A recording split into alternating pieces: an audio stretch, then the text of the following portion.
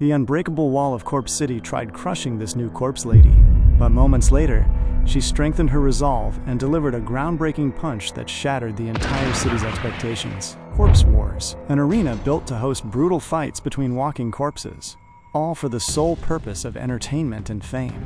But from afar, our main character, Urk, watches and admires. He hopes to one day become a great necromancer and liberate himself from his trash status in the Necromancer city. See, Urk was found in the trash fields as a baby and grew up eating literal garbage. But that didn't save him from being relentlessly bullied by the arrogant, classist snobs who were already seasoned necromancers in their prime. Still, Urk refuses to stay down. The exact moment he finishes the heavy, demanding duties at his day job, he practices his sorcery to hone his craft. The entire trajectory of his story changed one evening. Urk arrived at the Necromancer material shop just like any other day, but this time, he noticed a unique humanoid material. The storekeeper called it trash that refused to obey anyone's call. But Urk felt a deep kinship, because just like her, he also came from the trash. Spending his very last dime, he took the humanoid material back to his place and set the table for the ritual. Urk believed strongly in that connection. The moment he began the ritual, a blinding light engulfed the small room. The lady rose up elegantly in front of him and demanded to know who the hell he was. Hearing her speak, Urk was completely taken aback. He panicked, grabbed a machete, and demanded to know how a corpse could possibly be talking. But he would soon realize that this defensive reaction almost cost him his life. The humanoid's fist went flying at his face the exact second she felt threatened by his presence. And just like that, a legendary partnership was born, one that the entire Necromancer city would never forget. Urk immediately lost consciousness, and within the deep quiet of his mind, a chaotic voice echoed alongside the silhouette of a strange being, scaring him into waking up. Instantly, he gasped, the sharp sound of his breathing rattling in the small room before he paused for a second. He realized that it was just a dream, the exact same dream he had always been having. Gathering his thoughts, he reasoned that it was completely impossible for a corpse to talk. But just then, a physical voice broke through the stillness of the space, as the lady remarked that he was lucky. She glared directly at him and explained that she could not make her right leg move, which was the only reason she had missed with her fist. Upon hearing this, Urk was completely shocked. He screamed out loud and stumbled backward, entirely losing his balance before he fell hard to the floor. The lady told him that he was being far too loud and commanded him to shut up. As he lay on the ground, the disorientation cleared, and he recognized that he was actually shackled tightly to a chair with his hands secured behind his back. Shocked and bewildered, he began to fidget against the tight restraints and asked her why she had tied him up, demanding to know what she was playing at. The lady turned the question right back on him, saying that was exactly what she should be asking. She demanded that he explain to her exactly what he had done to her body. She clenched her fist tightly and told him that next time, she would not miss. Upon hearing that threat, Urk became incredibly uncomfortable. He looked back and was shocked to see a massive, gaping hole torn into the wall behind him. Seeing the raw power of that near miss, he gulped in fear and quickly explained that he was a necromancer. The lady looked at him, asking if that meant he was not some sort of pervert. Urk immediately denied it, asking if he looked like a pervert to her. She replied that the messy, run-down state of his house kind of screamed pervert anyway. She then paused, digesting the situation, and remarked that she really did die that time. After a brief moment, she looked back at Urk and mentioned that, regardless, she was a tiny bit grateful that he had revived her, but she hoped she would never see him again and wished him a good life. Upon saying this, Urk panicked, thinking that she could not just walk away like that. He quickly spoke out loud, asking her if she hadn't noticed that her left arm and right leg were not from her original body. He pointed out that she could not move them on her own. He told her to watch closely, and the moment he began to execute his skills as a necromancer, the mechanical connection took hold. The spare parts attached to her body began to move under his command. Our boy stood his ground and told her straight up that she needed him, the necromancer, if she ever wanted to move properly again. Urk insisted that no matter how strong she was, she absolutely needed his help in her current physical state. She smirked mockingly and repeated the word help. In that exact instant, she grabbed the nearby machete and swung it upwards with sudden speed, much to Urk's surprise. As he glared at her, frozen, a loud hacking sound echoed through the surroundings. Without hesitation, she cut down her own leg, letting it drop heavily to the floor. standing balanced on her remaining limbs. She looked down at him and declared that she was Eleonora, the world's strongest, the world's most beautiful, and the world's absolute best fighter. She told him directly that she did not need his help, whether she had all her limbs or not. She began to limp away toward the exit, her heavy, uneven steps dragging across the floor as Urk watched her move. He was completely speechless, glaring at her back in disbelief. Realizing she was actually going to walk out, he called out to her, saying that he would hire her instead. Eleonora paused in her steps. Urk took an inquisitive stance, leaning into the conversation, and said he had heard that during her life as a mercenary, she fought exclusively for money. He added that considering she had even sold her own body to be used after her death, it sounded like she was desperate for cash. He looked her in the eye and told her to fight alongside him. That offer instantly piqued her interest. She turned around and remarked that he was an interesting guy. She admitted that he was right, stating that she would gladly kill anyone for the right amount of money and did not mind any kind of fighting whatsoever. She explained that she had a massive debt to repay. Her fingers gripped the wall tightly, anchoring her weight, as she said she could still feel the lingering animosity of that financial burden. He paused for a single second, calculating the numbers in his head, before he told her flat out that he would pay her 80 million gold. Upon hearing that staggering number, Eleonora was genuinely shocked. Urk asked her if that amount would fully pay off all her debts. She responded that it would, but she doubted a trash-status necromancer like him could ever get his hands on that kind of wealth. Urk cut her short immediately. He asked her if she had any idea how much money the winner of the Grand Corpse Wars tournament was taking home this year. He pulled out an official registration scroll, unrolled it smoothly across the table, and showed her the prize money listed at the top, 100 million gold. Eleonora looked at the document, inquiring if they really pay the winner that much money.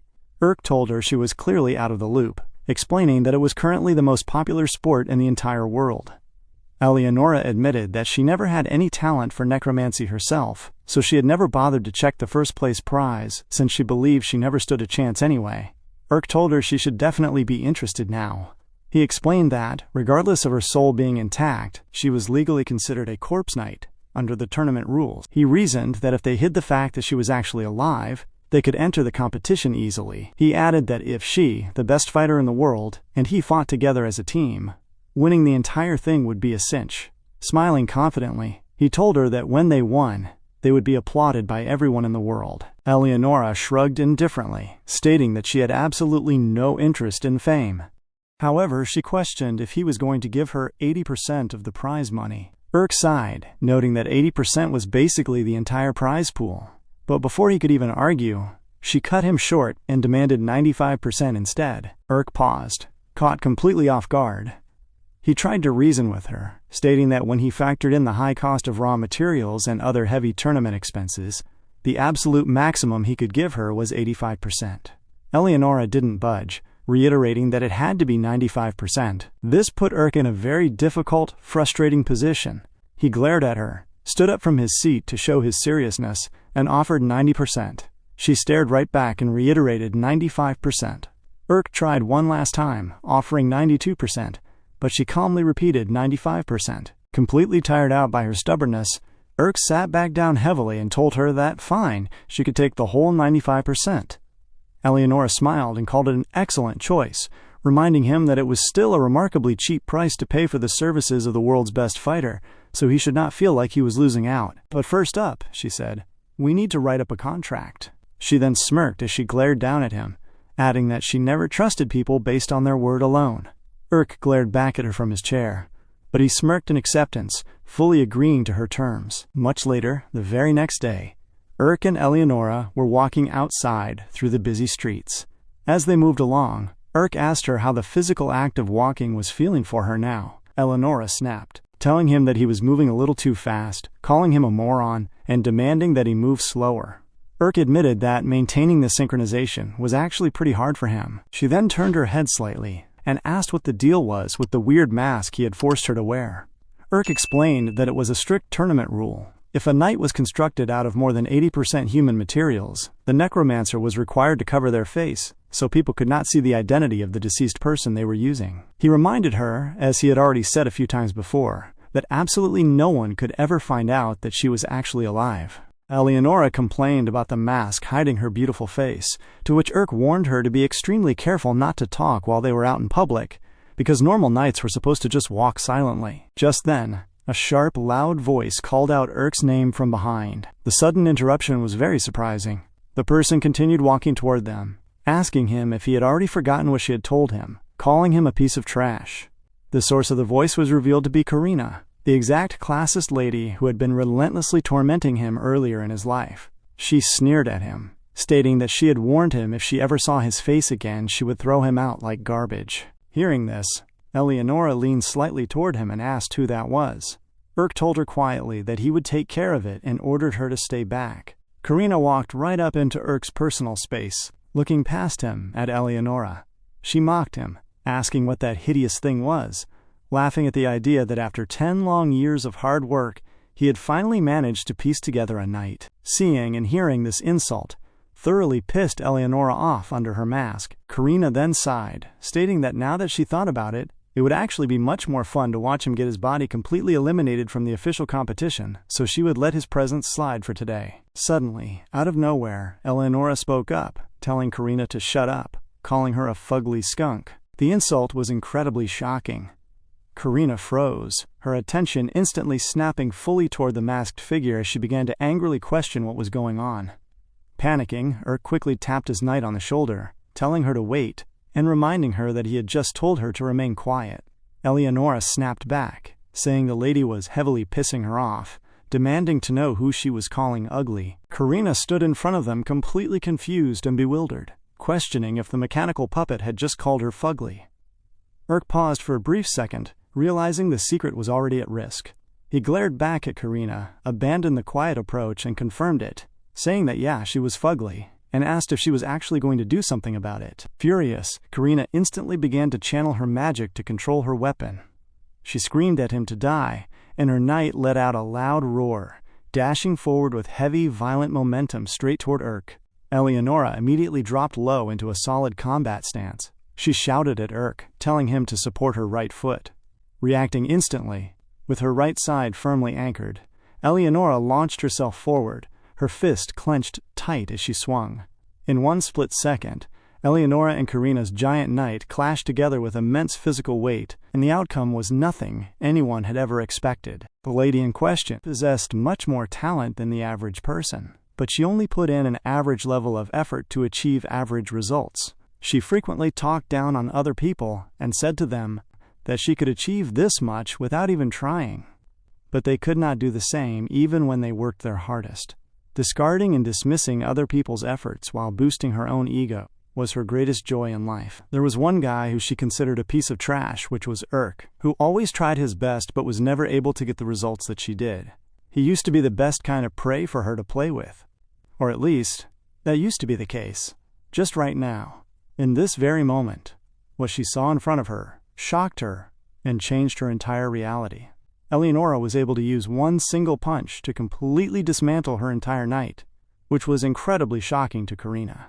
Karina stood there frozen, as the particles of her destroyed knight fell limp to the ground. Just then, the man standing behind Karina looked at the scene and said to her that the opponent had destroyed her knight in one punch. He confirmed that she had completely obliterated it, to which Karina then responded that this could not be happening.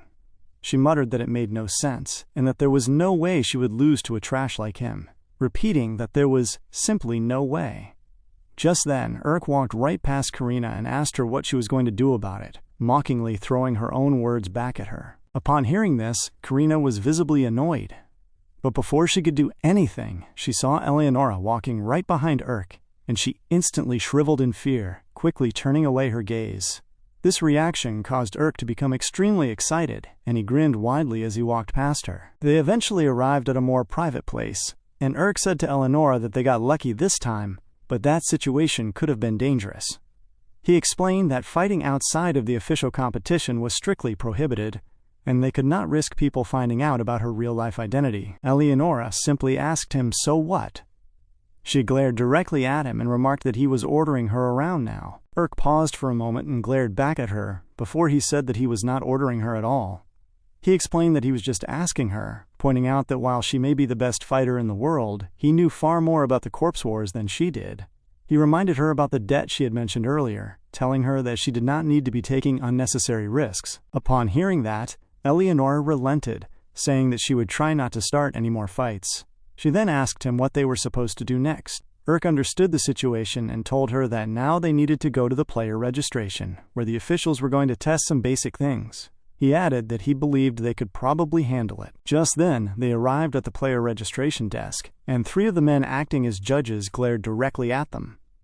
Urk was asked to demonstrate his control by moving Eleonora around. Eleonora wobbled significantly as she tried to move, staggering heavily as Urk tried his best to guide her actions. Seeing the poor movement, one of the judges asked if the knight could run by any chance. Urk nodded in response and tried to use his sorcery to push her forward. Eleonora began to sway away slowly, but it was not a quick run. She was basically just staggering forward at this point. The judges were not impressed at all as they watched the display from Urk. They began to converse quietly amongst themselves, and one of them remarked that the movement was a bit sloppy, but the knight seemed to be capable of the basics. He added that they did need some extra players to make up the numbers for the bracket anyway. With that decision made, they literally stamped their registration paper to allow them in. They gave them a passing rate, officially entering them into the tournament, and Urk put on the official Corpse Wars attire. He looked at himself in the mirror, smiling very excitedly, as he had never expected to actually don this uniform. He then turned to Eleonora, who remarked that he looked incredibly excited. Urk confirmed that of course he was, explaining that he had been waiting 17 long years just to wear this uniform. Eleonora expressed how little she cared of it. She then pointed directly down at her leg and asked Urk when the heck she was going to be able to walk properly, complaining that she kept wobbling around. She told him that if this was how things were going to be, she would rather cut off the leg entirely and just fight on one leg. Urk immediately shut down the idea, telling her that she could not do that. He explained that it might be fine if her opponents were human, but corpse knights were monsters that transcended what humans could do. He told her flat out that she would never win on just one leg. Eleonora was annoyed by his response and screamed at Urk, telling him to actually try to match her movements because he was completely messing up the synchronization. Urk screamed right back at her, asking how he was supposed to match her movements perfectly when it was not even his own body. He then added that he could say the exact same thing to her, asking when she was going to even try to be in sync with him. Eleonora responded by screaming back, asking why she should be the one to do that, stating that he needed to sync with her because she was the great Eleonora. Just then, they heard a loud announcement echoing through the area, stating that the opening ceremony was about to begin and instructing all players to enter the stadium. Their attention turned completely to the announcement, and Urk told her that they would talk about this later. He handed her the mask, telling her to put it on because they needed to cover their knight for security before they entered the stadium floor. Eleonora tisked loudly in response, but adhered to Urk's words anyway. Just then, the sound of heavy footsteps filled the hallways as the competitors began to walk toward the stadium. All of the competitors looked very strange alongside their respective knights, and the knights themselves had bizarre, intimidating appearances. Nobody was talking to one another, as they all walked solemnly toward their designated positions. As they moved, Urk looked at their assignment and told Eleonora that they were numbered 7,508. They arrived at their designated spot on the field. Eleonora turned slightly and told Urk to look behind them, pointing out a weird guy standing right there. She asked in disgust what was going on, noting that something strange was literally coming out of his mouth. Urk quickly told her to calm down and just keep looking forward, warning her that if they paused and caused a scene here, they would be completely screwed. Just then, an announcement sounded loudly across the stadium as a single man spoke into the microphone, declaring to the crowd that a name is eternal. He explained that the human body may be weak and finite, but a name can live on forever, noting that some names are only remembered for years or decades, but some are remembered for hundreds or even thousands of years. The man stated that they would live on forever that way, and he truly hoped that someone capable of that legacy could emerge in this edition of the Corpse Wars. Grasping the microphone tightly, he sternly glared at the crowd and repeated that he truly hoped so. He then raised his voice, stating that he had a question for the 8,304 great necromancers gathered right in front of him. He asked them if they were ready to fight in this brutal battlefield. The entire crowd echoed back in unison. The man then asked if they were ready to give their hearts to this place and to make the world remember their victory forever. They screamed out their affirmation once more in unison.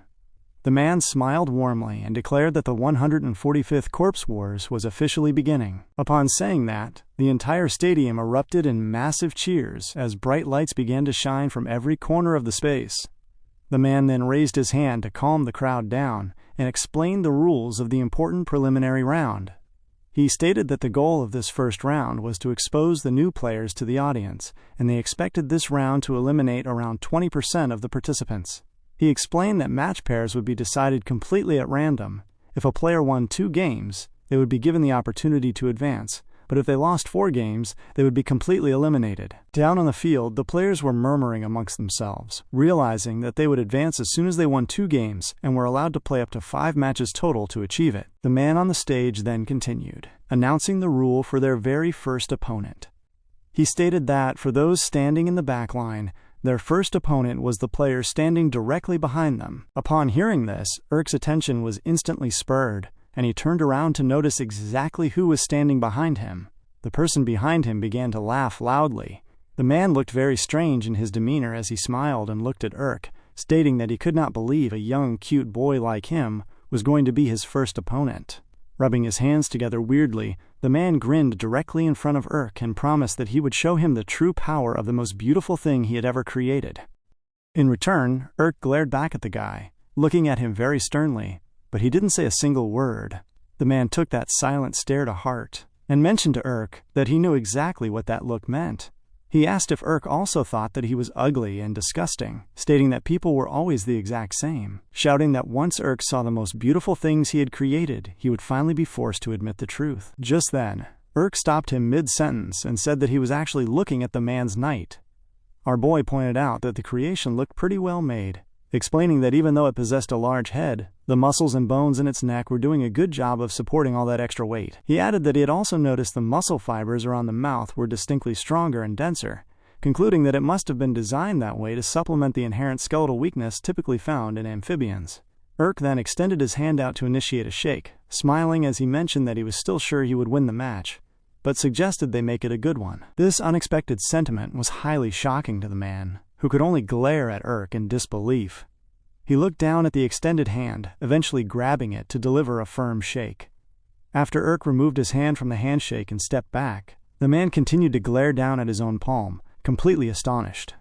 He wondered to himself if that was truly the first time anyone had ever shaken his hand, gathering that the kid did not seem to care about his unusual looks at all.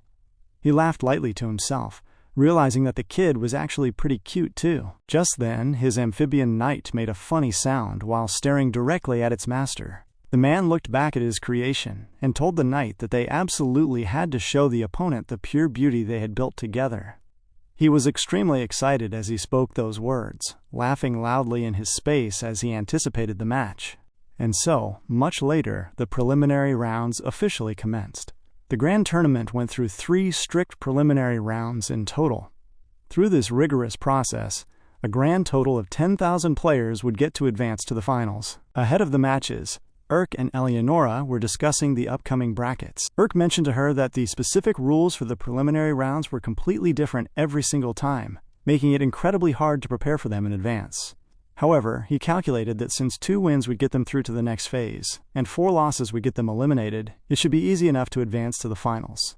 He then reached into his gear and held onto a small object in his hand.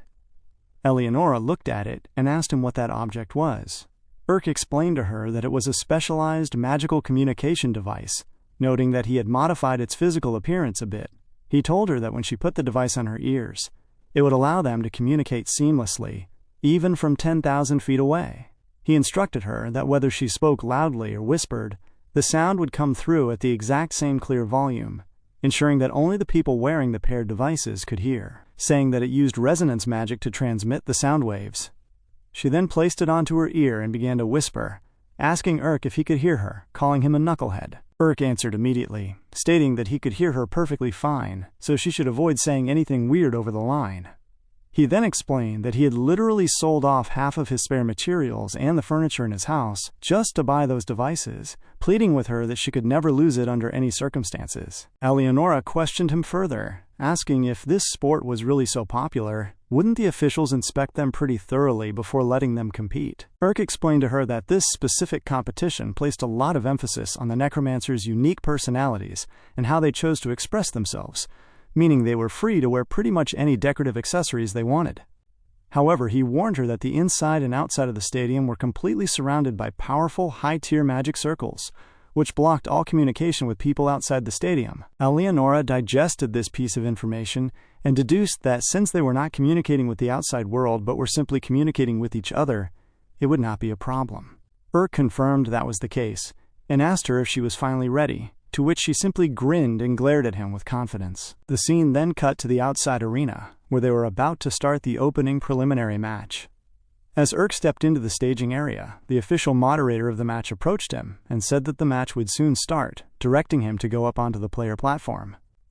Urk exhaled deeply to settle his nerves as he began to climb the short flight of stairs. He walked up slowly before finally arriving at the very top of the platform. Standing there, he peered downward at his own knight and his opponent's knight, as the entire stadium seemed to pause in a brief halt. Looking around the quiet stands, Urk was a bit bewildered to find that no one was there to watch. He quickly reasoned that he should have expected as much, given that they were just two completely unknown players competing in an early preliminary match. The moderator then loudly announced that they had confirmed both players were ready.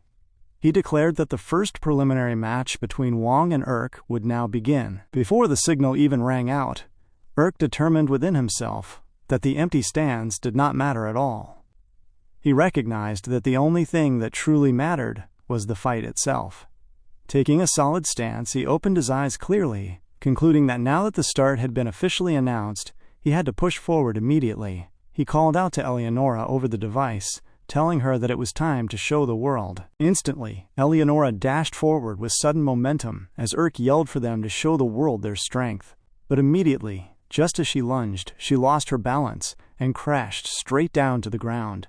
The physical connection was entirely uncoordinated, proving they still hadn't synchronized their movements properly. This clumsy display was highly shocking to Wong, who could only glare at them in complete confusion. Lying on the floor, Eleonora grumbled over the device, asking Urk if she hadn't just told him to go just a bit slower.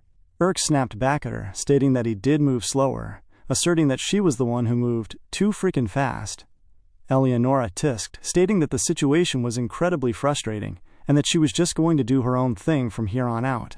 She commanded Urk to simply follow her lead as she suddenly dashed and leaped high into the air.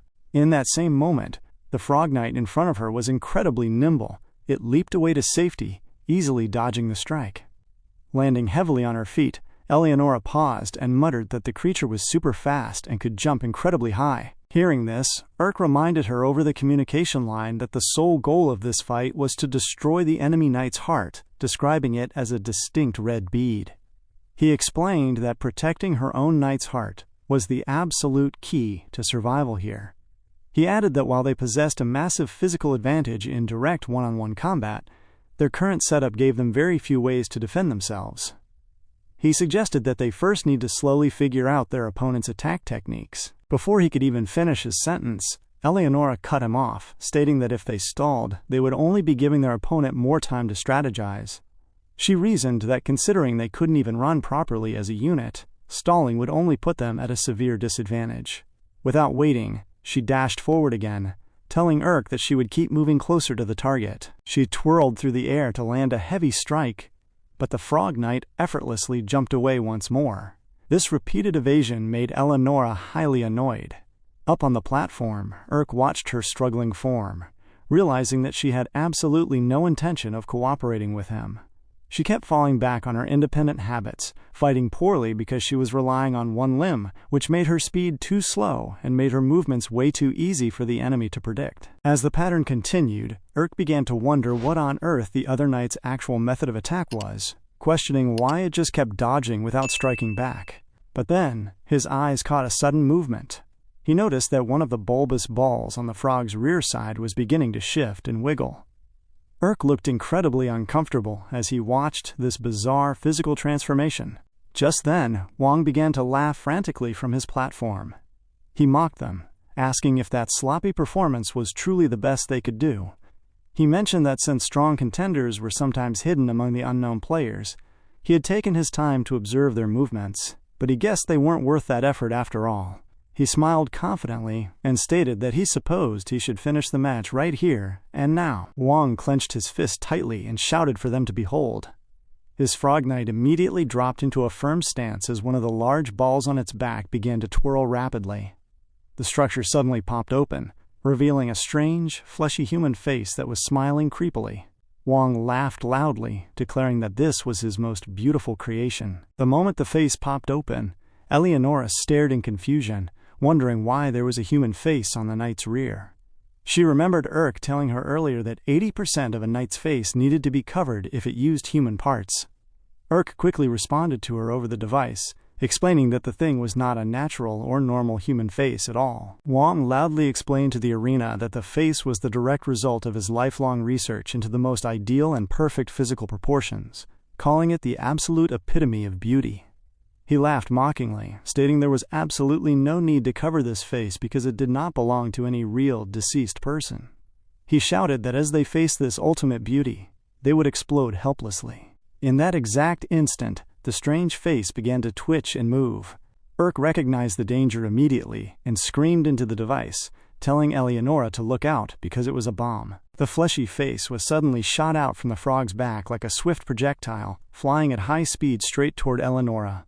Eleonora stood her ground in complete shock, trying to understand the bizarre attack happening right in front of her.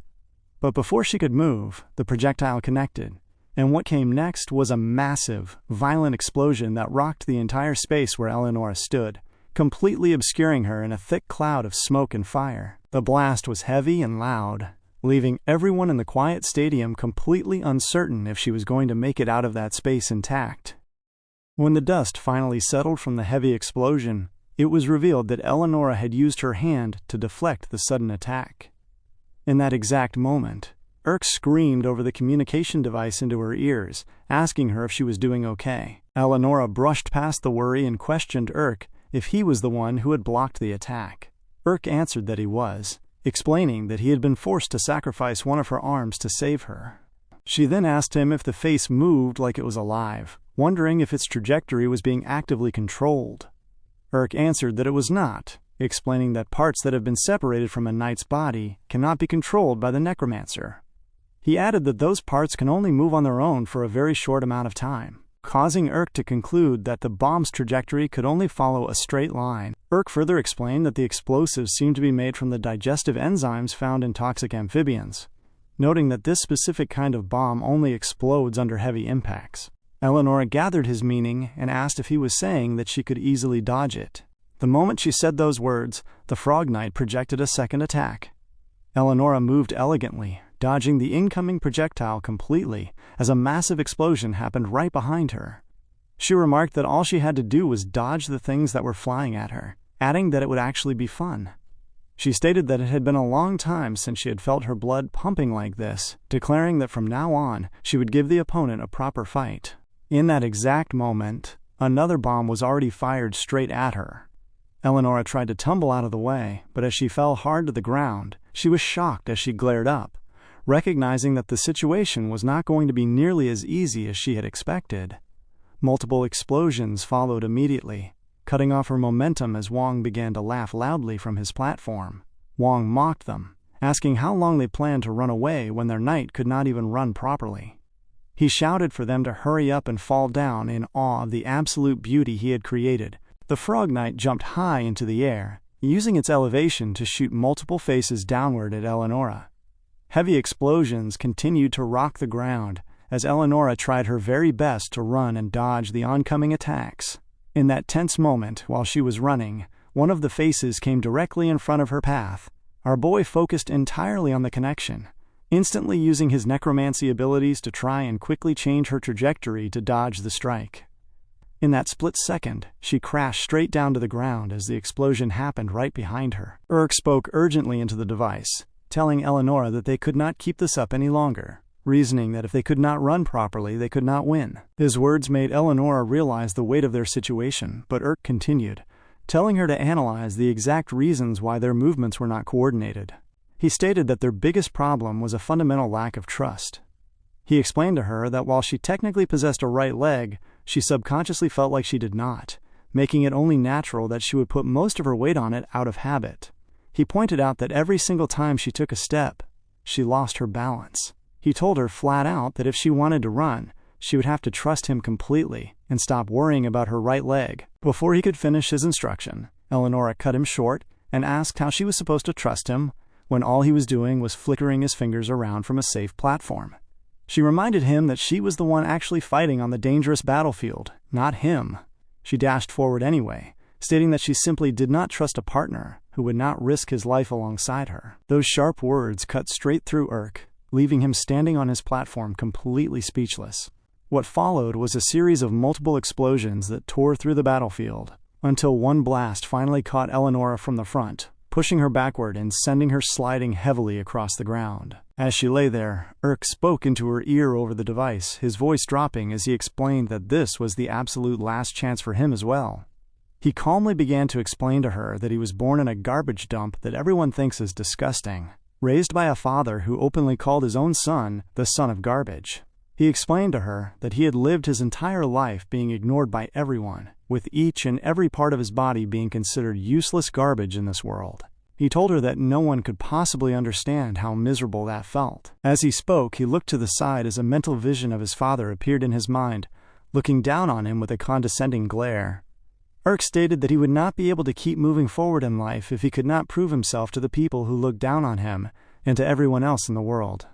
He told her that he needed to become the best so that everyone would finally be forced to admit it, proving that they were completely wrong about him. He added that he simply had nothing left to live for if he could not accomplish that goal. He folded his fists so tightly that blood began to drip from his knuckles.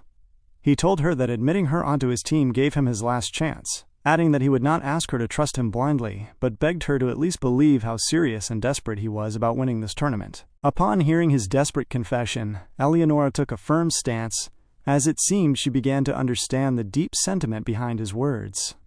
In that same moment, Wang's knight thrusted yet another face projectile directly in front of Eleonora. Suddenly, Eleonora moved in perfect coordination with Urk's command. The moment the right leg swung through the air, it took a firm, heavy step on the ground. The limb wobbled slightly under the weight, but she trusted the movement completely, allowing the leg to propel her body forward. Seeing the sudden burst of speed, a genuine smile appeared on Urk's face, and he told her that she just ran, noting that she had finally trusted him. Eleonora responded over the device, telling him not to get it wrong, because she did not care about his past at all. She added that, for all she knew, he could be lying through his teeth about his life. Confused, Urk asked her why she was choosing to sync with him now. Eleonora explained that he had already saved her twice now, stating that she was simply betting on the solid judgment he had shown back then. However, she warned him that their coordination was still far from completely stable, as she was still wobbling slightly while she ran across the dirt. Urk calmed himself down and told her that it did not matter why she had started to match his movements. He reasoned that if she could run that fast, it would be much easier to dodge the oncoming projectiles. He analyzed the enemy's remaining resources and told Eleonora that the opponent had less than half of their bombs left. He stated that without those bombs, the knight was just a big toad, and that would be the exact moment to strike. What came next was a series of massive explosions that tore up the dirt around the arena. But now that she was moving in perfect sync with Urk, Eleonora was able to dodge them fluidly. Up on his platform, Wang's expression began to shift, as he became visibly uncomfortable with how easily his targets were moving. And at this point, there were only 6 bombs left. A massive explosion happened right after the announcement, and Urk tracked the remaining projectiles, realizing that only 3 bombs were left. As more explosions occurred, only 1 bomb remained. When that final bomb was propelled and exploded heavily on the ground, Eleonora dodged it smoothly. Urk called out to her, confirming that was it, and that the enemy had officially used up all of their bombs. Eleonora declared that she was going in. She instantly turned her movements straight toward the Frog Knight, readying her fists as she closed the distance. The Frog Knight jumped very high into the air in a desperate attempt to weave away from her attack. But Eleonora stood firmly on the leg controlled by Urk, twisting her body with the momentum as she declared that this time would be different.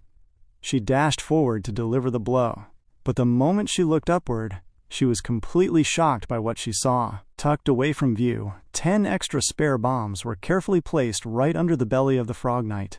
Wong began to laugh frantically from his platform, explaining that they had heavily underestimated him. He boasted that he had hidden 10 spare bombs inside his knight's body, just in case, and declared that it was now time for his victory.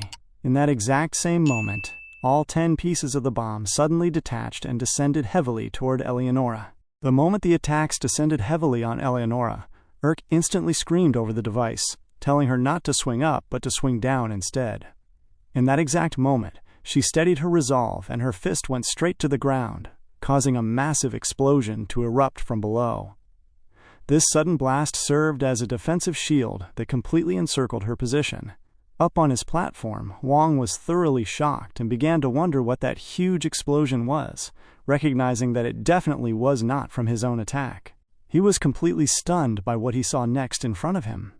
Eleonora stood firm, and though the entire ground underneath her was already destroyed, she did not sustain any damage from his attack.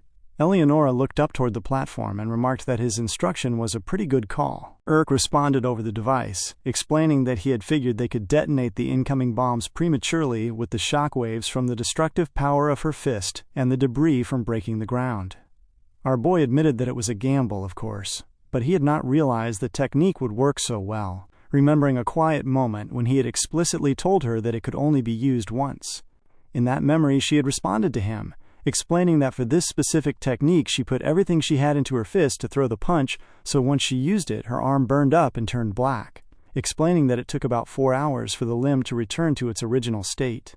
Urk had reasoned that if it took 4 hours to recover, then they would only be able to use it once per match. He had then asked Eleonora what would happen if she used her fist again while it was still in that weakened state. She had answered that just once, she had used the technique twice in a row, asking him if he remembered the state of her dead body when he found it. Urk had answered that she had lost an arm and a leg, and that there was a big hole near her heart. Eleonora had confirmed that was right, stating that her body simply could not handle using that technique 2 times in a row, warning him that if she tried that again, her heart would explode and she would die. Upon completing that realization, the memory drifted back to the present moment. Urk spoke over the device, repeating that she could only use that technique once, but noted that they were not the only ones out of moves. In that moment, Eleonora stood firm as she sensed that she was now at an advantageous position in front of Wong's knight. She clenched her fist and told herself that it was finally time for some bloody hand-to-hand combat between real fighters. Without hesitation, Eleonora dashed straight toward the frog. The amphibian knight shriveled in fear as she closed the distance, and that was that. Eleonora cracked and destroyed the crystal located in the frog's chest, and the match was decided right then and there. The moderator of the match announced loudly that the knight's heart had been destroyed, and it was unable to move, declaring Urk the winner of the match. Urk was extremely excited about this outcome, and screamed out yes, celebrating their victory. He suddenly called out to Eleonora, telling her that she had fought super well, and that the final hand-to-hand combat was freaking unbelievable. He added that he guessed it really was true, that she was the world's greatest fighter. Eleonora glared up at him and then looked away, looking a bit uncomfortable as she remarked that he had done better than she expected as well. They walked out of the arena space together as Urk told her that they needed to keep this positive momentum going for the next match. Just then, someone's voice cut through the space nearby, stating that it was perfect this time. Urk turned around and recognized that Wong was currently sympathizing with his defeated knight, telling the creation that it was still the coolest, most perfect, and most beautiful creation of his. Urk walked directly toward Wong and stood there looking at him. He told Wong that his knight was definitely cool. Wong was shocked by the compliment and turned back to listen to what Urk was saying. He asked Urk if he really thought his knight was cool, to which Urk responded that yeah, it was a beautiful knight that clearly showed off his passion and efforts. Urk then smiled lightly and added that it was just that his own knight was a little more perfect. Upon hearing this, Wong was taken aback as he stared at Urk. In response, he stated that was the first time anyone had ever called something he made beautiful, adding that he could not believe Urk recognized its beauty like that. Urk then mentioned that there was only one thing he found disappointing about the design, explaining that the face Wong had made seemed to be too focused on pleasing everyone else. Urk pointed out that beauty can be both subjective and objective, and asked if it wouldn't be much nicer to show off his own personal standards of beauty instead of worrying about other people's opinions. Upon hearing this piece of advice, Wang was shocked, questioning what Urk meant by his own standards, before he told Urk that it was a great idea and admitted he had never thought of it that way before. He then asked if his name was Urk. Urk responded simply, saying yeah. Wang began to laugh warmly, stating that he would be Urk's first official fan and would watch him rise to the top, telling him to keep going because he could do it. Wang then declared loudly in the wide space that he would create an even more perfect and beautiful night next time to surprise the world, laughing happily as they parted ways. Much later, inside Urk's cabin, he was speaking to Eleonora about her name. He told her that Eleonora was a bit too long and inefficient for a fast-paced battle, suggesting it would be much better to call her Ellie for short. Upon hearing the suggestion, Eleonora screamed at him, telling him not to make her laugh. She asked if he actually thought they were friends or something, stating that no one in the world had ever called her by that name before. Urk quickly told her to wait and think about the utility before she got mad. He asked her which name would be better in a high-stakes battle where every single second counts, Eleonora or Ellie. She paused for a second and began to see the practical reason in his argument. Urk added that winning was far more important than calling her by her full name. Eleonora exhaled deeply and conceded, telling him that he could call her that, but strictly only when they were in the middle of a battle. She then changed the subject, asking when their next fight was and who their opponent would be. Urk explained that the officials gave them a week to rework their knights, but noted that the main problem was that their opponents were randomly assigned. Eleonora asked him why that was a problem. Urk pointed directly at the specialized skull accessory on his chest, explaining that this skull served as her identification as a necromancer, which meant he needed to keep it on his person at all times. He explained that each participant was given a skull with a completely different color and shape, according to the results of that person's previous competition. He stated that the skull he currently possessed was rank 7, which was black, indicating first-time participation or players who had been eliminated early. He further explained the hierarchy of the ranks ahead of them. Finally, he mentioned that rank 0 was opal, which was reserved exclusively for the champions. He stated that all the ranks possessed different colors and shapes based on the results from the last competition. Eleonora responded to the explanations, deducing that the higher a player's rank was, the stronger their knight would be. Urk confirmed that was exactly right, but reminded her that since their opponent was chosen completely at random, a rank 6 bronze and a rank 3 diamond could easily end up in a fight together. He added that if they were really unlucky, they could even end up fighting a rank 2 emerald right away. Eleonora understood the danger, noting that if they faced someone too strong right now, it would be a major pain, since they still had not gotten their coordination down perfectly. Urk opened the official match envelope to check the assignment, stating that their next opponent was indeed listed inside.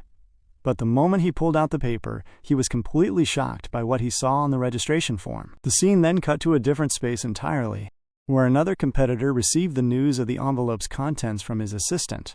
The man was taken aback as he called out Urk's name. He asked the associate standing beside him who this Urk guy was that he was supposed to be fighting next. The associate examined the record and explained that judging by the complete lack of public information, it seemed this was the opponent's first time competing in the tournament. Upon hearing this, the man smiled maliciously and remarked that this preliminary round was going to be an absolute breeze. As he laughed, it was revealed that his own rank was exceptionally high, as he proudly wore the red skull of a rank 1 ruby directly on his chest. The scene shifts to a moment from the past. A match had just concluded as a man slowly raised his head, the crowd cheering loudly for him while the commentators screamed that the winner was Ironwall Rawl. The commentators shouted that after a long, fierce battle, Rawl had come out on top. They expressed absolute disbelief, noting that this was his second consecutive win as a champion, while the people in the crowd continuously echoed Rawl's name.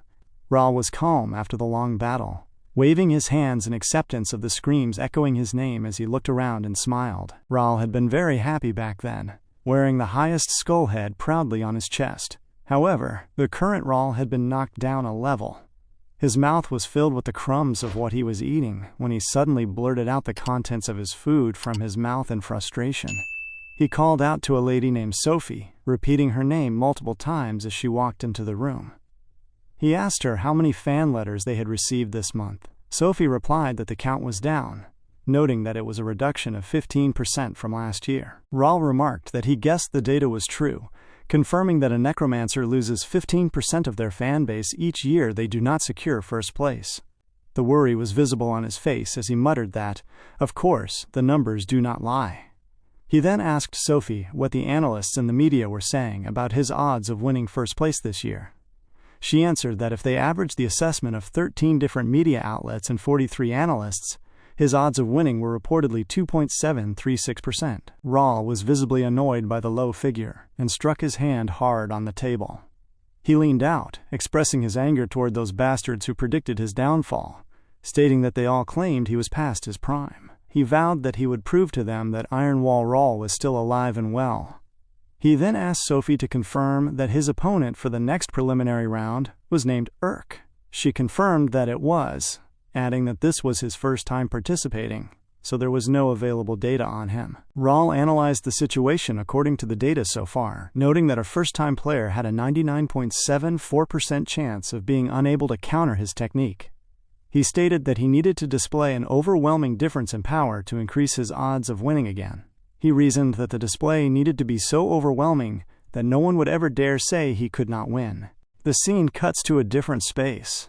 Eleonora was lying down while Urk was meticulously stitching her hand. She called out the name Raul, remarking to Urk that it was a funny name. Urk told her that Raul was not someone to take lightly, explaining that on top of finishing in 10th place in last year's competition, he had been the champion twice and was said to be one of the best. Our boy continued his explanation, noting that in the War of Corpses, there were only two methods of deciding between winners and losers. He explained that the first method was the one she already knew, which involved breaking the heart of the enemy's knight, while the other method was called forfeit. Eleonora asked him if forfeiting simply meant that they surrendered. Urk clarified that it was right, but explained that in this case, it was not as simple as just surrendering. He stated that it meant giving up completely on the War of Corpses, explaining that a player's rank is locked in according to the result of their previous game, preventing them from moving on to their next match. He added that this specific method was pretty controversial. Eleonora glared at him as she absorbed the information, remarking that this sport was wilder than she had expected, concluding that ultimately it was about fighting to the death. Urk reasoned that usually knights were just tools, but pointed out that for her, having her heart destroyed would mean something much worse. Eleonora glared at him and finished his thought, stating that it would mean death this time, and she would die for good. Urk asked her what she wanted to do. Eleonora asked him what he meant by that, wondering if he was suggesting they give up just because their opponent looked strong. She told him not to be ridiculous, asking who he thought she was. She explained that she had lived her whole life in a jungle where the only rule was kill or be killed, stating that to pay off her debt, she would have to beat those punks anyways if she was going to win. She added that it was not like she was not already risking her life. Clenching her fist tightly, she told Urk never to forfeit without her permission. Urk stared at her and smiled, stating that her response was actually exactly what he wanted to hear from her. He admitted that this was his last chance too, telling her that they should prepare for a fight that might very well be their last. The scene cuts back to the arena as the commentator screamed for everyone to get ready for round 2 of the preliminary matches.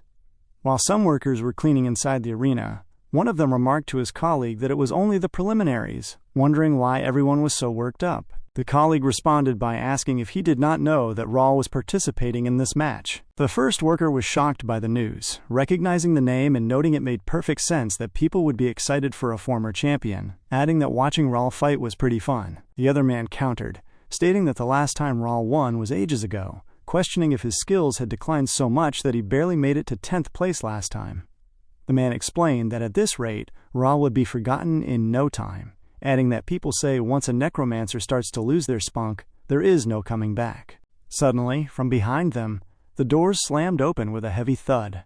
In that exact moment, Raul walked through the space. The workers were thoroughly shocked upon seeing him, and suddenly became very quiet as he walked past. One of them quietly blamed the other, asking why he had to say all that out loud. Raul had clearly heard all their words, and the gossip annoyed him deeply as he walked away toward the stadium. Raul felt a sudden wave of shock and anxiety as he neared the entrance, pausing by the exit of the door while the people outside were chanting his name. He stood in the shadow of the doorway and began to repeat a quiet chant to himself, whispering that he could do this, he could do this, he could do this. His hands were trembling violently while he repeated the words, But he tried his best to steady his resolve, saying to himself once more that he could do this. He finally took a heavy step out and began to walk into the arena as the crowd began to cheer loudly for him. At the opposite end of the arena, Eleonora looked around the crowded stadium, remarking that so many people had come to watch even though it was just a preliminary round. Urk responded to her, explaining that the high turnout was solely because a former champion was competing. In that moment, Raul called out to the stadium, declaring that the real measure of strength does not lie in how you attack. Suddenly, the people positioned around him began to chant in response like loyal disciples, continuing his words by shouting that it lies in how you defend. Raul then called out that he was something specific, and everyone echoed that he was a guardian. Raul shouted once more, and the crowd echoed that he was a shield and he was a wall. Raul looked up toward his opponents and told them to remember his name. Suddenly, his knight appeared in its massive form. A literally massive, solid black wall materialized on the battlefield as the entire crowd screamed the name Iron Wall Raul in perfect unison, his fans cheering wildly. The moment Eleonora saw the structure, she was completely shocked, stammering that it was literally just a huge wall. Urk explained the mechanics to her, stating that Raul had combined a massive amount of biological materials to make that massive wall a living shield. He warned her that the outer shell of the knight had never been penetrated by any physical, magical, or even chemical attacks. He told her that if she attacked it recklessly, all it would do was damage her own weapon and put her at a severe disadvantage, emphasizing that no matter how strong her fist was, it was not penetrating that wall. Our boy analyzed the situation and stated that they only had one chance, meaning they needed to bypass the defense and attack the main body hidden directly behind the wall. Eleonora gathered his meaning and remarked that it sounded easy enough, reasoning that since it was so big it must move pretty slowly. Urk quickly warned her not to underestimate the creation, stating that the scariest thing about the wall was actually how fast it moved. Suddenly, much to her surprise, the moment the match was officially about to start, the massive wall fell backward with immense weight in a deliberate attempt to completely crush her underneath it and deliver a KO in less than 10 seconds. Urk screamed over the device as he pulled Eleonora out from that dangerous space. Eleonora was able to fire a mechanical projectile from her hand, using its clawed grip to pull herself away from the exact point where she would have been crushed. She fell straight to the dirt, scraping her skin hard on the ground as Urk anxiously asked her if she was all right. She slowly rose up and responded that this weird arm was proving to be pretty useful, though landing was still hard on her body. Urk explained that was exactly why he had said she would need it. Our boy had made it by collecting cheap materials, so it was clearly not the best quality, but the claw could help her close a distance of 15 feet in an instant. The massive wall fell over completely, exposing its inner section to the open field. Urk called out to Eleonora, telling her that now was her chance. Eleonora slowly began to walk toward the iron wall. Just then, she stretched her hand forward and fired the projectile straight toward the structure, grabbing it securely. She pulled herself forward with immense momentum, clenching her other fist tightly as she shouted that the enemy could not flip itself over that easily without its massive body, declaring that this was the end.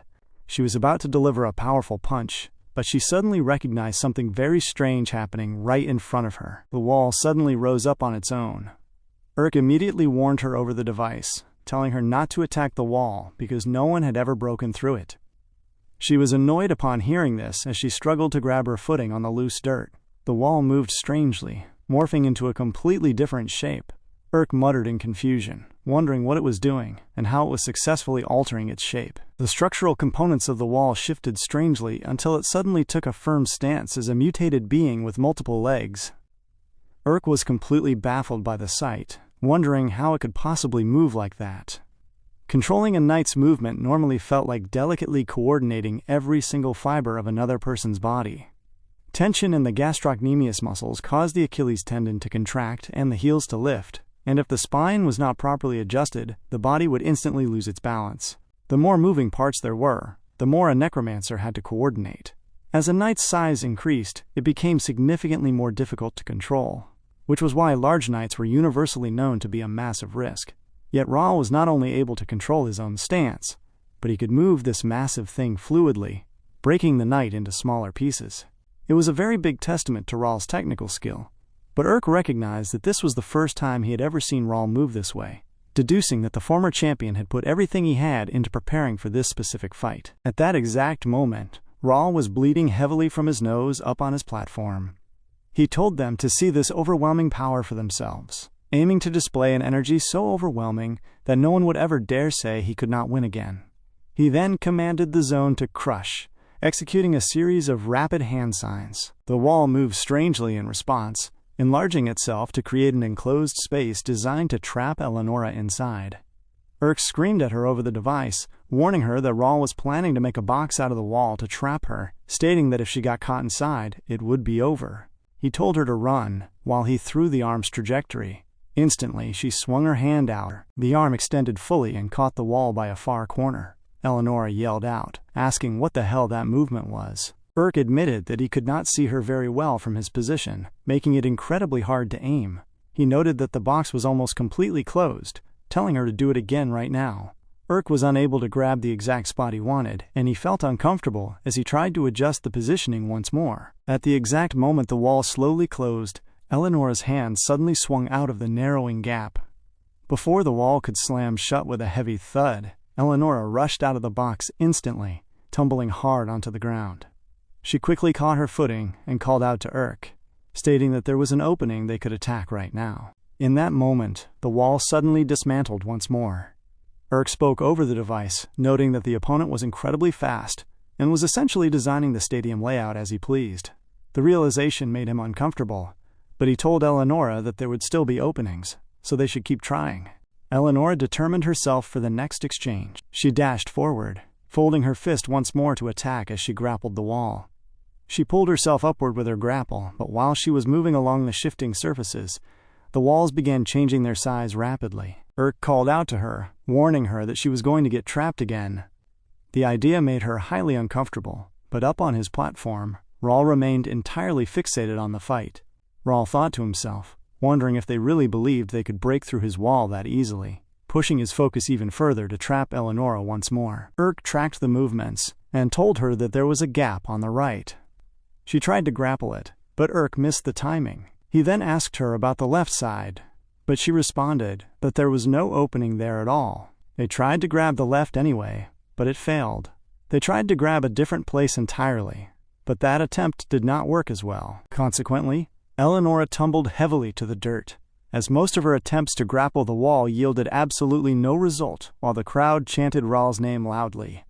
Suddenly, the wall came swinging downward with immense weight, striking the ground heavily. Fortunately, Eleonora was able to move away from the impact zone before it could catch her. She fell hard to the ground as the mechanical claw broke completely under the strain. Urk was a bit uncomfortable upon making this realization, stating over the device that their range was now severely limited. He took a firm stance on his platform and began to wonder what he could do next, reasoning that while this wall seemed completely overwhelming and insurmountable, they would definitely find a way to break through.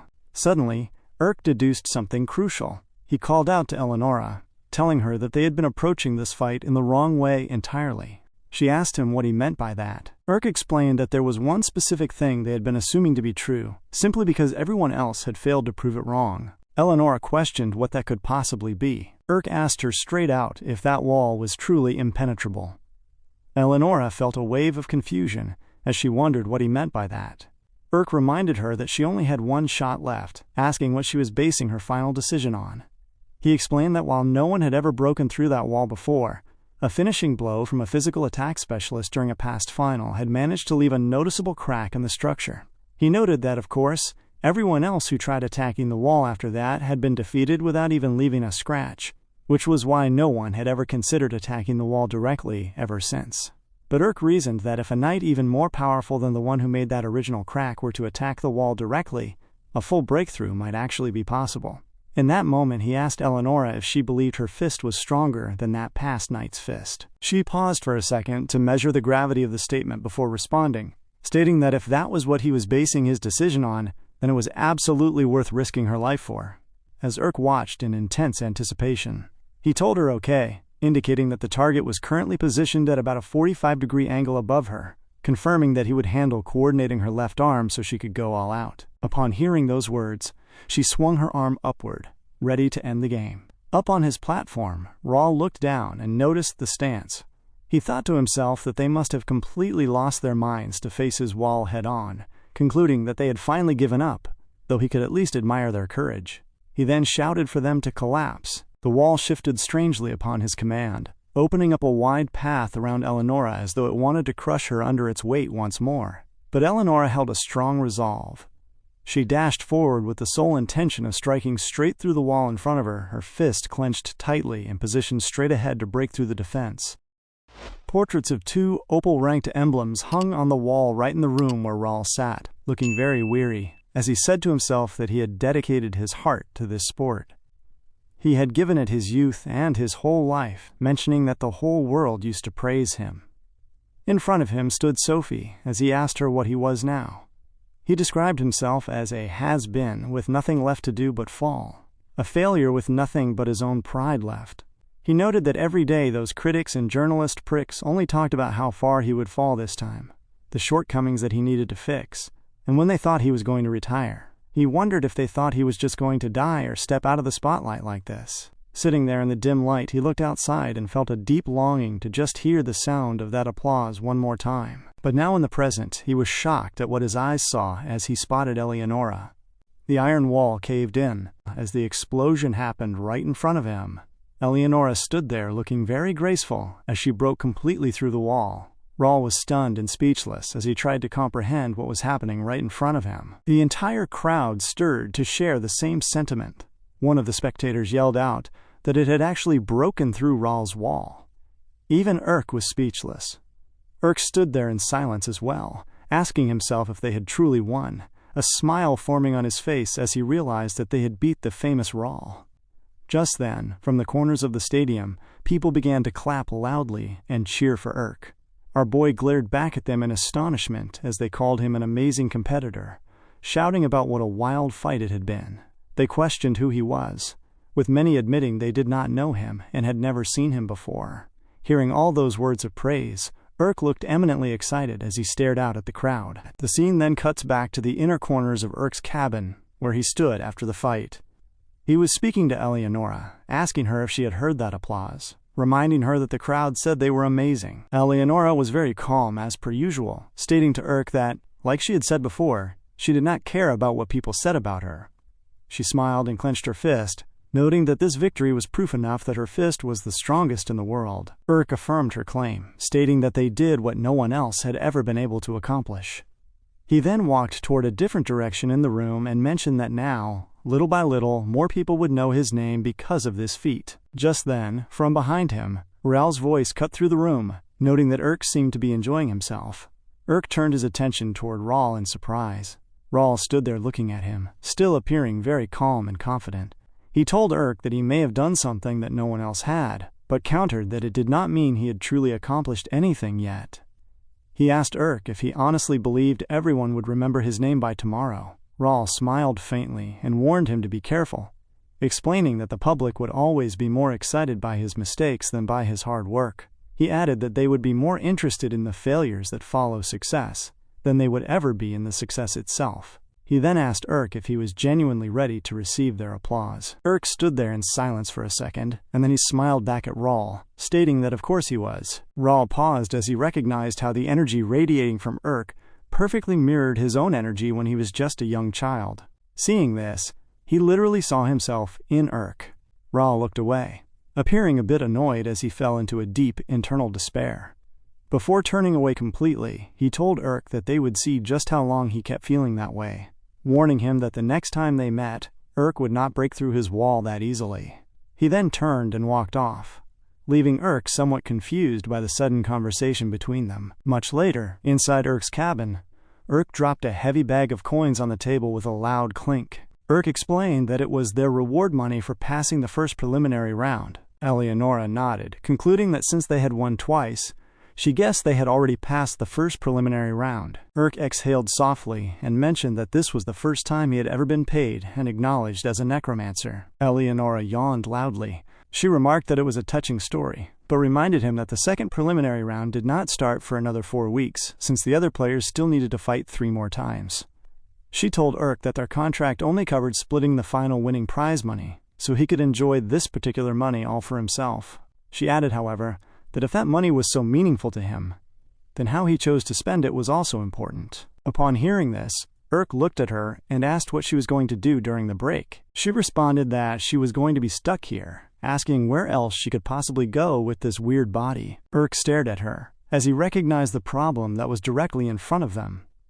He then walked off, telling her to wait there for a second. Much later, inside the cabin, the old parts of Eleonora were placed away inside a container, while Eleonora stood there looking elegant with a new pair of arms and legs that fit her regular proportions perfectly. Urk asked her what she thought of them, explaining that he had tried to make them as close to her real body as possible, though he admitted they were not entirely perfect.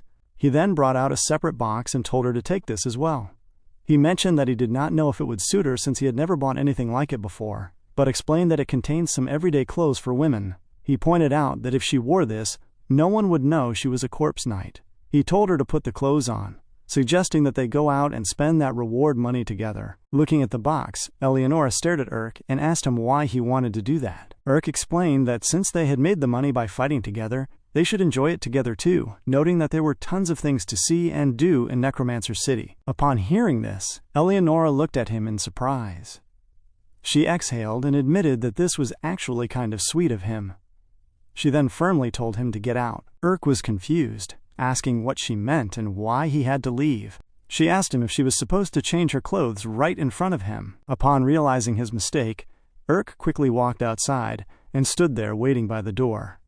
Out in the quiet space, he thought to himself about the massive applause he had received back in the arena, remembering how incredible that feeling was. He realized that if he could continue to advance, he would become a better competitor than any other player. His thoughts were suddenly interrupted by the sharp creak of the door opening slightly. He looked toward the opening as Eleonora walked out, telling her that the process took a bit longer than he thought. But before he could complete her name, he was completely stunned by the sight in front of him. Eleonora looked exceptionally elegant in the attire he had gotten for her. Eleonora looked down at her outfit and complained, asking what the heck this was, noting it felt incredibly old-fashioned. She then glared at Urk and asked him what there was to actually do in this city.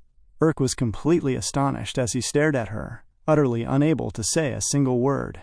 He quickly looked away, feeling a bit flustered by her beauty as he remained entirely speechless in that moment. The subtle facial expression from Urk caused Eleonora to call out to him, asking him what was with that creepy blush, asking if he had looked at her and started having weird thoughts. Urk slowly turned back to her and explained that, objectively speaking, she was beautiful, so it was only natural for a guy to find her attractive. He added that since she was wearing casual clothes, she looked even more attractive because it was so completely different from her usual getup. Upon hearing this, Eleonora was thoroughly taken aback. She screamed at Urk, asking him what was wrong with him and what he thought he was doing by suddenly confessing his feelings out of the blue. She sharply asked him if he had forgotten the exact kind of relationship that they shared. Urk was completely baffled by her reaction, asking her what she meant by him confessing his feelings. Our boy was not trying to date her. He simply clarified that he was just explaining his attraction to her objectively from a strictly biological standpoint. Talk about a blunt explanation. She then remarked that he had not had many friends growing up, had he? Urk admitted that obviously he had not, explaining that everyone ignored him and called him a human piece of trash, so his only real friends back then were cockroaches and maggots. Following that somber admission, the scene cuts to a completely different space where Urk was looking around, appearing very astonished at the vibrant diner they had just entered. Urk was completely amazed by the surrounding scenery, prompting Eleonora to ask him why he was acting so amazed, since he was the one who had brought her to this establishment in the first place. Urk explained that this was actually his first time here as well, mentioning that he usually never had enough money to eat out at a place like this.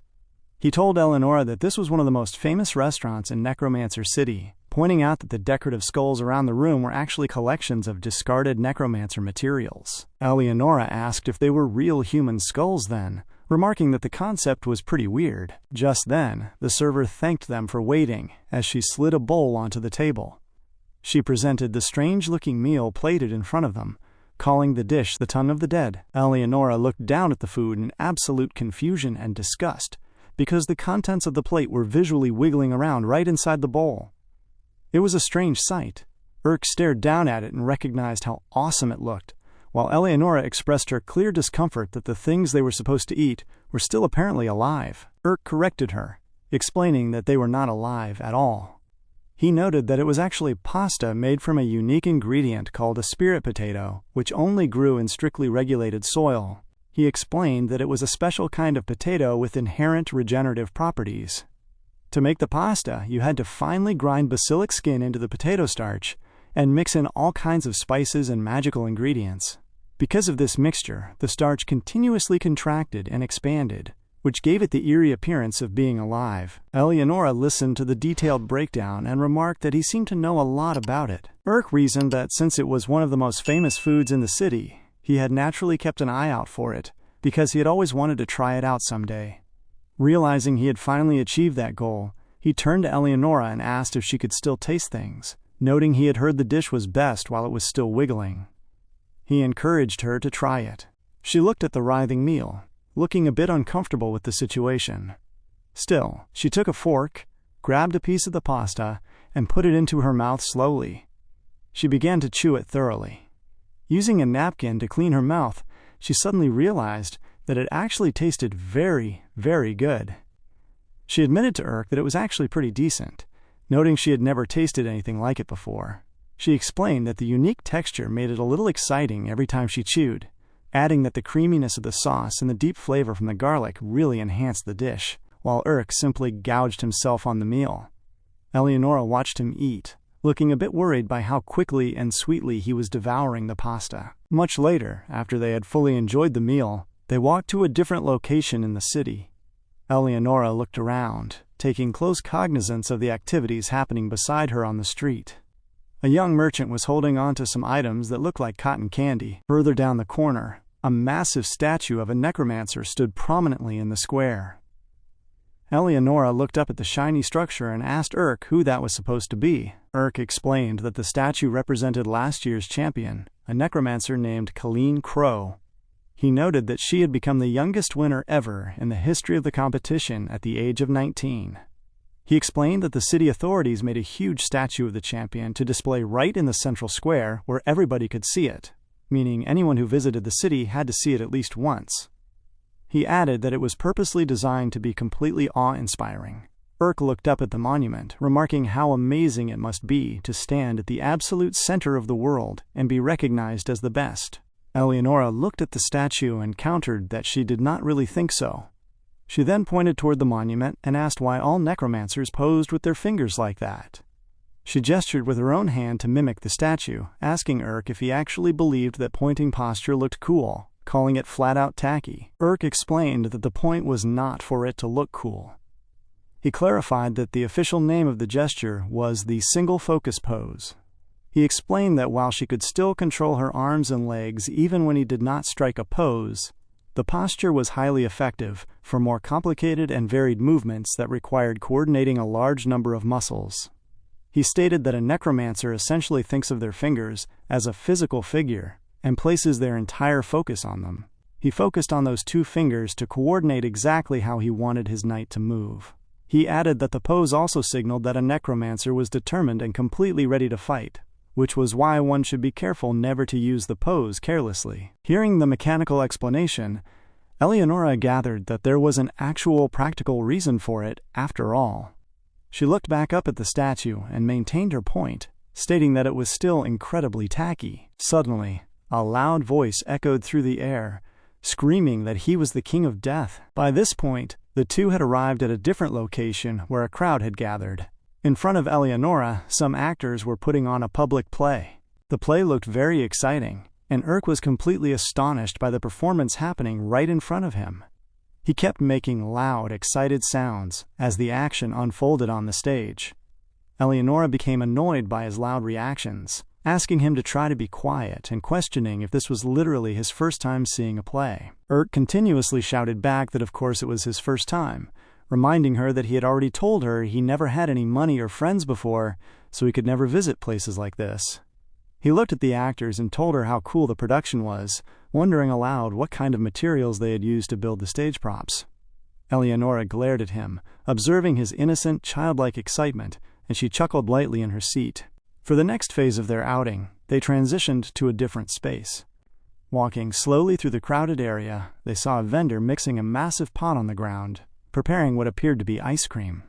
They bought some of the cold treats and moved along to a different location, jumping down from a high ledge to reach a lower section of the layout. As they continued moving through the entire city, Taking in the sights, they eventually reached a quiet vantage point. Urk turned to Eleonora and asked her what she thought, noting that there were still plenty of places they had not visited yet. Eleonora responded that while that might be true, they had already been doing so many different things together for the last 2 weeks. She admitted that the city was absolutely massive. She explained that she had initially thought this was just a rigid place where necromancers lived, but it turned out the city and its culture had vibrant lives of their own. She then looked at Urk and told him that he was much more fun than she had originally expected. She explained that she had never met anyone who was so completely honest about their feelings, noting that while it made him look naive and clueless, it was also exactly what made him fun to be around. Urk did not really know how to respond to the compliment. After a brief pause, he told her that she was pretty interesting herself. He reasoned that she was a hardened mercenary, yet all of her behavior and movements were remarkably elegant. He began to ask her what her true background was, but before Urk could finish his sentence, a sudden voice called out from the surroundings. The voice clearly spoke Eleonora's name. Much to Urk's complete surprise, the moment he heard her name uttered by a stranger, he turned instantly to identify who it was. The approaching individual stared directly at her, stating that he was certain she was dead, and asked how she had managed to survive. Urk glared at the stranger, looking very closely to understand who was standing in front of them. The individual was revealed to be a guy who immediately followed up by asking how she had managed to survive. Urk looked at him, feeling completely confused, as he wondered how to salvage the matter, and he reasoned within himself that they had messed up. Eleonora was a famous mercenary, so it made perfect sense that at least one person in the city would recognize her face. Our boy quickly turned to Eleonora and stretched out his hand, asking Eleonora who that person was, and telling the stranger that he did not know who he was talking about. Urk firmly claimed that she was simply his sister. Eleonora turned back to Urk and began to shake her head vividly, stating that they looked nothing alike, calling him a numbskull for the poor excuse. Urk rephrased his words, pivoting his explanation as he told the person who had walked in that she was actually his wife, Sabrina. Upon hearing this sudden claim, Eleonora was thoroughly shocked. The person in front of Urk stared closely at her and countered that it could not be his wife. He argued that while her hairstyle and skin tone might look a little different from what he remembered, he definitely knew her. He insisted she was Eleonora, demanding that if she was really Urk's wife, he should show him her wedding ring. Urk responded that the ring was highly expensive, and he was scared of losing it, which was why he had left it at home. He then questioned the man, asking how he could be so completely sure that he knew her, explaining that the human face is made up of a combination of between 40 to 50 different variables. He noted that if the average probability of having a face that is highly similar to someone else's is only about 0.01%, then there are still at least 10,000 humans with a face similar to hers.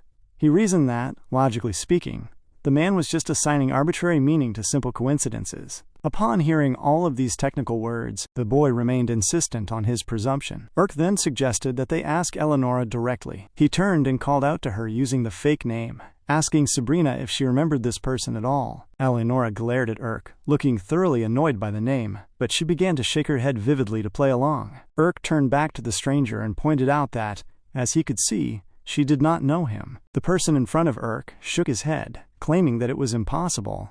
He stepped closer and demanded that she show him her fists. He explained that the Eleonora he knew had very distinct calluses on her knuckles. Hearing that specific demand, Urk's shoe suddenly struck the guy right in the face. The shoe struck with a heavy thud, and in that same moment, the person fell completely limp to the ground from the sudden impact. They dashed off instantly, as Eleonora began to scream in confusion as she was pulled along, asking him what the hell he was doing. Urk kept moving, stating that they were completely out of options and told her to just run. The scene then cuts back to the quiet interior of Urk's cabin. Inside the room, Urk began to question Eleonora, asking her who that man actually was. She explained that his name was Niran, one of her former mercenary colleagues who served as an archer.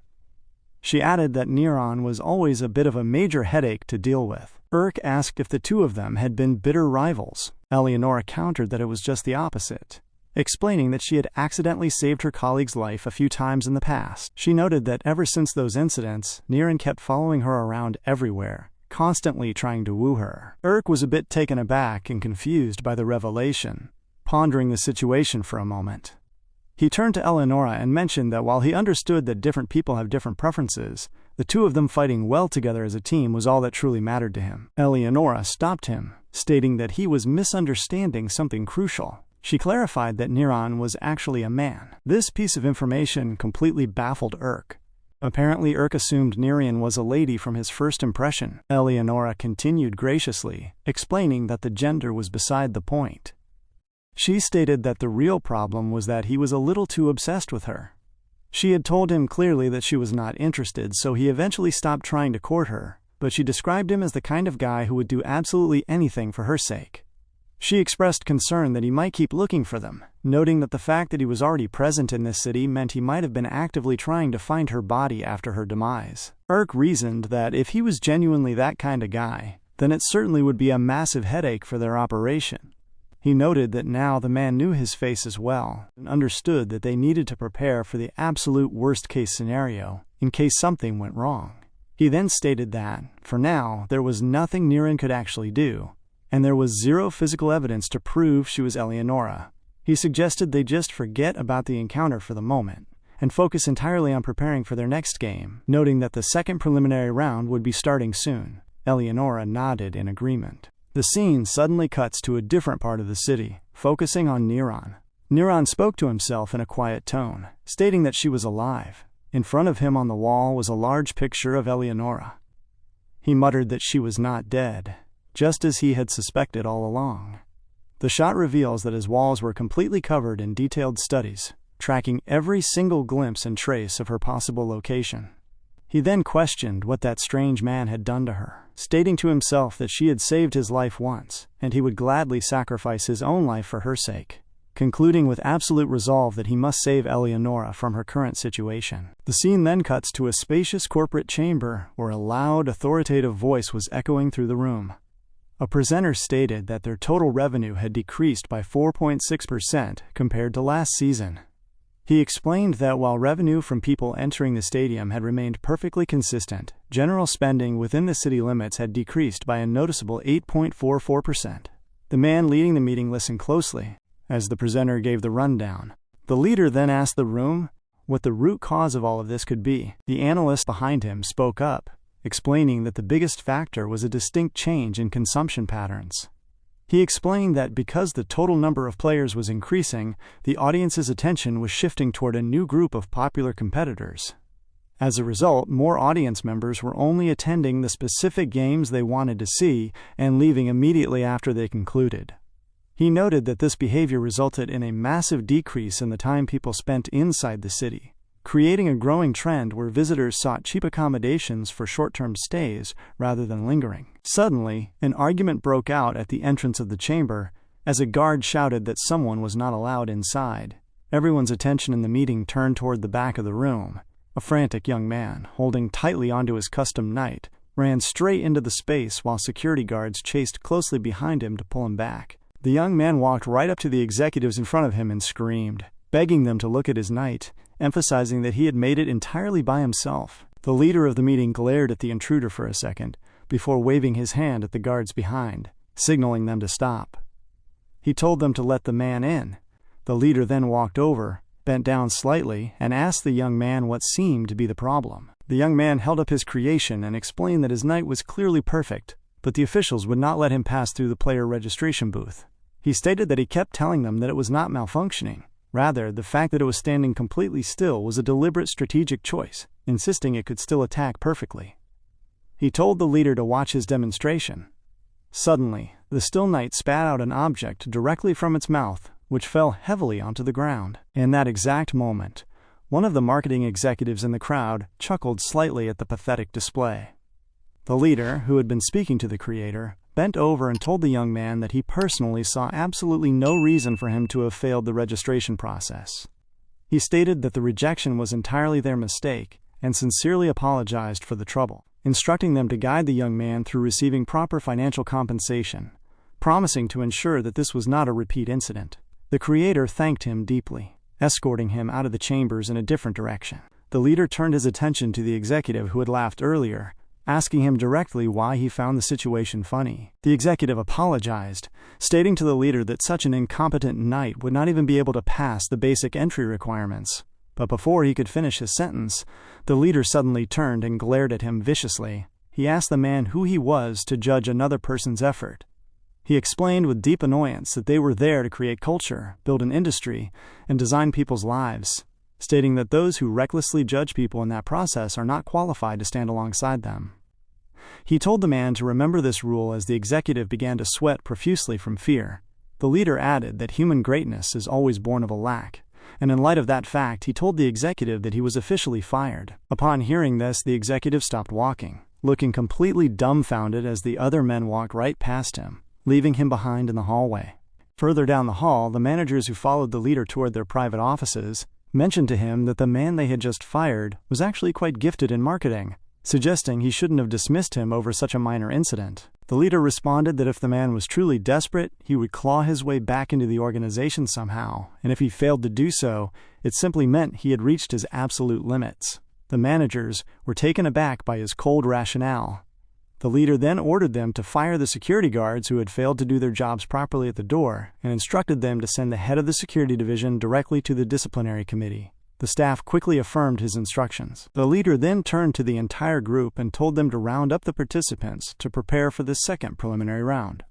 He grinned at the strategy, declaring that they were going to conduct this upcoming round in a way that had never been seen before in order to drastically increase the visual exposure that every single player received. Urk's fans cheered loudly for him. Urk was receiving the praises from them, and he looked very excited. But just then, he heard a voice that pierced through his hearing, as the voice said that he thought he was all that now that he had passed one preliminary round, calling him a piece of human garbage, telling him to wake up. It said his mother was trash, the most pathetic piece of trash in the world, adding that he was the son of trash and would never be anything but trash. The voice insisted that no matter how much he struggled, he would never be anything but disgusting garbage. Upon hearing this, Urk began to affirm to himself that he was not trash. Just as the creature tried to completely overwhelm him, Urk stretched out his hand and countered, telling the voice to just wait and see. He declared that he was going to become the best there, that everyone would have to acknowledge that he was the best, and that the creature would have to admit it as well. The voice in his dreams laughed loudly in response, asking if he really believed he would be able to do that. It suppressed Urk and looked down on him, stating that he was nothing as it crushed him completely. In that exact moment, Urk woke up from his crazy nightmare, gasping heavily, feeling very uncomfortable about the intense way he had woken up. In front of him lay Eleonora, who was sleeping peacefully in the stillness of the cabin. Urk got up from his spot and walked slowly toward her. But the moment he got a bit closer to her, she suddenly woke up and screamed, telling him that he was finally showing his true colors. She stated that she knew he would pull something like this ever since he had called her beautiful the other day. But just then, strangely, Urk dropped down and bowed completely. He looked at the hand of Eleonora and pleaded with her, asking her to please help him become the best so that everyone would have to acknowledge it. He explained that he needed to become someone no one could ever ignore again. Our boy was already crying and feeling very emotional, muttering that if he could not do that, then he'd be nothing. He continued to mutter incoherently, while Eleonora looked down at him as he wept right on her lap. Seeing his raw vulnerability, she resolved herself and patted him on the back gently, saying absolutely no words, but acknowledging the deep plea coming straight from his heart. Much later, the next day, the heavy emotional weight had settled, and Eleonora sat elegantly in the cabin. She looked at Urk and mentioned that he had seemed completely off last night, asking if he was okay. She warned him that if he was not right in the head, it could seriously hurt their performance in the upcoming match. Urk blinked, looking at her in confusion as he asked about last night, wondering what exactly he had done. She looked at him, appearing a bit taken aback as she questioned if he genuinely could not remember, pointing out that he was literally clinging to her legs while crying and shouting. Urk dismissed it, stating there was no way that happened, and telling her she must have dreamed the entire thing. She stared at him, looking at him like he was a very strange person. Urk moved the conversation forward, telling her to pull herself together and get ready for the next preliminary round, because the officials were going to announce the rules for the second round today. The scene then cuts to a different space. In that area, Rawl was meticulously looking through his official envelope. As he read the contents, he began to wonder if this was actually real. He turned to Sophie, asking her if these were truly the actual rules of the second preliminary round. Sophie confirmed that they were, noting that it had just been officially announced via a public notice. Raul analyzed the document, stating that if they proceeded with this format, quite a few top-ranked players would not be able to move forward. He looked at the text with deep worry, realizing that it would be absolutely impossible for him to make a comeback if he lost just a single time in this bracket. The strict condition made him very uncomfortable and highly annoyed. The scene then cuts to another space where a lady sat elegantly, with some men standing at her side. She was also analyzing her own file. She smirked at the sudden realization of the information printed on the paper, remarking on what interesting rules they had set up. Other competitors throughout the area checked through their information as well. The scene then transitions back to Urk as he was discussing the announcement with Eleonora.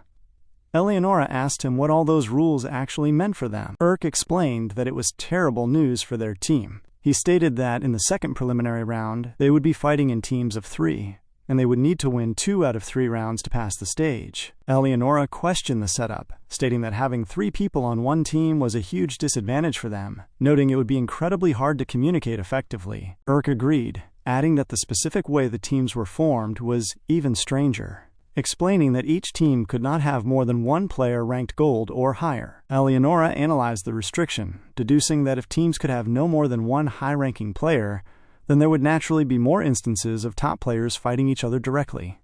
She glared at Urk, asking if that meant the organizers were prioritizing balanced teams so much that they were willing to let top-tier players get eliminated early. Urk pondered the thought for a second and agreed, stating that was exactly why he considered the setup to be so strange.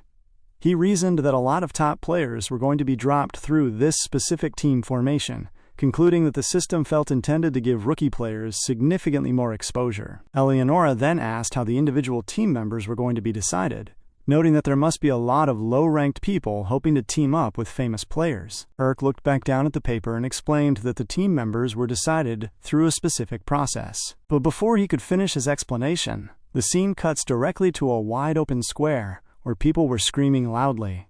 Competitors were calling out across the space, standing right outside Raul's estate. All kinds of players had gathered in this open space. Urk resumed his explanation, telling Eleonora that the teams were to be decided through direct discussions among the individual players themselves. Urk responded that everyone would speak with each other and form their teams over the next 3 days.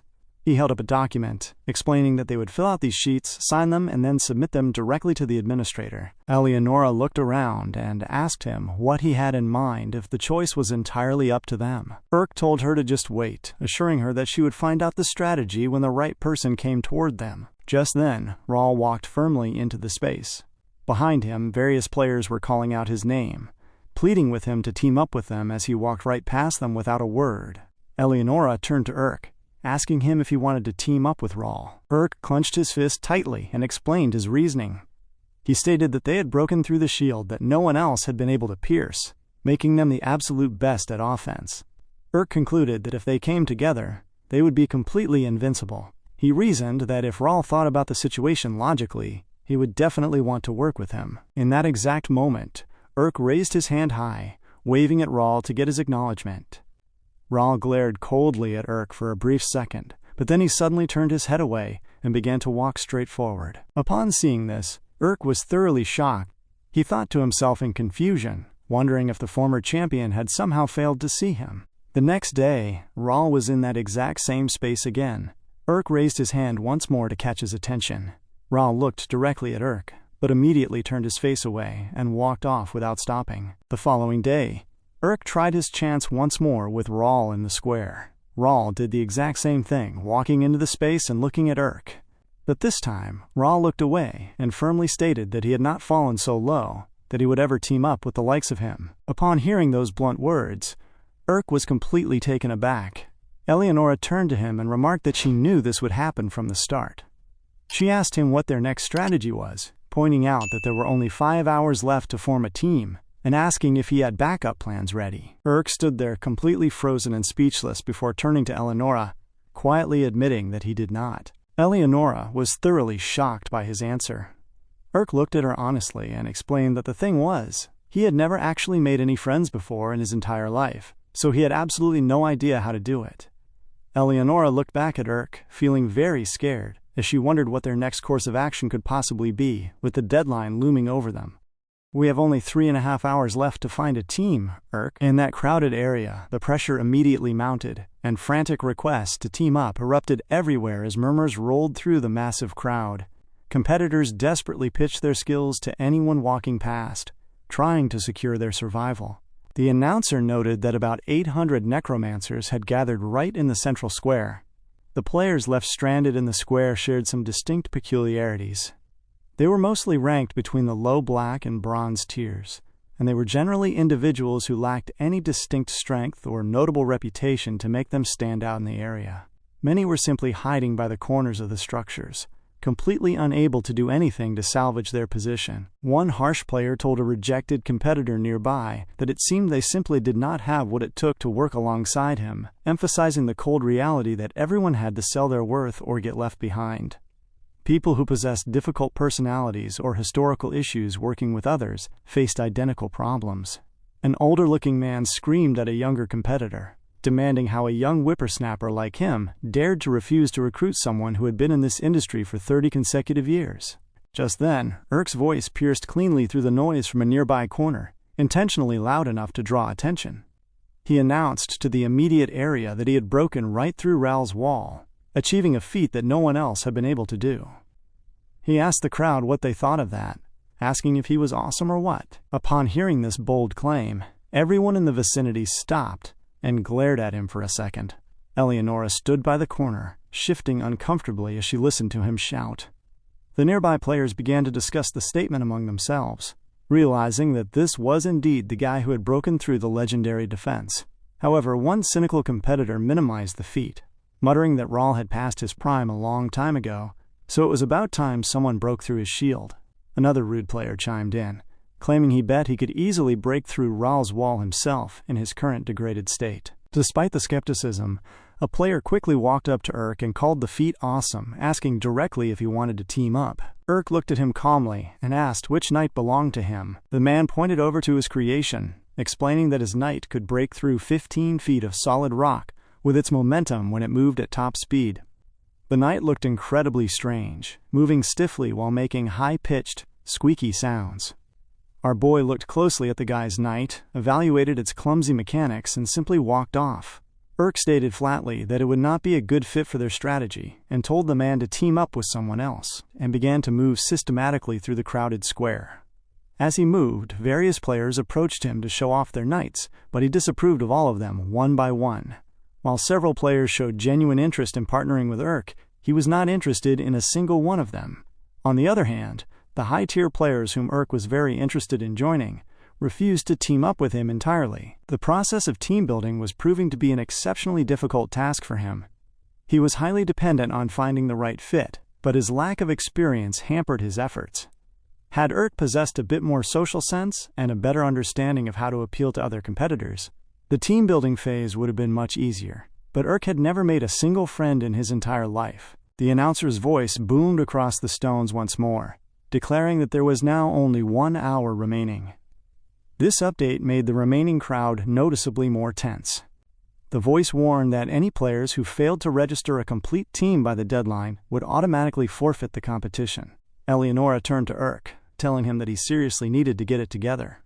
She pointed out that he had been being super picky with the candidates, and because of that, he hadn't found a single teammate yet. Irk simply scoffed at her critique and began to walk away. Eleonora followed him closely, reminding him that this was only the second preliminary round. She suggested that if he couldn't find a team, they should just give up here and focus entirely on preparing for their next corpse war. Irk stopped and countered that they could not do that. He explained that forfeiting wasn't just highly dishonorable. The rules stipulated that anyone who forfeited would be barred from re-entering the competition for 10 consecutive years. Eleonora gasped loudly, thoroughly shocked by the severe penalty. She understood that no player could afford to wait 10 full years, noting that his career as a competitor would probably be completely over by then. She told him not to just stand there doing nothing, adding that she was fine with anyone at this point, so they needed to start picking. Irk turned to her and asked if she had forgotten that, for them, losing a match meant they would actually die. He told Eleonora gently that he refused to choose teammates carelessly and risk ending up losing her on the battlefield. Those words left Eleonora speechless. Urk walked deeper into the crowd to scan the remaining people. He told himself that he needed to look for the best possible option among the players left, though there were very few individuals remaining. Suddenly, a voice called out to him, surprising him. A man asked if he would like to join them if he still hadn't found a team yet. Urk looked at the man and his female companion, feeling a bit confused. He asked them which knights were theirs. The pair turned and pointed out their creations. The man explained that his knight was designed based on the mechanics of a deep-sea creature, noting it could shoot a special ink that instantly obscured a wide range of vision on the field. The lady chimed in, adding that her knights could effectively disrupt electromagnetic signals and execute long-range blood attacks as well. Urk looked over at the units. He reasoned within himself that these were actually decent knights. He recognized that his own setup was severely lacking in the defense and long-range attack departments, which happened to be exactly what this duo specialized in. Noting that they were ranked silver and bronze, he concluded that in their current desperate position, these two were undeniably his best options. Urk then asked them directly why they had picked him instead of someone else in the square. The man replied that it was because Urk's attack power was strong enough to break through Ral's wall. He explained that, as he could see, their own knights lacked any strong knockout attacks, meaning they desperately needed a high-power offensive player like him to balance the squad. He asked how about it. Urk looked down at the man's extended hand, reached out, and shook it firmly. He stated that he would accept the offer. The man smiled, stating that was great, and suggested they sit down to coordinate their strategies a bit before registering. The announcer's voice echoed through the square once more, announcing that there were now only 20 minutes remaining and repeating that any unregistered player would automatically forfeit. Urk sat down with the man and the lady to begin their tactical discussion. Urk explained the specific mechanics of his offensive capability, clarifying that the massive attack could only be used once every 4 hours. However, he emphasized that since it was powerful enough to pierce Ral's wall, it could definitely destroy any standard knight for sure. The man pondered the explanation for a second before telling Urk that relying on an attack that could only be used once every 4 hours was definitely a big risk.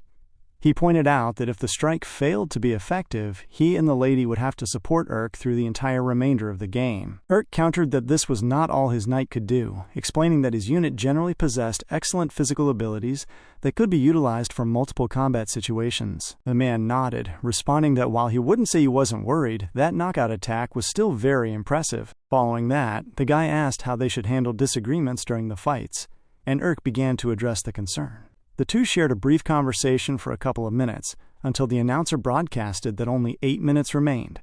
Recognizing that their time was running out, Urk suggested they sign the form before continuing their discussion.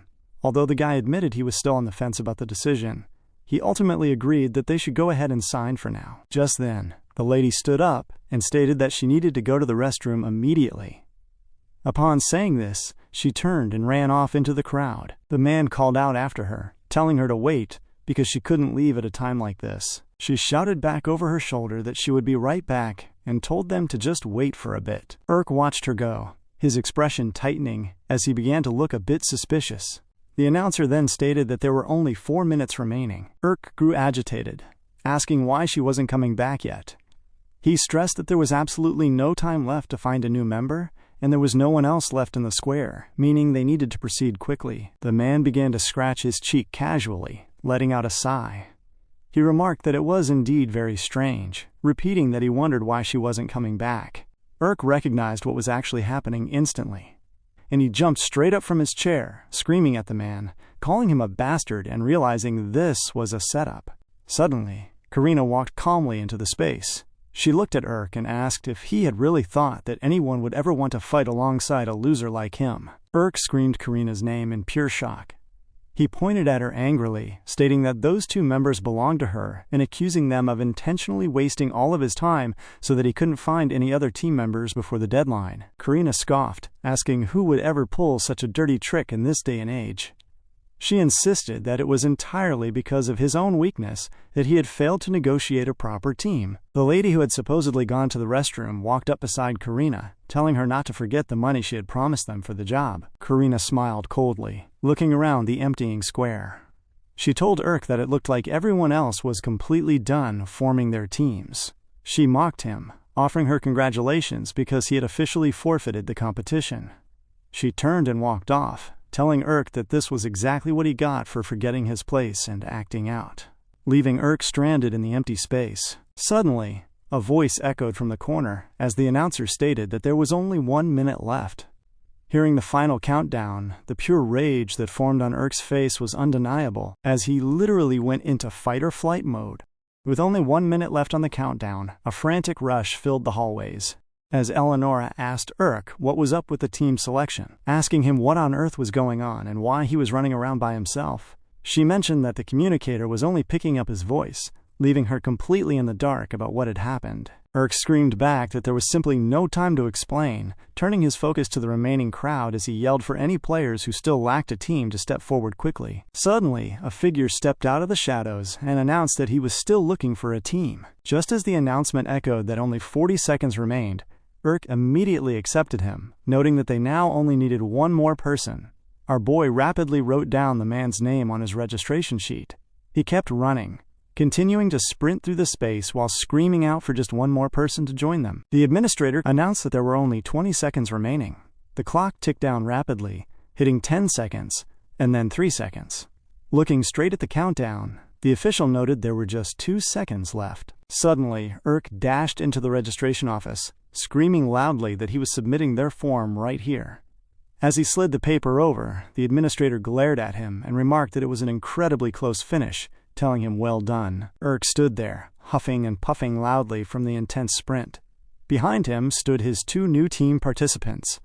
The administrator looked over the sheet, noting that the group consisted of Urk, Bollock, and lastly, Ira, a lady who looked remarkably calm. He confirmed that their team registration was officially validated. Once the 3 of them gathered in a quieter spot, Bollock grumbled to his new teammates, stating that he couldn't believe he was being treated like this. He complained that he had been working as a necromancer for longer than some of these competitors had even been alive. Urk turned to Ira, admitting that he had been too flustered during the final seconds to check her unit. He asked her what her specific fighting style was. Ira simply glared at Urk and did not give a single response. The silence left Urk thoroughly confused. He walked a bit closer to her, asking if she could hear him at all, but she still remained completely mute. The scene then transitions to the grand arena, where the entire roster of competitors stood gathered. Out of the initial 8,000 players, exactly 5,005 had successfully passed the first preliminary round. From that group, only 2 players had forfeited. Excluding the former champion, who was not required to fight in the preliminaries, a total of 1,668 teams had been formed. Urk understood that since none of them had been picked until the very last seconds of the deadline, they were technically considered the worst team out of the entire crowd. However, Urk reasoned within himself that he was certainly not the worst player here. He knew he was on this patchwork team not because he lacked skill, but entirely because of the sabotage pulled by Karina. The thought annoyed him greatly, but he actively tried to calm himself down. Just then, Bollock screamed out to the group, telling them they should all consider themselves incredibly lucky to be on a team with him. Urk turned to him and pointed out that he had been ranked bronze for the last 30 years, calling him an old-timer. Bollock took immediate offense at the term, countering that he might look weathered, but he wasn't even 50 years old yet. Urk pressed further, noting that this meant he hadn't made it to the finals a single time in the last 30 years. Bollock hesitated, muttering that while that might be true, it also meant he possessed significantly more experience in the second preliminary round than both of them combined. He added that, since he was fully intending to make it to the finals this year, he could offer them some highly valuable help as someone with more experience in life. Urk stated flatly that he didn't care about that, asking him where his knight actually was. Bollock complained that youngsters these days were incredibly rude.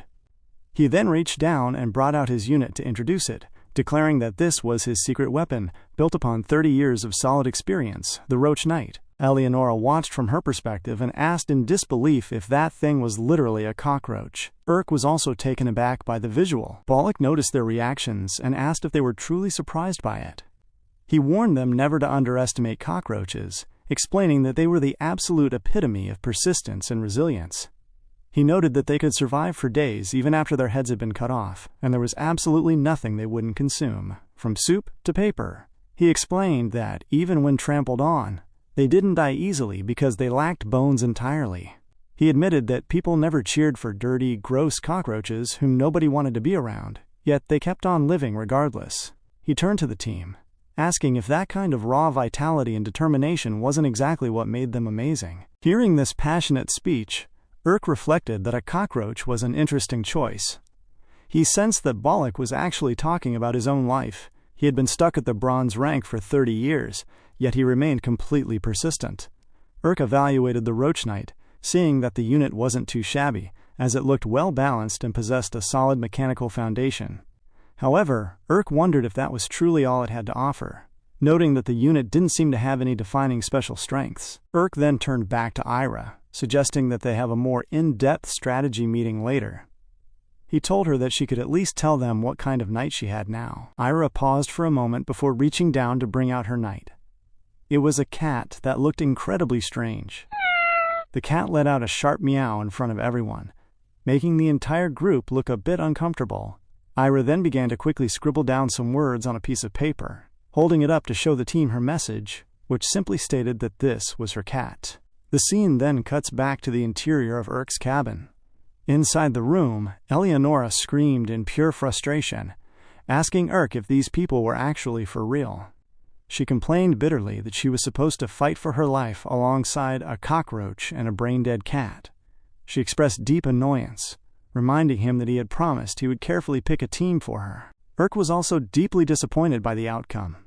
He told her that this was simply how things had turned out under the circumstances, and offered his apologies. Eleonora screamed that the situation was completely unbelievable. Urk looked at her, stating that since things had already been officially decided, it would be highly inefficient to waste time pointing fingers at each other.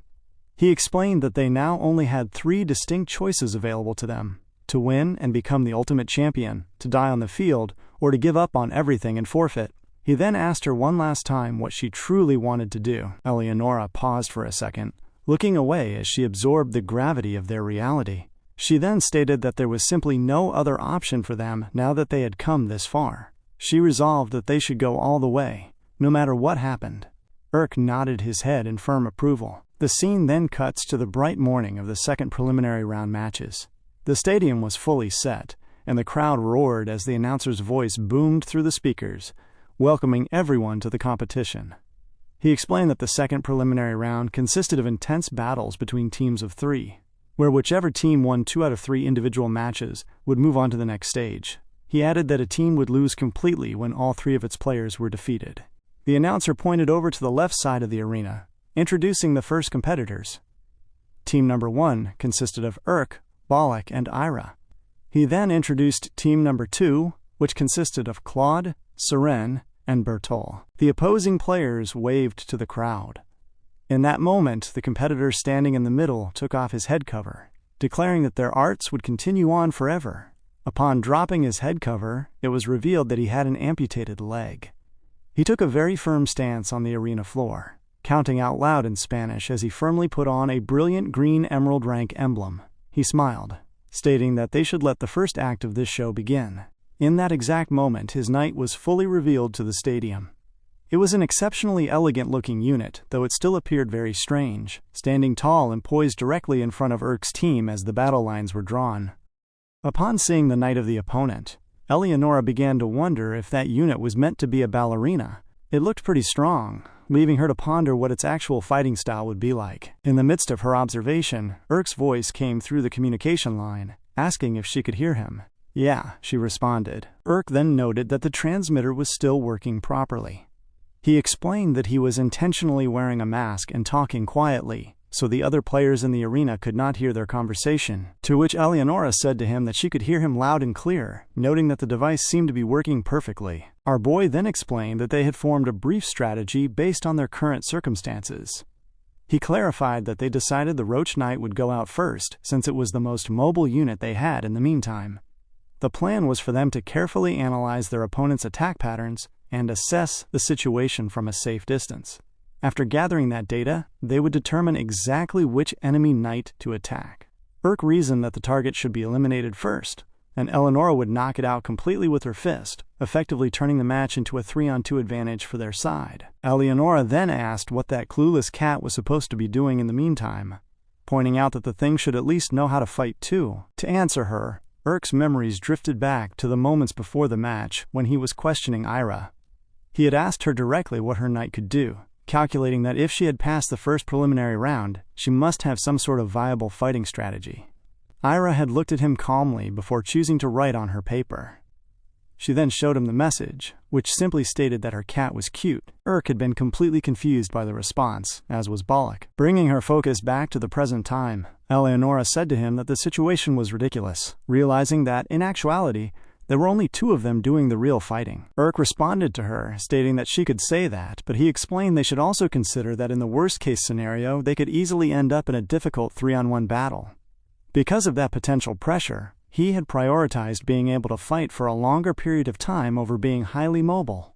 To support this defensive approach, he had deliberately equipped her with a sword for this specific fight. Eleonora admitted that equipping the sword was a good decision actually, acknowledging that she was not nearly as good in a sustained fight once she went in with only her bare fists. The moderator of the match then announced over the stadium speakers that they had confirmed all players were ready to begin the match.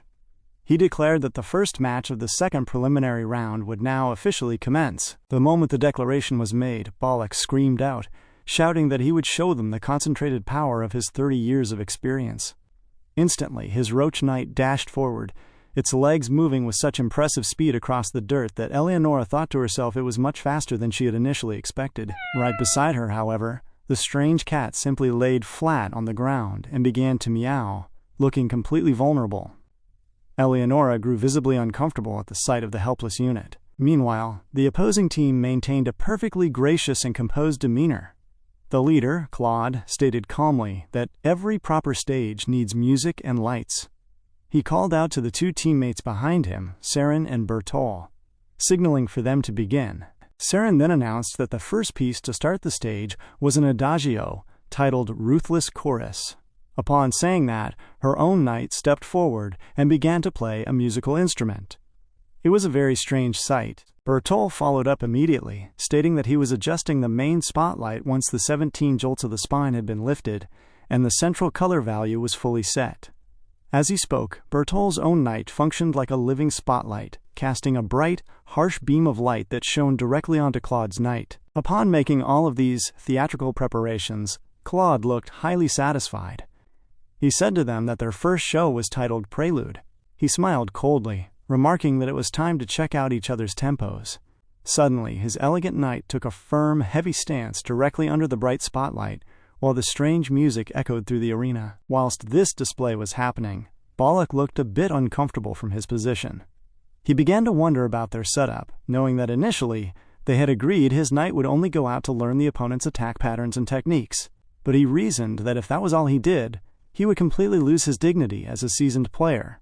Observing that the opposing units playing music and casting lights over there looked entirely defenseless, he made a sudden decision. Bollock dashed forward, bringing his unit much closer to them, which was completely against what their initial plan had been. He thought to himself that he would turn the tide right now and knock out one of their knights right from the start of the match. The moment Bollock's knight dashed forward in a reckless attempt to pierce one of the support units, Claude's knight came in clutch, using her leg as a literal sword to cleanly slice the head right off Bollock's knight. Claude smiled at the immediate destruction, remarking how rude it was of him, and stating that he should be focused entirely on the main character of the stage right now. Seeing the attack drop, Eleonora recognized the threat. She noted to Urk that it seemed best to get rid of that dominant unit first. She stated that she was ready, and went right in. Dashing forward and looking upwards, she suddenly noticed a sudden shift in positioning. Claude's knight was already right in front of her face. The elegant unit swung her leg with immense force, aiming a heavy strike directly at Eleonora's face. In that split second, Eleonora was able to swing the sword embedded in her hand to block and deflect the trajectory of the attack. Though she avoided a direct hit, her blade sustained heavy, visible damage from the sheer weight of the impact. Instantly, Claude's knight swung once more without missing a beat, initiating a fierce barrage of attacks. The two units clashed their blades repeatedly in a loud, rhythmic display. Throughout the rapid exchange, Claude's knight moved with superior elegance, managing to cleanly cut the horn right off Eleonora's mask while inflicting several other light cuts around her body. To conclude the sequence, Claude's knight jumped high into the air, delivering a heavy kick that sent Eleonora flying backward. Eleonora scraped heavily across the ground as she fell. She picked herself up, thoroughly annoyed, and admitted to Urk that the opponent's knight possessed way better reflexes and was significantly more agile than they were. She noted that since it relied strictly on physical attacks, it was going to be incredibly hard to make up for their clear difference in skill. Urk agreed with her assessment, adding that the enemy unit also possessed a much longer reach than them, making the task of fighting and finding an opening exceptionally tough. Eleonora remained determined, stating that they only needed one single chance if she could just find one opportunity to get her fist through its defense. In that same moment, Claude's knight was simply dancing and moving gracefully around the space, seemingly having fun whilst the pressure mounted. Suddenly, the unit dashed forward once more, engaging Eleonora in a swift, punishing display of swordsmanship. Eleonora's sword, which lacked structural durability, kept breaking and fracturing under the heavy impacts. Finally, as she swung hard at the blade of Claude's knight, her own blade was cut completely in two. Claude's knight took the immediate opportunity to strike again, thrusting downward in a deliberate attempt to cut her body. Eleonora managed to narrowly dodge the lethal trajectory, though she fell heavily to the ground in the process, leaving her completely vulnerable as the enemy closed in. Right as Claude's knight was about to deliver the final strike on the defenseless Eleonora, Balak's headless knight came in clutch. The unit swept in rapidly, grabbing Eleonora and pulling her entirely away from the field of vision and striking range of Claude's knight. Urk was shocked by the sudden intervention. He turned back to Balak, asking him again how his knight was still able to move. Balak laughed, asking if he was surprised. He explained that he had told them before that cockroaches can keep moving perfectly fine even after losing their head and a few limbs, explaining that a cockroach on the verge of death secretes maximum levels of octopamine, a chemical substance that acts as a powerful neurotransmitter in living organisms, primarily found in invertebrates like insects. Because of this intense chemical surge, the heavily damaged roach knight was now moving at a very swift rate, traversing the arena floor 10 times faster than its regular speed. Urk was very impressed by the fact that the unit could move 10 times its regular speed.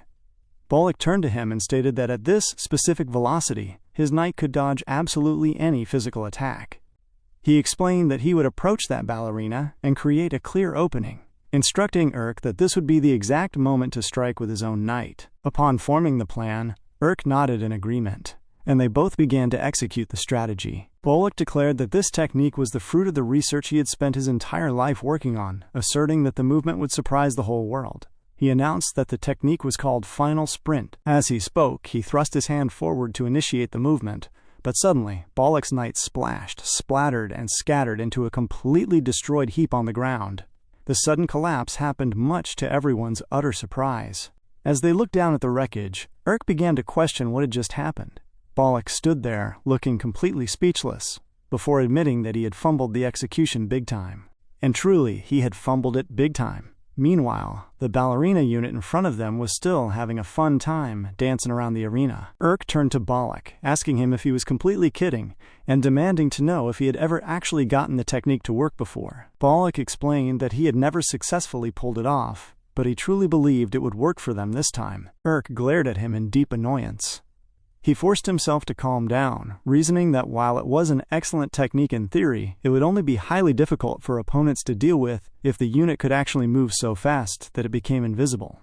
Urk deduced that if the technique had ever functioned properly, Balak wouldn't have been stuck in the bronze rank for 30 years. He understood then that there was a clear reason why the man had been completely unable to advance beyond that level. Watching the display, Claude became a bit impatient, describing the sequence as a thoroughly dreadful performance. He called out to his opponents, telling them to please try to understand their roles as the villains in this story and to perform with far more energy.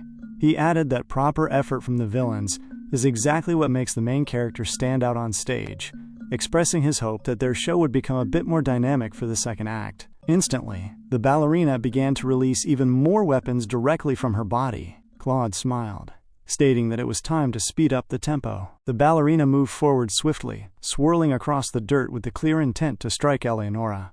Eleonora recognized the incoming trajectory and began to move away from the path. She managed to dodge the first sweeping attack that came from the ballerina, choosing to retreat for the time being as she ran to establish some distance. Seren called out that she was increasing the tempo from adagio to accelerando. Her knight immediately began to play a completely different, fast-paced sound on its instrument. Suddenly, her knight fired a powerful blast directly against Eleonora. As she tried to escape the area, Eleonora saw the incoming projectile, but it struck her instantly.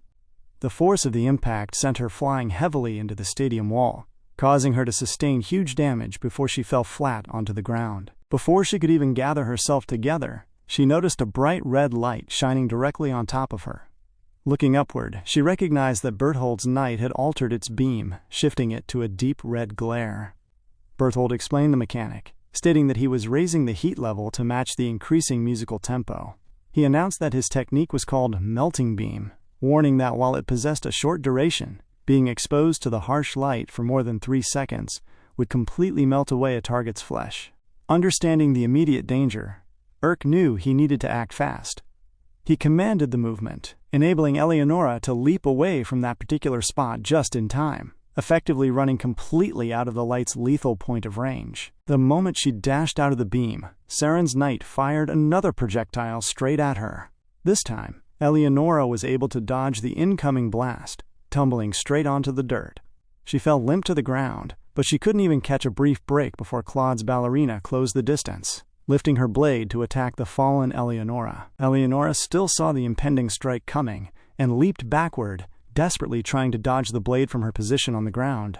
Balak looked incredibly uncomfortable, muttering that it was completely over, that they were finished, and that there was absolutely no way left to win. Urk paid him no mind whatsoever. He focused entirely on communication, speaking directly to Eleonora. He reasoned that if they kept going down this exact path, they desperately needed to introduce a new variable into the fight somehow. Eleonora asked how they could possibly do that. Our boy told her to use her bare fist right here, instructing her to hit the ground at a precise 45-degree angle and telling her to trust him. Upon hearing the instruction, she began to infuse a massive amount of energy straight into her fist as she clenched her hand tightly. She struck the ground instantly, precisely as the ballerina was moving forward to close the gap. The resulting impact was highly shocking to both Claude and Berthold, who stared at the destruction in pure wonder. Urk calculated the mechanics of the feat in that moment, knowing that this specific punch technique didn't utilize any internal explosives. Instead, it concentrated an enormous, dense amount of force directly at the singular point of impact. Due to Eleonora's heavy strike, the entire space of the arena floor was severely damaged and shattered. As a direct result of the broken ground, the ballerina began to move significantly slower than she normally would. This sudden environmental shift gave Eleonora the perfect opening to pull off a sneak attack. She dashed forward rapidly, catching the ballerina completely by surprise. Despite the terrain, the elegant unit still strangely managed to swing her hand instantly, forcing Eleonora to quickly dodge the counter. What followed was a furious, rapid flurry of attacks, as both sides tried incredibly hard to take down the other person. Yet neither was initially able to land a decisive, finishing blow. But as the heavy exchange continued, Eleonora strangely grinned, recognizing that she had finally gotten the upper hand. She swung her sword against the ballerina to trap her, but the ballerina managed to dodge the blade. The ballerina then tried to swing once more with her own counterattack, but Eleonora intentionally compromised her hand to block the trajectory. Instantly, Eleonora dashed straight forward with a heavy punch aimed directly at the ballerina, striking the unit squarely in the leg while it desperately tried to avoid the impact. From the rear position, Claude began to scream in a panic, asking his team what they were doing and demanding that they support him quickly, to which Saren responded that it was impossible, explaining that her knight had been completely crushed under the heavy rubble from the shattered floor. Claude felt like he was at a severe disadvantage, and truly he was. As the ballerina unleashed her next attack, Eleonora was able to track the movement and catch the incoming blade directly in her bare hand. Though she sustained more and more light cuts to her body from holding the edge, Urk asserted to the group that there was no way they were going to lose this match. The moment the ballerina's blade was firmly caught in Eleonora's grip, the elegant unit could no longer move or retreat. This gave Eleonora the perfect chance to go all out for a massive counterattack.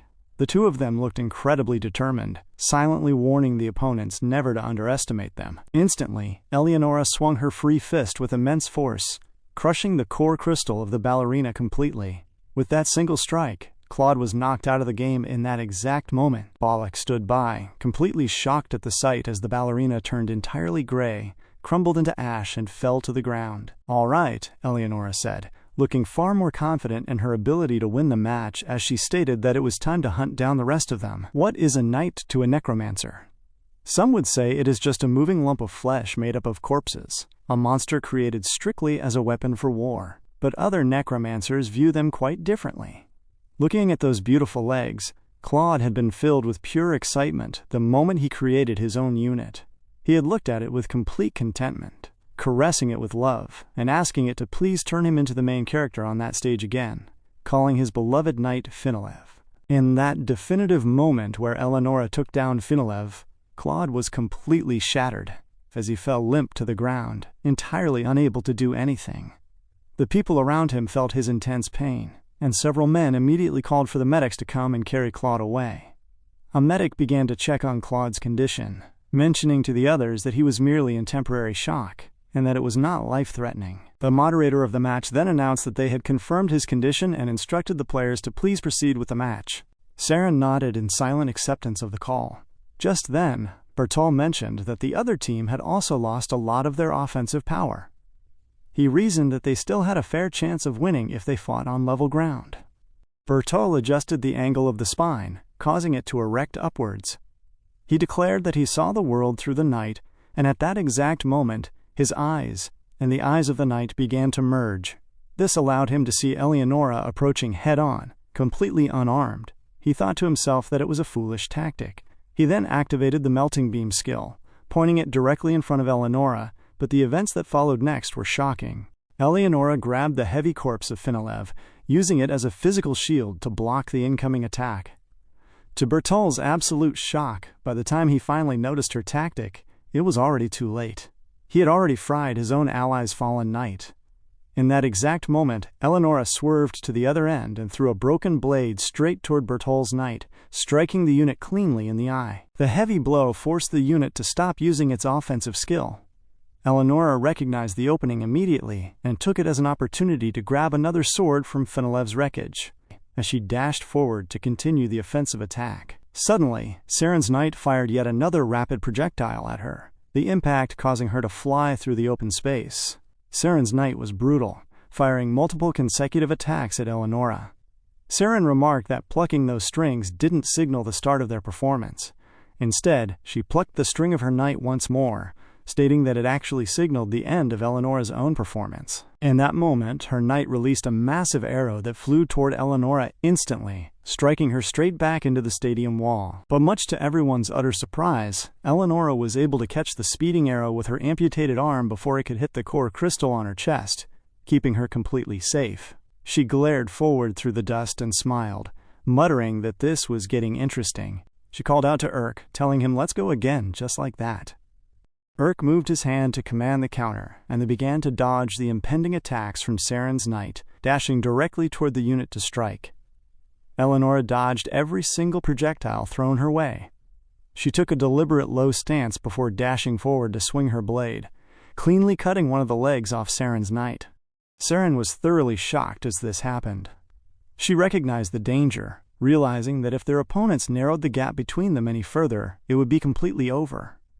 She called out to Bertol, asking if his unit could move yet. Bertol responded that he had just regained his energy. Saren then stated that she would restrain its movement while she had it trapped, telling him to melt it down. In that moment, Saren's knight stood up strangely and reached out to grab Eleonora while she was trying to run away, striking downward heavily to completely restrain her movement. At the exact same time, Bertol's knight stretched its head straight forward and began to fire its intense ray of light directly onto Saren's knight, intending to burn down Eleonora and their own allies simultaneously, just so they could secure the win. But much to Bertol's surprise, the sword that was still embedded deep in his knight's eye was causing significantly more structural damage than he had expected. The intense light radiating from the eyes began to shrink strangely, just as blood began to flow heavily out of the knight's eyes. Suddenly, the knight's eye gushed a massive amount of blood, and the unit was rendered completely useless. Bertol turned to Saren, stating that it looked like the eye had ruptured because it went way over its limits. Saren asked if he still managed to shine the light on the target for a while, wondering if the attack had worked. She looked anxiously toward her knight. Much to her surprise, Eleonora suddenly swung the sword in her hand with immense force, cutting Saren's knight into pieces as she broke her way out of the trap. Looking completely disheveled in that moment, Eleonora could barely say a single word. Her mask was already half broken from the previous impacts. Saren stood shocked at the brutal scene. Suddenly, Eleonora dashed forward directly toward Bertol's damaged knight and stabbed it straight through its core crystal. With that final blow, she successfully took down all of the remaining eyes and units of the opposing team, sending the wreckage clattering heavily to the ground. Eleonora stood completely victorious amongst the shattered debris of the knights. Urk was huffing and puffing loudly, his chest heaving as the intense fight seemed to have finally ended. The entire crowd had gone completely quiet in sheer shock before they suddenly erupted, screaming shouts of praise for the match that had just concluded in favor of Urk and his team. They chanted praises continuously for Urk and his team. As the cheers echoed, Urk began to feel a strange, profound wave of nostalgia. The vivid image he would always see in his recurrent dreams appeared before him, feeling like holy water cleansing his dirty body. He looked down at his hand, noticing that the persistent dirt on his skin was beginning to wipe off slowly, leaving that part of his hand looking completely clean. He clenched his fist tightly, raised his hand high into the air, and announced to the entire crowd that he was Urk. He shouted for everyone to remember that name, because he was going to become the absolute best. The entire audience began to chant his name over and over on that stage. He was extremely excited by the overwhelming scene unfolding in front of him. His memories in that moment drifted back toward his painful past, where he had been seen as mere trash and people would always throw stones at him. But in this moment, he felt that he was slowly beginning to rewrite his own story, which brought him an immense sense of excitement. The scene then cut to a completely different space after the match, where Urk was shouting angrily at Ira. He demanded to know what she was doing, asking if she was just here to play around. He pointed out that his knight was risking its life out there, while she was doing nothing but useless nonsense the entire time. He yelled that they wouldn't have been in so much danger if she had just helped them, telling her she had better give him a good reason why she was sitting around doing absolutely nothing. Urk looked very annoyed, telling her to give him a good reason before he killed her.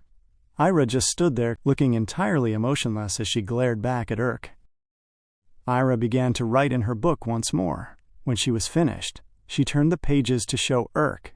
The message explained that the cat did not listen to her because the cat's owner was itself. Upon reading this, Urk experienced a brief moment of brain fog. He screamed out in complete confusion, demanding to know what the hell she meant by such a ridiculous statement. He pointed out that she had made that unit herself, so he could not fathom how she was not considered its owner. She simply wrote some more and turned the book over again. The new text stated that she was not the cat's owner, repeating that the cat was its own owner and that it only did exactly what it wanted to do. This response annoyed Urk even more as he glared intensely at Ira. He asked her if she truly expected him to believe that nonsense, questioning if she was seriously claiming the cat moved entirely on its own without her control. He demanded to know why on earth she had even participated in the War of Corpses, if that was really the case. She wrote down another reply, revealing that the cat itself wanted to participate in the contest, and that was the sole reason she had come. This explanation brought Urk's irritation to a complete boil. He asked if she intended to keep up this ridiculous act any longer. He stated that the conversation clearly was not going anywhere, so he would just leave. However, he warned her to keep in mind that he was staking his entire life on these fights. He firmly added that if his units ended up being destroyed because of her cat, he would personally end both of them. With that final word, he turned and walked off into the stillness of the surroundings, leaving Ira and her cat standing there completely speechless. While Ira's cat maintained its strange expression, it suddenly turned its eye forward, looking as though it had completely understood every single word that had just been spoken. Much later, the memory of the day's earlier events shifted entirely to Balak's point of view. While he had stood by and watched Urk receive all of the loud praise from the crowd, Balak had felt a deep sadness creeping in over his own life story. The scene shifted to show Balak locked inside the toilet, sobbing quietly in the cramped space.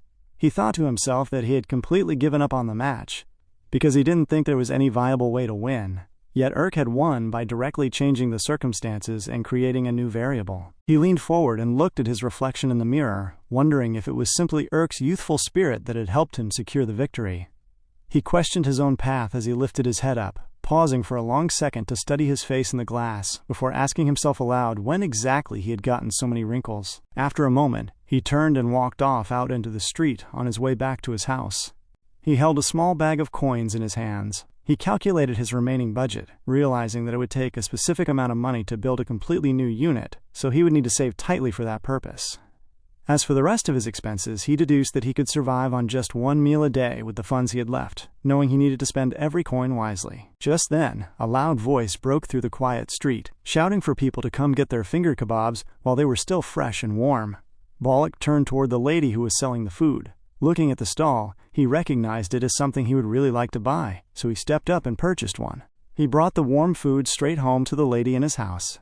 Upon receiving the gift, she asked him why he kept buying things like this when he was supposed to be saving every single bit of his money. Balak smiled gently, explaining that he bought it because it was her favorite. Addressing the lady as Dora, he asked her how he was supposed to just walk past the stall without getting her some. He told her not to worry at all, asserting that his final sprint technique was almost completely finished. Hearing that the technique was near completion made Dora very enthusiastic. She smiled brightly, asking if it was really finally ready. Balak confirmed that it was, explaining that he had successfully built up enough raw power in the previous design, but the unit had exploded due to an extreme uproar of internal pressure. Noting that when real cockroaches build up that much power, they flatten their bodies to evenly distribute the massive force, allowing their leg joints to absorb the shock and alleviate the impact. Therefore, for his next design, he reasoned that he would flatten the unit's body significantly more and create a proper avenue for pressure to be released at each individual joint, allowing the intense internal pressure to be redistributed externally. As he pondered deeply on his technical plans, he suddenly noticed that Dora was smiling warmly while listening to him talk. He asked her why she was looking at him that way. Dora replied that she had felt this way for a long time, mentioning that while he was usually completely lifeless, his eyes totally lit up the moment he started talking about the War of Corpses. She asked him if he had any idea how cool that made him look. Upon hearing those words, Balak began to blush deeply. He told her not to just say things like that out of the blue, humbly adding that he was still lacking in so many aspects. However, he strengthened his resolve, asserting that this time would really be different because he could truly feel it. He explained that if he succeeded this time and became famous, they would finally see the end of their struggles and completely change their living circumstances. Dora smiled, telling him that he could definitely do it this time because she would always be cheering him on no matter what happened. Dora smiled wildly, telling him to keep his chin up. Balak glared back at her with gratitude, and in that exact moment, he walked straight into his workshop. He repeated to himself that he would really do it this time, confident that he could make it work and finally succeed. He paused for a second as his mind drifted back to how things had been in the past. At some point over the years, it had started to feel incredibly hard to even imagine himself being successful. Even in his own dreams, someone else was always the one standing on the stage, getting cheered on by the crowd and catching rewards instead of him. His life had always been lived entirely outside of the spotlight. He wondered briefly if this time would truly be different, questioning if he should just give up entirely. But he quickly reasoned that if he gave up right here, he would have absolutely nothing left in his life. Giving up now would mean acknowledging that he was nothing but a useless man who had completely wasted the last 30 years of his existence.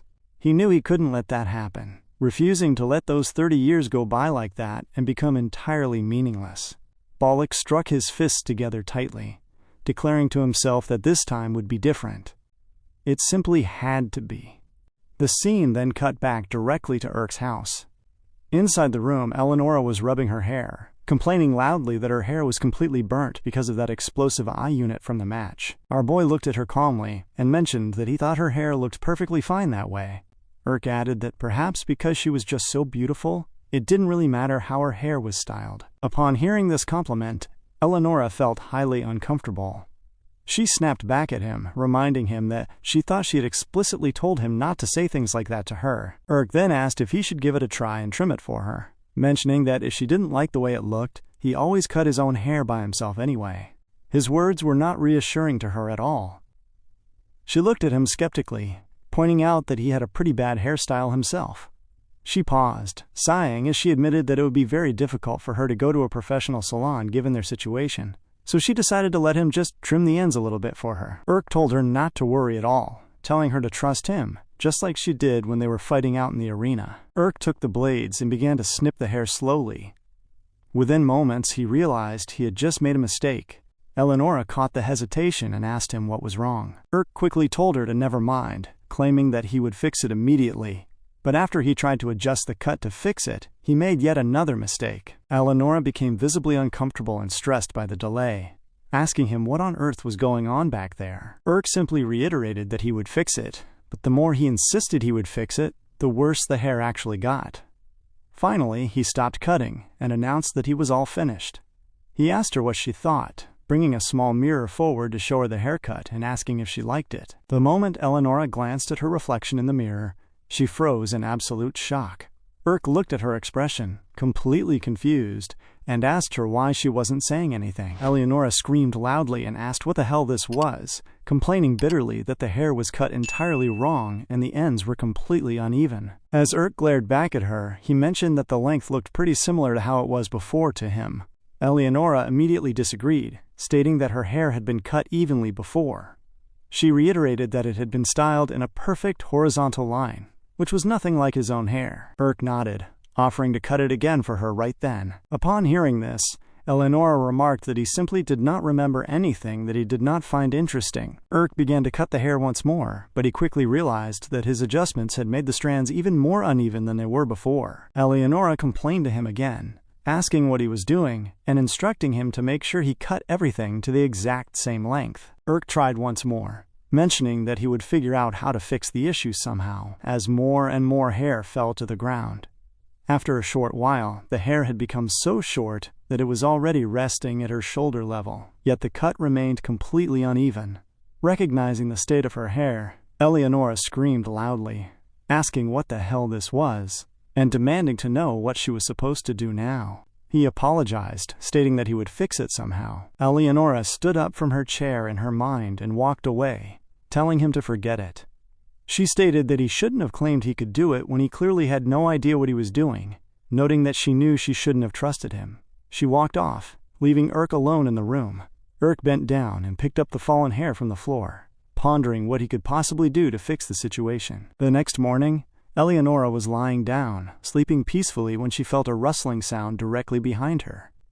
Instantly, she jolted upward and screamed to find out who was there. She stopped when she realized it was Urk kneeling down behind her, and she looked at him in total surprise. Urk smiled, looking as though he had not slept through the entire night. He explained that he had figured out a way to fix her hair, noting that the organic adhesive necromancers used to build their units worked effectively on her strands as well. He mentioned that it was a little short and not entirely perfect, but he had still managed to restore it pretty close to the way it was before. He added that if he just attached about 1,000 more strands, the job would be fully finished. Hearing the number 1,000, Eleonora took his dedication as a compliment. Urk then told her that besides the promise he had made to her, whether it was her hair or anything else, nothing could tarnish her beauty, so she had no reason to worry. Upon hearing that statement, Eleonora screamed and told him not to say things like that. She suddenly looked away, appearing highly uncomfortable, embarrassed, and shy. She told him that if he did not actually mean it, he shouldn't say it. Urk simply continued right from where he had stopped, slowly gluing the hair back onto her head. As Eleonora glanced at him, she mentioned that at least he had done a decent job this time. Much later, inside a building, a group of men were having a conversation. One man mentioned that someone had just won a 3-on-1 fight, calling it a frickin' awesome show, and noting that he heard it was the player's first time participating. Another man responded, adding that the person in question was the same guy who had broken through Rawl's wall as well. Hearing this, someone else at the table screamed in surprise, unable to believe that someone had actually managed to break through Rawl's wall. The first man who had spoken explained that the listener clearly didn't know because it had happened during a preliminary round, making it a pretty big deal. One of the men looked at them sternly and questioned the achievement, asking if Ral hadn't been in a steady decline anyway. He added that Ral was in jeopardy for his upcoming match too, stating that personally, he would never bet on Ral winning. Another man agreed with that assessment but insisted that the victory was still really cool, noting that the unit's punch was so strong it could knock out any enemy. The guy sitting in front of him responded, explaining that the main component of that unit was human remains. He added that the soft pink hair was quite interesting, concluding that the necromancer clearly had a specific type. Suddenly, someone screamed to excuse themselves. It was Neyron, who had overheard their entire conversation. Neyron demanded to know the name of the necromancer they were talking about. They revealed to him that the player's name was Urk. Upon hearing the name, Neyron stood there excited, muttering that it was a ridiculous name but thanking them for the information. With that, he turned and walked out. The men looked after him in confusion, wondering whether Neyron was a man or a woman. Neyron, however, paid them no mind as he walked out of the building. He deduced that a pink-haired fighter who could destroy something in a single punch had to be Eleonora, but she was now a necromancer's unit. He recalled hearing that a unit was a monster, with no memories of its past life or any sense of self, yet he was sure that the Eleonora he had met back then was definitely talking. He recognized that he did not know exactly what had happened, but he understood that first, he needed to find the necromancer. He suddenly struck his head hard against a wooden pillar right in front of him, because he was not paying attention. The loud sound of the impact caught the attention of the men inside. The scene then cut back to Urk in his cabin. While he was conversing with Eleonora, he stated that they had 9 days until their next match, meaning there were 2 major problems they needed to solve before then. Eleonora asked what those problems were. Urk explained that the first order of business was naming their technique. Eleonora was taken aback by the suggestion, asking how that could possibly be important. She reasoned that no hunter shouts out "axe throw" or anything else while they are out hunting for game. Urk wagged his fingers, disagreeing completely with her words. He explained that they were not surviving out in the wilderness, but were fighting on a public stage. He added that technique names were an essential aspect of a player's identity, asserting that the cooler the name of the technique, the more people would remember it. He reasoned that if the crowd remembered their technique, he might eventually even get a famous title. Our boy asked if that wouldn't be awesome, glaring at Eleonora while stating that everyone would finally remember exactly what kind of person he was. Eleonora glared back at him with a bit of sweat on her brow, sensing that he was getting that intense look in his eyes again. Urk continued, telling her that with that goal in mind, he had tried to come up with a cool name for her punching technique. Eleonora cut him off right there, telling him to call it whatever he wanted because she was not interested in that stuff. This response caused Urk's enthusiasm to deflate completely. Eleonora then asked what their other problem was. Urk shifted focus, explaining that he had done a lot of research on her fists. He noted that since even Ral could not stop her fists, whenever she could get close to a unit and land a proper hit, they were sure to win. However, he reminded her that, as she already knew from experience, units were monsters with superhuman abilities. He reasoned that if the opponent held an advantage in speed, agility, or range, then landing a clean hit on them was not easy. Eleonora affirmed his statement. Urk continued, stating that they had been able to win by using the terrain and relying on some good luck up until now, but it was far too dangerous to leave things up to luck any longer. Therefore, he concluded that what they needed most was a technique that allowed them to move incredibly fast to approach their opponent. Eleonora agreed, noting that they could definitely defeat anyone if they could close the distance faster. She then asked if by technique, he meant a physical body modification like the one on her left arm. Urk confirmed that he did, but pointed out that the problem was that body modification itself was extremely difficult. Eleonora questioned this, asking how that could be when he had already successfully added a few things to her left arm. Urk explained that those previous modifications were very basic, stating that a baby could practically have done them. He clarified that in necromancy, true techniques referred to biological designs that combine the use of materials from specific organisms with the player's own knowledge and experience, noting that creating one usually took anywhere from a few months to a few years. Eleonora was shocked at the mention of a few years. Urk provided an example, stating that plenty of people had tried using a unicorn's horn as a material because the horns possessed telekinetic powers. However, he explained that calibrating and connecting that specific material with the rest of the unit in order to complete the technique's design took at least 5 years, and only 2 people had ever succeeded in doing so. Eleonora remarked that it sounded like being a necromancer was pretty hard. Urk agreed, but added that once a design was finalized, it was not difficult to replicate. He explained that this was also the reason why, once a necromancer created a unit, they could not alter it very far from the original design. However, since they did not have much money, he reasoned that they would need to look for some high-risk, high-return materials that were cheap due to a low chance of success but remained powerful regardless. With that explanation, he brought out a heavy box and dropped it roughly onto the ground, telling Eleonora that this was exactly why he had chosen this material. Eleonora was taken aback, completely shocked by what she saw right in front of her eyes. The contents of the box consisted of a nasty-looking, strange monster, and that was all Eleonora could see. Urk explained that this specific leg belonged to a creature called a devcost. He clarified that a devcost was a kind of insect that lived in a place called the Black Mountains. The Black Mountains contained a very deep, slippery pit that was full of methane and hydrogen sulfide. During their infancy, devcosts lived inside that pit where they were able to safely grow and feed on a moss created by the mucus of bacterial colonies. Then, when they reached maturity, their internal pressure reached its natural limit, since the organ in their adult bodies required oxygen. They had to escape the pit in order to survive and reproduce. Throughout their adolescence, their bodies funneled all of their nutrients into growing their legs, and they jumped with all their might upward to escape the space, climbing several miles out of the pit. Eleonora remarked how interesting that was, gathering that they basically needed those legs in order to leave their birthplace and become adults. Urk confirmed that this was right. He stated that devcosts could jump hundreds of feet in a single bound. Their muscles were tough, and each individual muscle fiber reacted differently, which made it highly difficult for a necromancer to control them. Consequently, a lot of necromancers use the material for supporting or reinforcing their unit's torsos instead of using it for the unit's legs. He added that since the material was so difficult to work with, it was not very popular, which meant there was a stable, relatively cheap supply of it available. Eleonora then asked Urk if it was even possible to design and control a technique with it in just 9 days, if it was truly that difficult to work with. Urk stated that it would certainly be impossible for an ordinary person. He raised his hand and asserted that he was no ordinary person, a bold claim from a confident man. As Urk glared at Eleonora, she felt a bit uncomfortable at his high level of confidence. She asked him why he had not included it in her design in the first place, if he was actually so confident. Urk replied that he did not have the financial resources for it when he was initially making her unit. He added that he had determined at the time that the difficulty level would be too high to make it worth the effort. He reminded her that just trying to work together as a team had been hard at first. However, he reasoned that it was now a necessary ability that would decide whether they won or lost.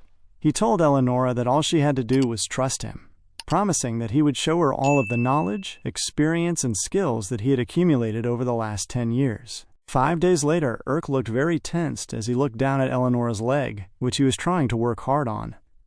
He muttered to himself that this was not right, and that they were screwed. Eleonora asked him what he had just said, repeating his words and questioning if she could actually trust him. Urk assured her that she could, explaining that the arrangement of the muscle fiber was entirely different from what he had expected. He began to wonder how he was supposed to use those compressed fibers. He told himself that he could do this, telling himself to pull it together, continuing his stream of encouraging words while Eleonora glared at him. She looked away as he chuckled lightly, but she looked down at her hand and mentioned to Urk that, now that she thought about it, he had been moving her arm and legs pretty naturally lately. She noted that it almost felt like they were really a part of her body, and that they could move them without him even looking at her. Urk replied that of course he could, explaining that he spent every single day conducting research. Eleonora asked him what exactly he had been researching. Urk stated that he researched everything, such as what made her smile, the way that she walked, and her daily habits. For example, he noted that when she was about to get angry, her left eyelid twitched. He added that if she thought of something while she was walking, she tapped the floor 3 times with her left heel. Furthermore, he mentioned that when she was sleeping, her right shoulder shook slightly, and before she was about to go to sleep, she always turned around and picked her nose. This detailed list made her highly uncomfortable, causing her to scream for him to stop because that was enough. Urk turned and looked at her, stating that that was not all. He explained that every time she moved her body, he felt a small electric current. He asserted that he studied her every day in order to be able to move her limbs naturally without even looking, stating that he had to do at least that much in order to become her perfect limbs. She glared at Urk in surprise. She stated that she didn't know what to say, asking if he was doing all of this just to win the war of corpses. Urk confirmed that he was. He turned back to continue his studies, telling her that if she needed him to, he would stay by her side and be her arms and legs until the day he died because they were partners. These genuine words reached home for her. She looked at Urk, then looked away and muttered that she had never actually said to him that they were partners. 4 days passed after that conversation. Balak and Ira were talking to Urk when they noticed a distinct difference in Eleonora's leg. Urk was looking very, very tired. Balak asked Urk if he had changed something about his unit. Looking down, he studied the leg of the unit and asked if it could possibly be a Devcost leg. Urk confirmed that it was. Balak was shocked by the revelation, remarking how incredible it was.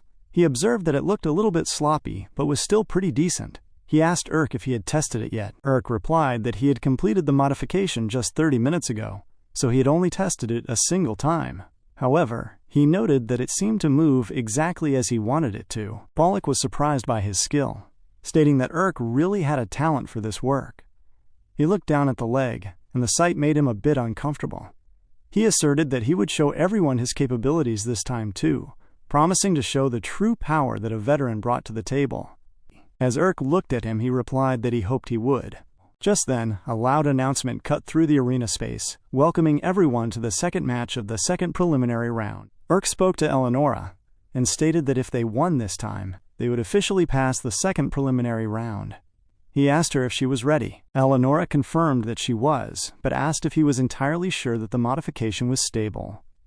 She noted that she had felt a little uneasy when they tried using it earlier. Urk explained that they were too tight on time, so they would just have to tough it out a little bit, a few times. Eleonora then asked who their next opponent was, mentioning that it would be nice if it was that Karina girl. Urk replied that he would like that too, but the odds of it happening were really low. Just then, the announcer declared that team number 1 consisted of Urk, Balak, and Ira, while their opponents in team number 2 were Sambino, Ruben, and Beladir. Urk looked across at them and stated that every single one of those players was ranked black. Balak felt a bit uncomfortable at the observation.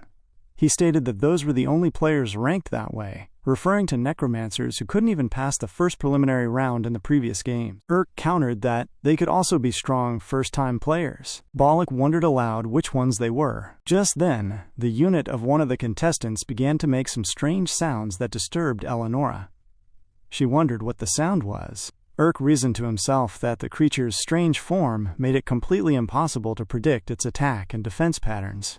However, he deduced that its finish was nice, and its overall center of gravity seemed really balanced. He called out to Balak and asked if he could send his unit out first. Balak told him to leave it to him, promising to show him something really impressive this time. Just then, the announcer called out for the second match of the second preliminary round to begin. Upon the official start of the match, Balak screamed loudly, calling out his final sprint technique. His creature began to imbue some energy, circulating the force rapidly throughout its frame in order to dash forward. But before the creature was able to execute any action, the man on the opposing team simply smiled as he looked at them. Our boy and his entire team had absolutely no idea what heavy force was coming directly toward them. Much earlier, before the match even began, Ruben was seen pondering through the streets, muttering about something very random in his mind.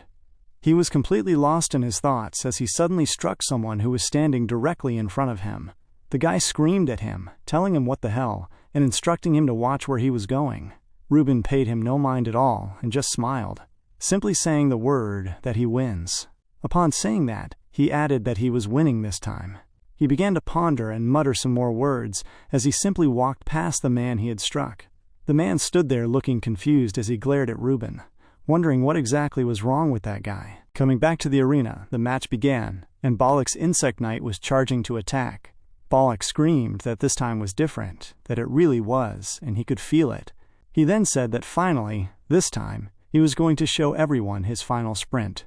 Instantly, before his knight could even make a proper move, the creature was blasted heavily by a sudden attack coming from Ruben's knight. Ruben's knight had created a massive-looking gun that shot Balak's knight directly.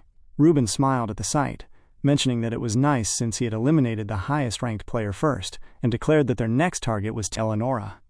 In order to push her away from that dangerous space, Urk wove his hand and screamed for her to jump. Instantly, Ruben's knight struck once more, but Eleonora was able to dodge the attack as it came literally within inches of her face. She tumbled heavily, dodging the attack and catching herself back on the ground as she continued sprinting forward. Eleonora screamed that they were almost there and that it was just one more time, to which Urk told her to get her punch attack ready. She did just as Urk said. Suddenly, Ruben's knight changed its trajectory, turning towards Eleonora and facing her instantly. but she still dashed forward to meet the attack head-on. As they moved, Urk thought to himself that moving forward towards a goal was like walking in total isolation. It felt like a single spot, a single faint spot of light in the middle of a deep, deep darkness, carrying an endless sense of anxiety and hardship on your back.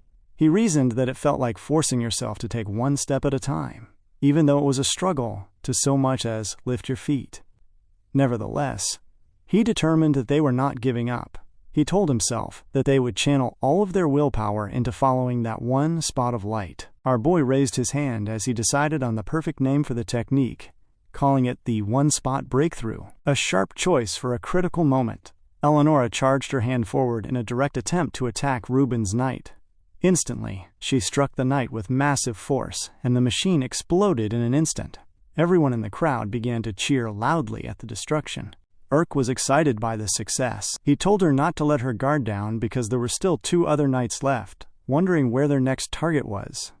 He looked over to the right, but suddenly his face began to look very hazy, as though something was happening completely out of his control.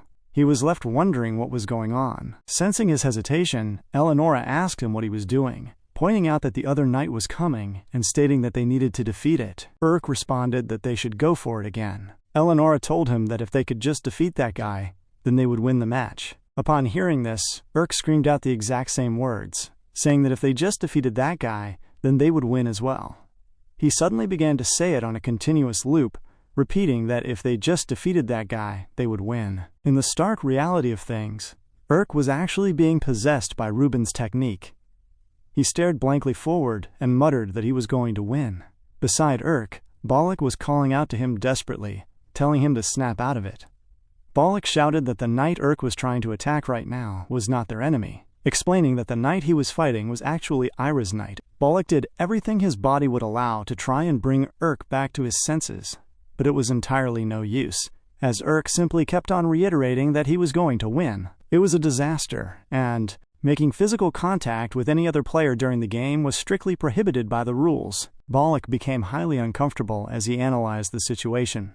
He calculated that the entire event had happened in just a split second. As soon as the match began, that spiral knight had fanned open wide like it was spreading its wings, and something strange had popped out of it. Urk had lost control of his mind soon after that, and started attacking his own team members. Balak concluded that it was a knight of the mind-eating variety. He found it hard to believe that the unit was able to penetrate Urk's mind right away, without any special conditions necessary to trigger the effect. He began to wonder who Ruben actually was, and what type of highly skilled necromancer they were dealing with. Meanwhile, Eleonora was deeply annoyed as she found herself unable to control her own hand. She began to scream out toward Urk. She stated that she knew they both disliked this cat, but defeating it here would be completely ridiculous. She ordered Urk to get a hold of himself. Eleonora recognized that the force moving her arm was much stronger than she expected. She briefly wondered if she should rip off her own left arm to halt the strike, but she deduced that doing so would put them at a severe disadvantage for the rest of the fight. She was left wondering what she should do, as her hand trembled violently from the conflicting pressures. Balak also reasoned to himself that it was impossible even for a mind-eating knight to perform complex forms of mental manipulation.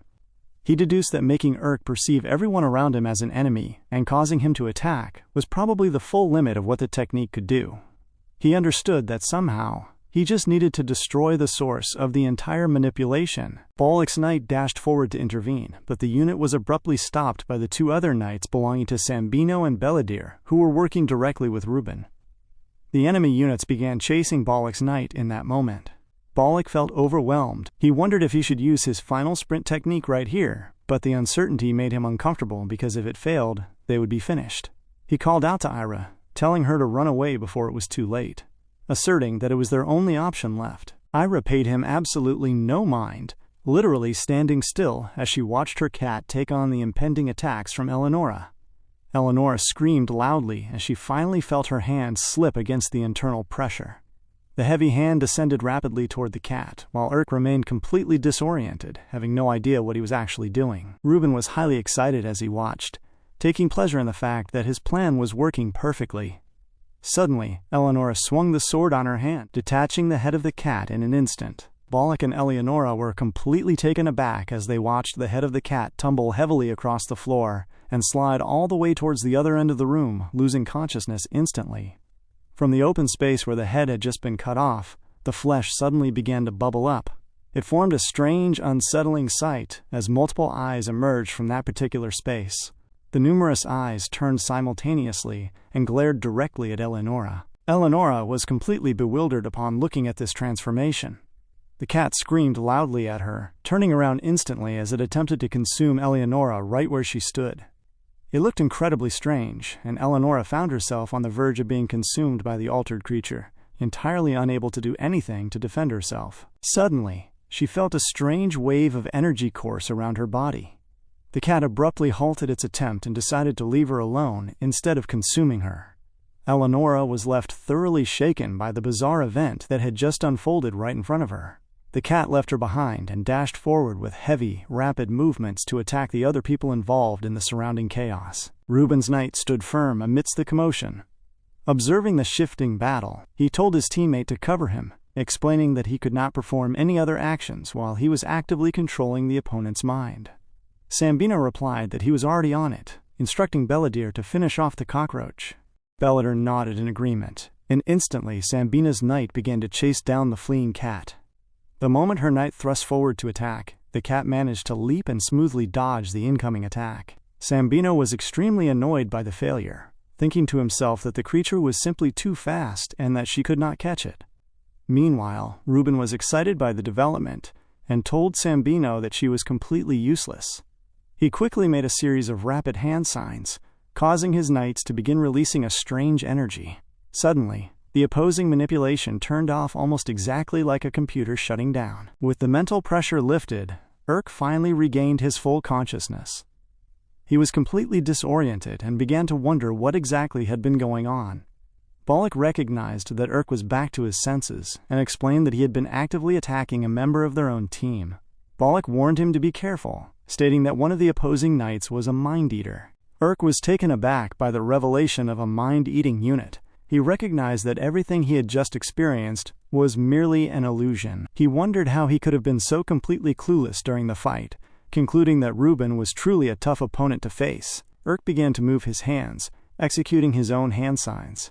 He stated that he would not give the man the opportunity to trap him like that again. He immediately spoke to Eleonora, telling her to get ready. Our boy was back in the driver's seat. Eleonora asked if he had finally gotten a hold of himself, mentioning that she had never been so happy to hear his voice. Ruben observed this and reasoned that all he needed to do was switch his targets to regain control.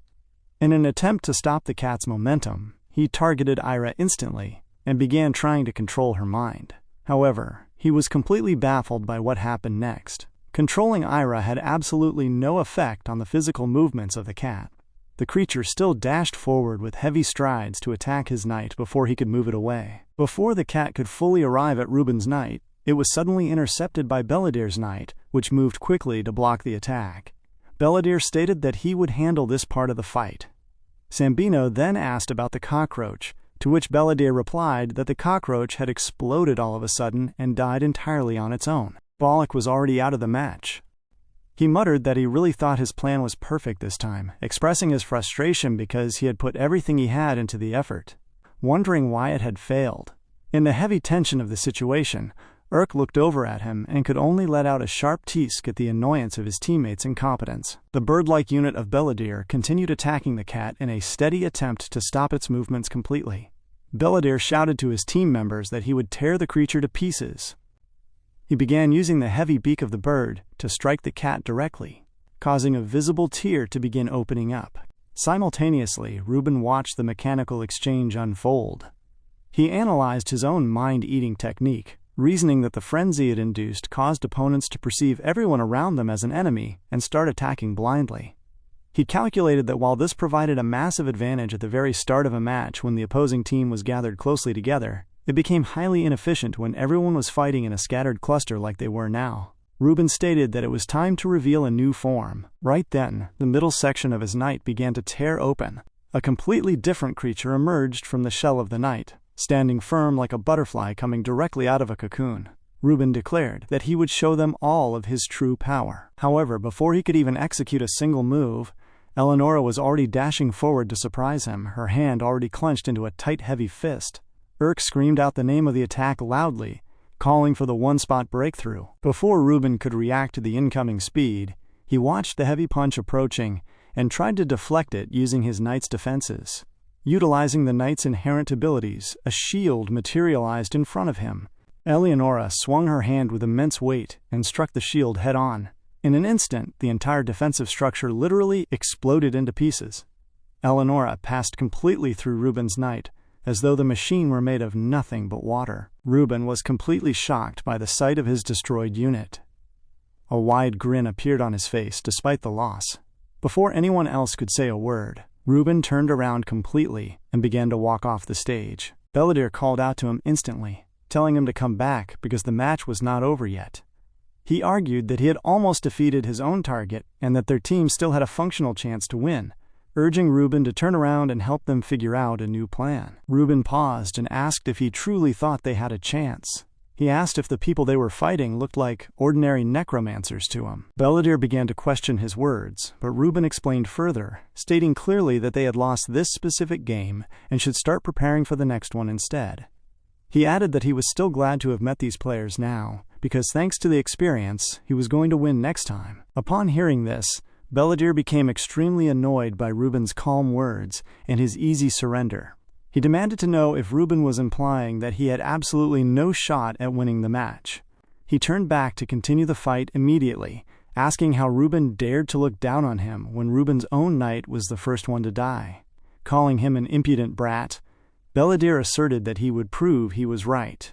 With his hand raised high, his bird knight instantly tore the cat it was holding into two separate pieces, ripping the creature apart into shreds. The moment the cat was turned into two, the creature turned its eyes and glared directly at Belladere's knight as the large bird threw the two separate parts of the body away.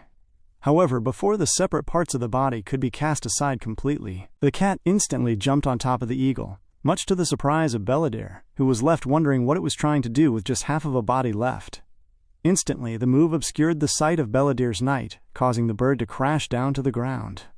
Ira's knight began to munch down on the bird with steady, heavy movements, and the bird could barely even do anything to defend itself. It was literally munching down on the bird, and Urk was completely shocked by the sight in front of him.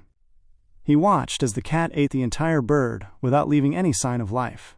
As the cat finished consuming the unit, it literally slurped down the legs that were a bit difficult to eat, ending the life of the bird completely. Strangely, the cat began to morph into something entirely new after eating Belladere's knight, and the legs that it had previously lost began to morph into new legs as well. Suddenly, the head of the cat that had been cut off by Eleonora popped out once more, a development that was highly shocking to Urk and Balak as they glared at it. Sambino was equally shocked by the transformation. She spoke to Belladere, noting that those wings and legs were clearly from his knight.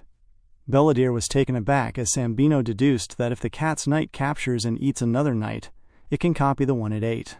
The realization was stunning to her, and she mentioned that she had never heard of anything like that before, since biologically speaking, it should be impossible. Urk, on the other hand, was left wondering what the hell that thing was. He had never seen such a bizarre tactic before in his life. What was more, the unit had completely restored the damaged half of its body using the other knight, and returned to its original functional state. He recognized that this meant Ira could design and rebuild her knight in real time. Urk wondered if these were truly her true colors as he glared at her. From the other end of the room, Belladere was deeply annoyed as he glared at the situation. He turned his head towards Sambino and told her that, while it might be a bit too unweighted, they now knew everything about their opponent's knights and their specific abilities. He asserted that there had to be a way she could turn this around, suggesting that while this would be too much for someone else, she could handle it. He admitted that he had never said it out loud before, but he always knew she was the strongest player on their team. Upon hearing these words, Sambino was taken aback as she suddenly strengthened her resolve. She noted that it seemed like she had finally been found out, expressing that she guessed she could no longer keep her strength hidden no matter how much she tried to do so. She mentioned that she had planned to keep her ultimate technique a secret until the finals, but she had no choice but to use it now. Clenching her fist, she began to control her knight. Suddenly, her unit shifted its entire form. Sambino told them to fear her creation as the knight stood up firm, taking the physical likeness of a Buddha with multiple hands. However, before she could even make another move, the unit was suddenly cut into two separate pieces. Eleonora had swung her sword heavily against the knight, causing the massive structure to fall completely limp to the ground. The sudden termination was incredibly shocking to everyone, and Sambino was left feeling very awkward in that exact moment. With the threat neutralized, the people in the crowd began to loudly chant Urk's name, a well-deserved victory, declaring that Urk was the absolute best. The praise warmed Urk's heart, and he could feel like the part of his body that always felt like trash was beginning to reveal even more potential. Much later, when they finally went back into their shared player waiting space, Urk was excited at the fact that they had won again. He mentioned to Eleonora that it felt like they were getting stronger and moving much more in sync with each other, asking if she agreed. Eleonora remained completely silent in response to his words. Urk began to reflect on the battle, recognizing that those were some incredibly tough opponents. He noted that Ruben was able to use that mind control technique on a whim, and had even tried to change his strategy by shedding parts of his knight and switching forms. Urk stated that Ruben was an extremely creative and talented player, concluding that since they would probably have to face him at least one more time in order to win the competition, they would have to prepare thoroughly. Just then, he turned his full attention to Eleonora because of how quiet she was being. He asked her if something was bothering her, noting that she had not said anything for quite a while. Eleonora paused for a moment before she turned to Urk and asked how exactly this necromancy thing happened. She became quite inquisitive, asking how fundamentally reviving a corpse and accurately moving it around worked, expressing that she wanted to know how this kind of magic functions on a mechanical level. Urk responded by asking what she meant by fundamentally. He explained to her that a lot of research had been done on methods of necromancy and the rules that dictate it, but there was still very little known about the fundamental process itself. Upon hearing this, Eleonora began to ponder even more. She reasoned that it was like knowing when the sun rises and when it sets, essentially, but not knowing what specific system makes that movement possible on a fundamental level. Urk agreed, and asked her why she was bringing it up. Eleonora asked him if he didn't find that cat kind of strange earlier during the match. Urk paused and admitted that it actually was strange. He noted that he had never seen that kind of knight before, and was still stunned that it could copy another knight's form simply by eating it. He recognized that this meant, until the creature dies, it will constantly grow stronger and stronger. This specific realization was what made Eleonora feel highly uncomfortable. She reminded Urk that he had previously told her that knights are just moving masses of dead material that do not possess any thoughts or personalities. She then pointed out that she herself had memories of her past and was fully capable of talking, asking how that could be possible. She questioned what the exact odds were of another person being in the exact same unique scenario as her. Urk was completely baffled by her words. He admitted that he was not sure, since he had never heard of another case like theirs, and asked why she was wondering about it all of a sudden. Eleonora explained that when that knight had her in its mouth, some weird substances scoured every part of her body while it constricted tightly around her. She felt like the pressure was trying to break down all of her cells one by one. She revealed that while that was happening, she heard something clearly from deep within the darkness of that cat's body. She stated that a voice was asking over and over whether it should eat her or not.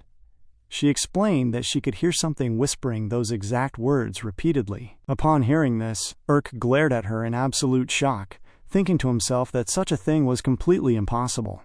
He suggested that maybe she had simply had tricks played on her mind as well during the chaos. Eleonora rejected the idea, stating that the knight was not a mind-eater.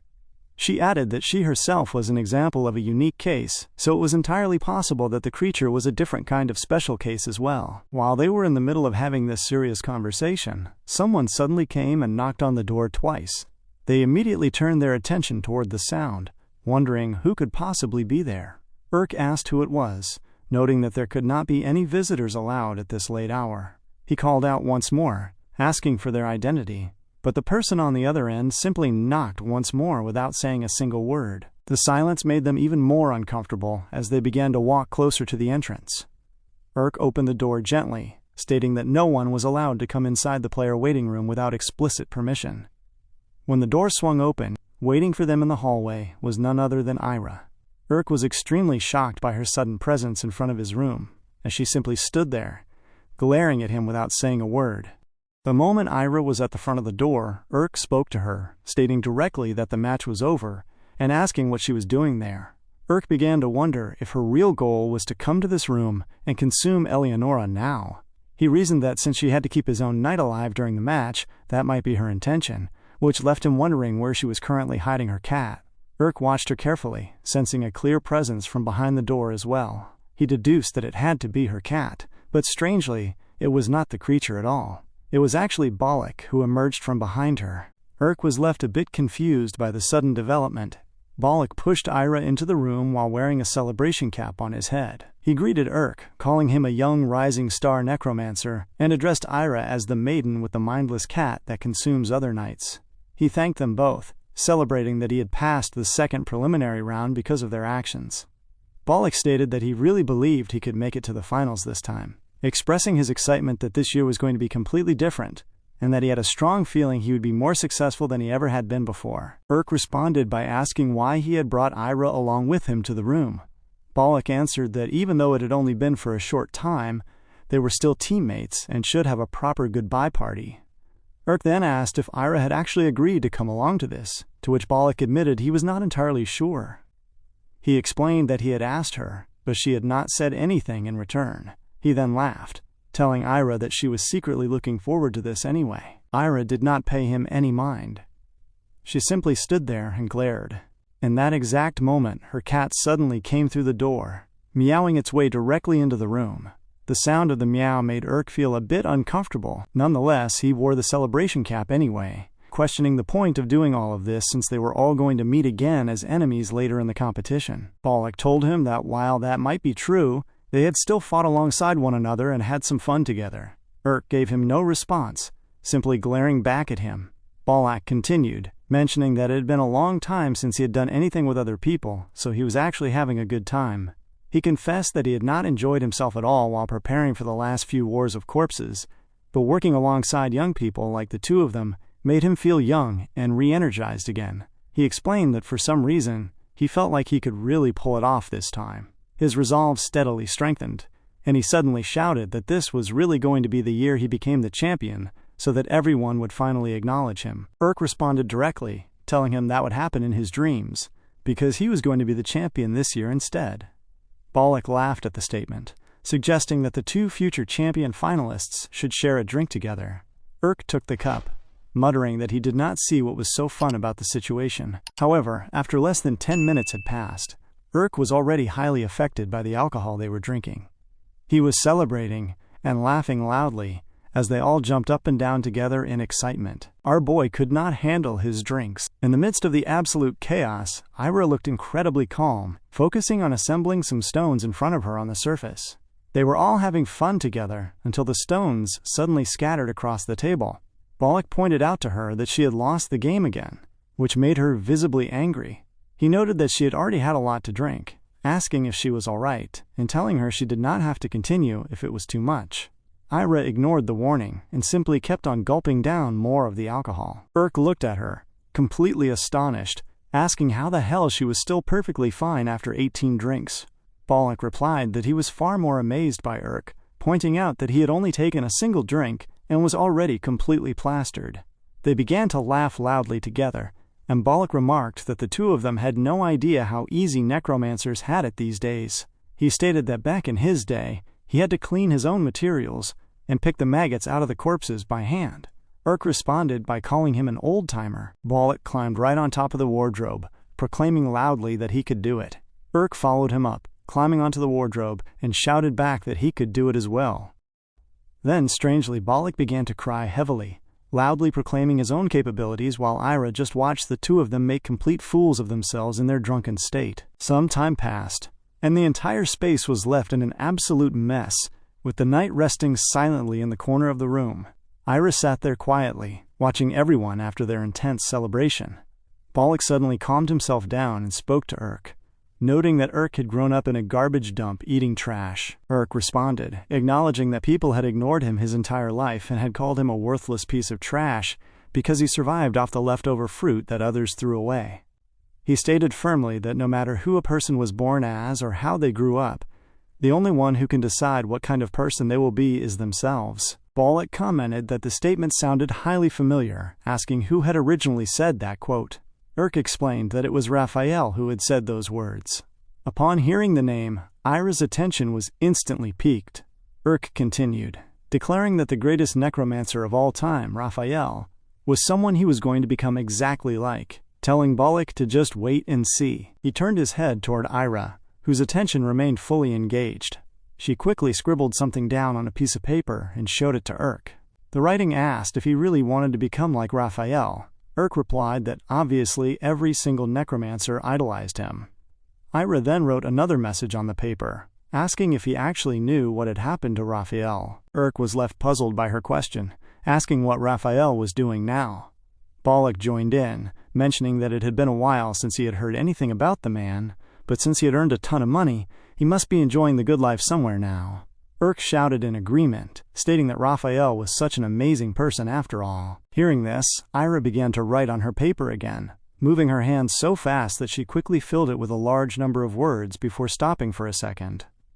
Eleonora glared at Ira, looking a bit shocked by her behavior.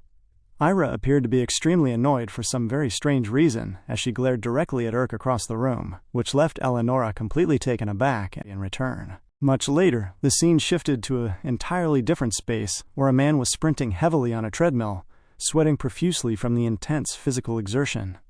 The people standing around him were actively counting the elapsed time out loud. The sprinting man had a specialized apparatus strapped securely around his mouth as he ran. The bystanders kept counting the exact amount of time he spent sprinting. The subordinates kept calling out to their leader as he ran, until suddenly the man stumbled heavily and fell backward right off the moving treadmill, landing plump on the ground below.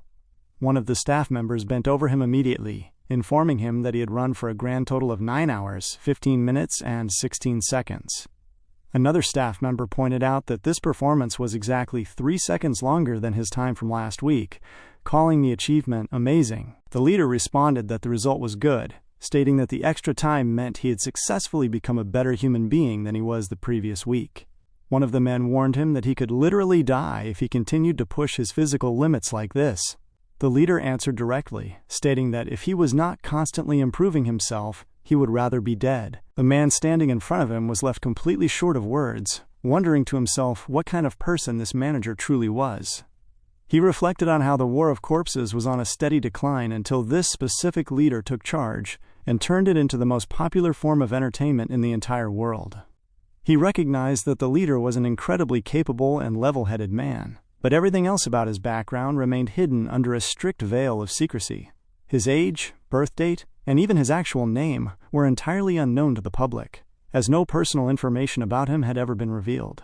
The observer mused that just like the deep shadow cast by the leader's long-brimmed eyes, the man himself was like the War of Corpses' own shadow. He certainly existed, but he was completely intangible. He wondered what the leader truly stood to gain from these bloody fights. The leader broke the silence, asking the coordinator if everything written in the document he held was completely true. The man confirmed that it was, explaining that the file was a detailed summary of all the standout players participating in this year's competition. The leader turned his head to read the file, remarking that the lineup was tremendous and truly incredible. He stated that this was the most fascinating selection of competitors they had ever gathered for the event. He then asked how the preparations for the final preliminary rounds were currently progressing. The man beside him responded that, as he could see, they were already in the final stage of physical preparation. The leader glanced around the space in front of him and beside him, simply replying that it was good to do. He then stated that the players needed to fight like they were entirely willing to put their lives on the line, because if they showed that level of dedication, the world would remember their victory forever. The total number of players who reached the third and final preliminary round was 2,502, a number that excluded the former champion.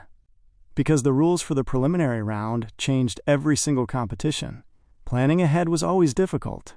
The best strategy for preparation was to maximize mobility and endurance, but Urk and Eleonora faced a major problem on that front. During a training session, Eleonora whooshed past Urk with immense speed, but she suddenly fell heavily to the ground as her leg busted instantly.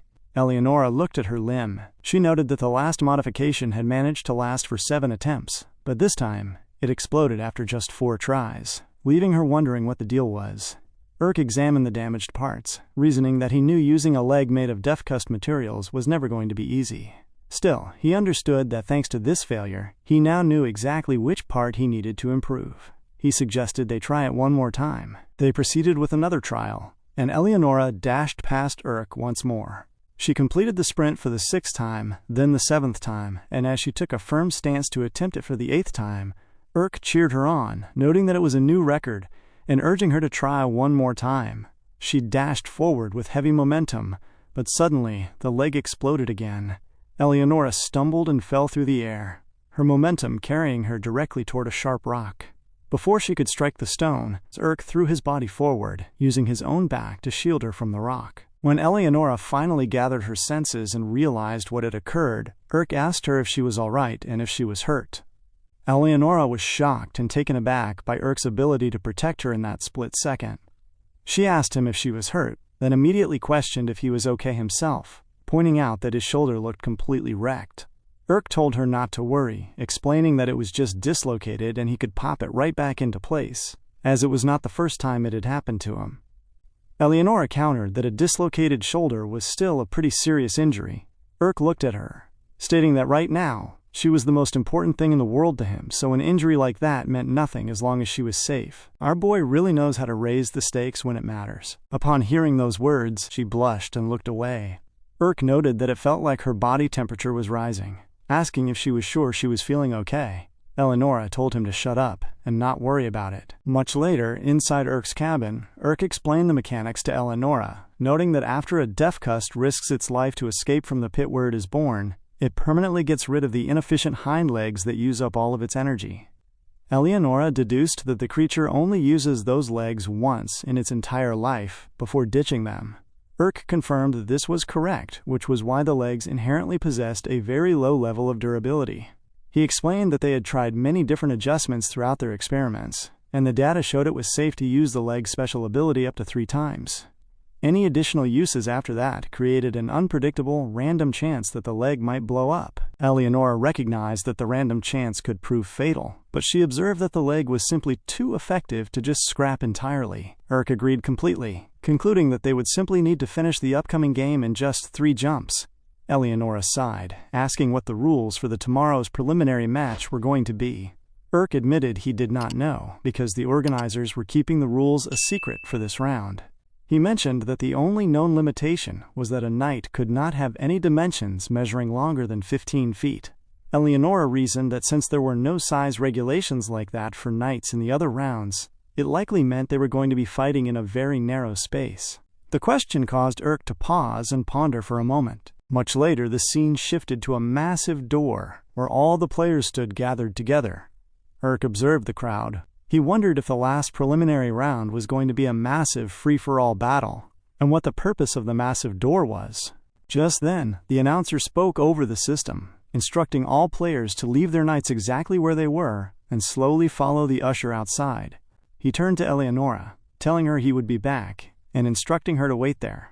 Urk walked out into the corridor alongside the other players, realizing that because he had always been right beside Eleonora up until now, being completely alone while surrounded by a sea of strange people felt heavily suffocating. Suddenly, a voice in front of him called him a pathetic loser.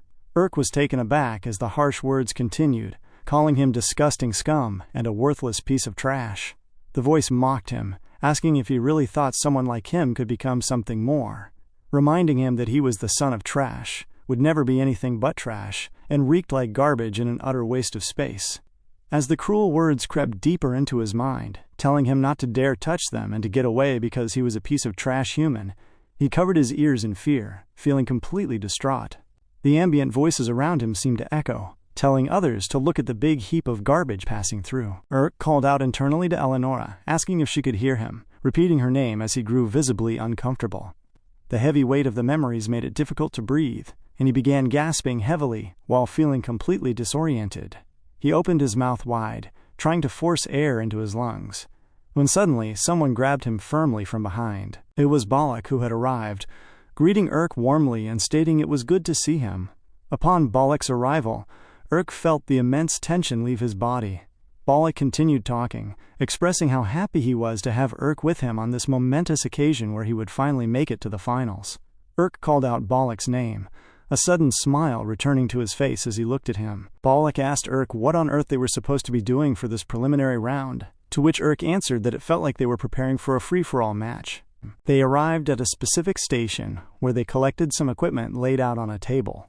The instructor explained to the group that once they had entered their personal information and agreed to the terms and conditions, they needed to put the items on. The instructor directed them to check the magical items secured to their left wrist, explaining that the top number displayed their remaining distance while the bottom number displayed their current rank. The instructor went on to explain that mounted on their right arm was a device designed for everyone's safety. Just then, the leader of the entire organization spoke directly into a microphone, explaining that the device was a one-time use magical teleportation tool meant for emergency situations, or if a player wished to forfeit. He noted that the moment a match was finished, it would instantly teleport the player to a designated safe zone outside. He added that the reason they were all wearing these two specific devices was because the venue for today's match was strictly closed off, highly important, and extremely dangerous. The leader then introduced the day's game, pointing his hand toward the massive door that everyone had been questioning. He announced that the final preliminary round would be a fierce battle through the 9,999-meter-long giant living creature in front of them, an entity that embodied hell itself. The moment the massive doors groaned open, a giant mouth with a massive tongue sticking straight out was revealed to the crowd. The leader explained that this opening was the bowel of hell. The players immediately began to murmur in shock, questioning what that thing was and if it was truly a mouth. Urk, on the other hand, assumed it was a racetrack. The leader continued his loud announcement, explaining that the objective of the round was for each player's knight to reach the final line at the very end of the bowels of hell. He stated that only 1,000 players would be allowed to pass on a strict first-come, first-served basis. He warned that the moment the 1,000th knight crossed the finish line, the bowel of hell would completely collapse, and all the remaining knights left inside would be completely destroyed. With that, he expressed his hope that all their earnest hopes and long-awaited dreams would come to fruition, officially declaring the start of the race through hell to begin the final stage of the preliminaries. However, he warned that using a knight to intentionally harm another player or leaving the arena entirely would be interpreted as a lack of intention to continue and would be considered an immediate forfeit. Within the bowels of hell, numerous eyeball-shaped magical communication devices were stationed to monitor the status of every participant and transmit that live data back to the organizers. The leader announced that the game would begin in exactly 1 minute, telling everyone to prepare for death's race through hell. The crowd began to murmur anxiously as the reality of the race set in, with one person mentioning that they had never heard of a preliminary match like this before. Urk turned to Eleonora, swearing as he realized that once the first 1,000 players made it through, only the remaining necromancers will be able to make it out. Eleonora confirmed this, noting that the track was scheduled to collapse with all the remaining knights left inside. Urk reasoned that if they were not among the first 1,000 players to pass, Eleonora would die. The realization made her visibly uncomfortable as the countdown clock ticked down to the final 40 seconds. Despite the tension, Eleonora mentioned that racing with her life on the line was actually going to be fun. Suddenly, Bollock called out to Urk, telling him to get on his knight. Urk was surprised by the offer. Bollock explained that even without using his final sprint technique, his knights could run significantly faster than Urk's own. He reminded Urk that Urk was the sole reason he had passed the second round, so he intended to help him out however he could this time around. Urk felt relieved and happy, telling Bollock that he had better not regret the decision later. He walked closer to Bollock as the countdown reached 30 seconds remaining. All around them, other players were praying and muttering anxious words, until the clock finally struck 0. Immediately, Bollock's cockroach knight began moving very swiftly through the space, gliding easily past all the other knights positioned in front of it. Urk praised Bollock, noting that the pace was not bad and that it was definitely much faster than running on foot. Bollock agreed, admitting that while he might not have been very helpful during their last fight, he could now demonstrate the true depth of his experience as a veteran. Just then, something suddenly swooshed completely past them, overtaking them instantly. Urk looked at the passing speed and dryly asked Bollock what he had been saying earlier. The sudden shift made Bollock a bit uncomfortable as they continued to run deeper into the space. Bollock announced that they were officially inside the main track. Urk glanced down at his watch to check their positioning and realized that they were currently sitting in the top 800 players. He concluded that it was not a bad start, reasoning that going through the initial mouth was probably going to be the most difficult part of the course. Bollock stated that they need to move as fast as possible, noting that they only needed to maintain a position within the top 1,000. Glanced over at the magical eyes, monitoring their progress, observing that the surrounding walls were shifting as if they were actually alive. He wondered how the organizers had managed to construct such a biome, noting that the scale alone was incredible. Up ahead, they suddenly spotted an obstacle, dripping with a strange saliva. Bollock pointed out that there was something unusual directly in front of them, observing that the shapes resembled giant tongues. Without warning, Bollock's knight began to slip heavily on the thick saliva, losing all traction. Unable to move with ease, both and Bollock slipped downwards, falling completely off the back of the knight, prompting both men to scream loudly as they plunged into the dark opening. As they fell, one of the magical mouths mounted on the corner of the wall spoke aloud, explaining that they had entered Hell's Throat, which was a slick vertical passageway. Bollock shouted that he could not get any traction because the surface was far too slippery. The announcement continued, stating that the passageway was specifically designed to inhibit movement. Suddenly, Bollock's descent was violently interrupted as he spotted an obstacle in the throat structure. The trap held him firmly in place, rendering him completely unable to move. This sudden restriction made Bollock incredibly uncomfortable. The wall mouth continued its broadcast, warning all players that special obstacles had been installed along the path, and if anyone was caught by them, they would be completely immobilized for 10 minutes. The voice urged the players to remain alert. Looking out of the corner of his eye, he sensed that another trap was about to spring forward to grab him and restrict his movement. However, before the mechanism could move any closer to Eleonora swiftly swung her blade, cutting the obstacle cleanly away and protecting him from the trap. Yelled to Eleonora that he was going to grab onto her, recognizing that if he got caught in one of these devices, they would be finished. He lunged forward and grabbed onto Eleonora tightly as they glided further down the vertical shaft. As they slid, Eleonora asked if he really had to hold on to her quite so closely. Admitted that he did, purely because of how scared he was in that moment. Eleonora simply tried her best to shrug off his tight grip as they continuously descended. Kept tracking their path while she casually glided down the slick surface. They moved with careful precision, and whenever an obstacle appeared directly in front of them, Eleonora swiftly sliced through it with her blade, allowing them to pass without losing momentum. Suddenly, they noticed yet another mechanism, moving with swift precision to attack and restrict their movements from below. Screamed a warning to Eleonora, pointing out that another trap was positioned right beneath them, so she immediately shoved away from her back to separate their alignment. The sudden separation completely confused the attacking mechanism, leaving it unable to deduce which of the two targets it should strike. Slid downward past the threat, and the moment they were safely clear of the trap, they reached out and grabbed onto one another again. They resumed their continuous glide down the throat, moving swiftly toward the base. Finally, they arrived at the very bottom of the vertical shaft. Asked Eleonora if they were completely done with that section, and she responded by asking how far they had actually made it down the track. Checked his wrist device and explained that they had covered about 800 meters. He then noted that they were currently ranked 911th, observing that they were cutting it incredibly close to the elimination line. Just then, Bollock suddenly landed on the ground right behind them. Looked at him and noted that he was late because he had fallen a little behind, urging him to hurry up. Bollock agreed, and they quickly climbed back onto his cockroach knight to resume their fast pace. As they accelerated, asked Bollock if cockroaches were supposed to be able to fly using wings. Bollock replied with annoyance, asking if was seriously expecting his knight to fly when he had not even perfected basic running with his final sprint technique yet. The response made quite uncomfortable, as it simply reiterated how incompetent Bollock could be under pressure. Suddenly, a voice called out to from the side of the track.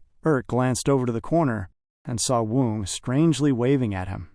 Woong called out, asking if they knew that he had been cheering them on the entire time, explaining that he had thought deeply about what said during their last encounter, so this time around he had carefully constructed the face that he believed was the most beautiful.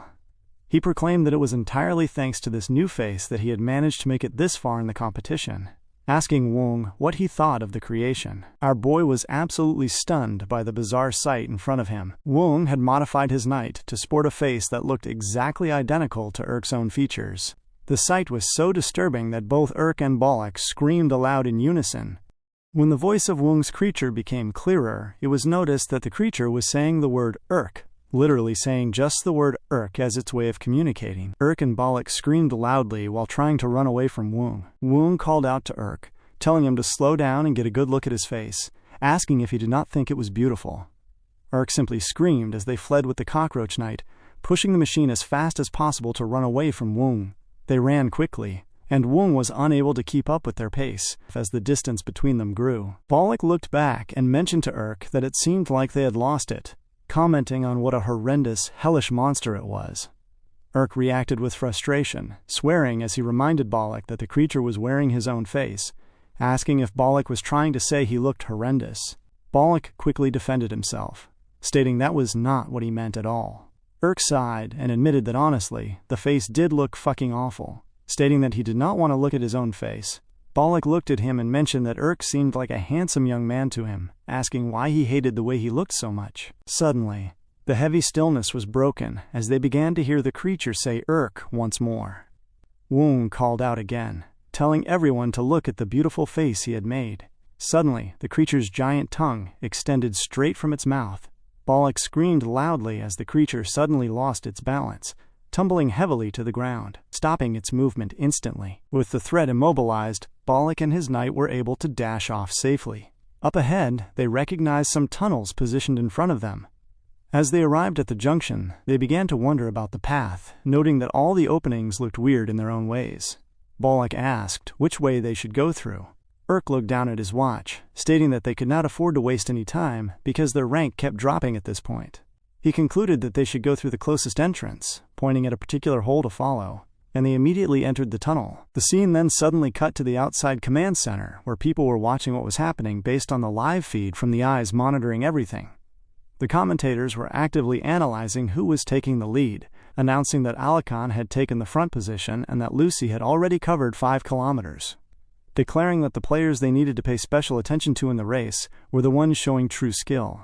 The room was just making constant announcements. Suddenly, someone walked into the chaotic space, looking at the entire craziness happening in front of him. The entire room was going crazy, with information spreading around rapidly, while the staff tried their best to monitor what was happening in the race. Behind the bustling crew, the leader watched silently as they checked through the incoming information. The man standing beside the leader noted that the broadcast for this match was performing exceptionally well, mentioning that they had almost reached their target figures for new player exposure and audience interactions. He admitted that the audience was thoroughly engaged with the number of people participating in the match. However, he raised a point, stating that there was one thing that concerned him. He explained that so many aspects of this race were left entirely up to luck, expressing his worry that the media might criticize the organization for it. The leader glanced at him upon hearing this, asking the man if he truly believed he had made it to where he was now through his own effort alone. The man kept quiet for a moment before responding, stating that he might not be the only person capable of holding his current position, but he believed he was there because he had always tried his very best. The leader called the sentiment admirable. He agreed that the man was right, noting that this dedication was the exact reason he had made him his right-hand man. However, the leader then explained that the same rule did not apply to him. He stated that the biggest factor that led to his own success was his good luck. The man beside him countered, stating that the leader was the hardest working person he knew.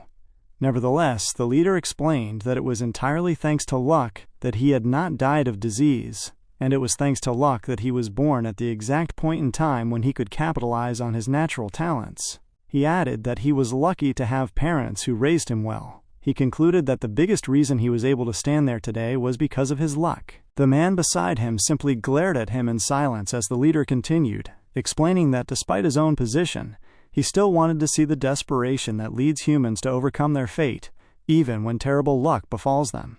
He described it as a noble desire, wondering if that drive was strong enough to bring down people who made it to the top solely through good luck. He stated that this battle was the perfect stage for people who were capable of such greatness, believing that the audience would be equally captivated by that madness. The scene then cut back to the preliminary match inside the track. The cockroach knight continuously dashed forward into the really tight space, causing Bollock to note that the tunnel was getting narrower. Urk looked at the closing walls, asking if Bollock thought they would get stuck and have to turn around. Bollock dismissed the idea entirely, stating that turning around was out of the question since they had already come this far, noting that if they turned back, they would be done for. Suddenly, someone in front of them screamed for them to turn around. The player, who was a frantic-looking lady, told them to please go back because her knight was too big to move forward. She told them they had to go back and pick a different tunnel. Bollock was confused by her demand, asking what she meant by that. Urk refused immediately, stating that they could not go back because they had already run 700 meters in this tunnel alone. He calculated that if they turned around and went down a different tunnel, they would waste double that distance by going back and forth. The lady screamed back, asking what she was supposed to do then, repeating that her knight could not move forward.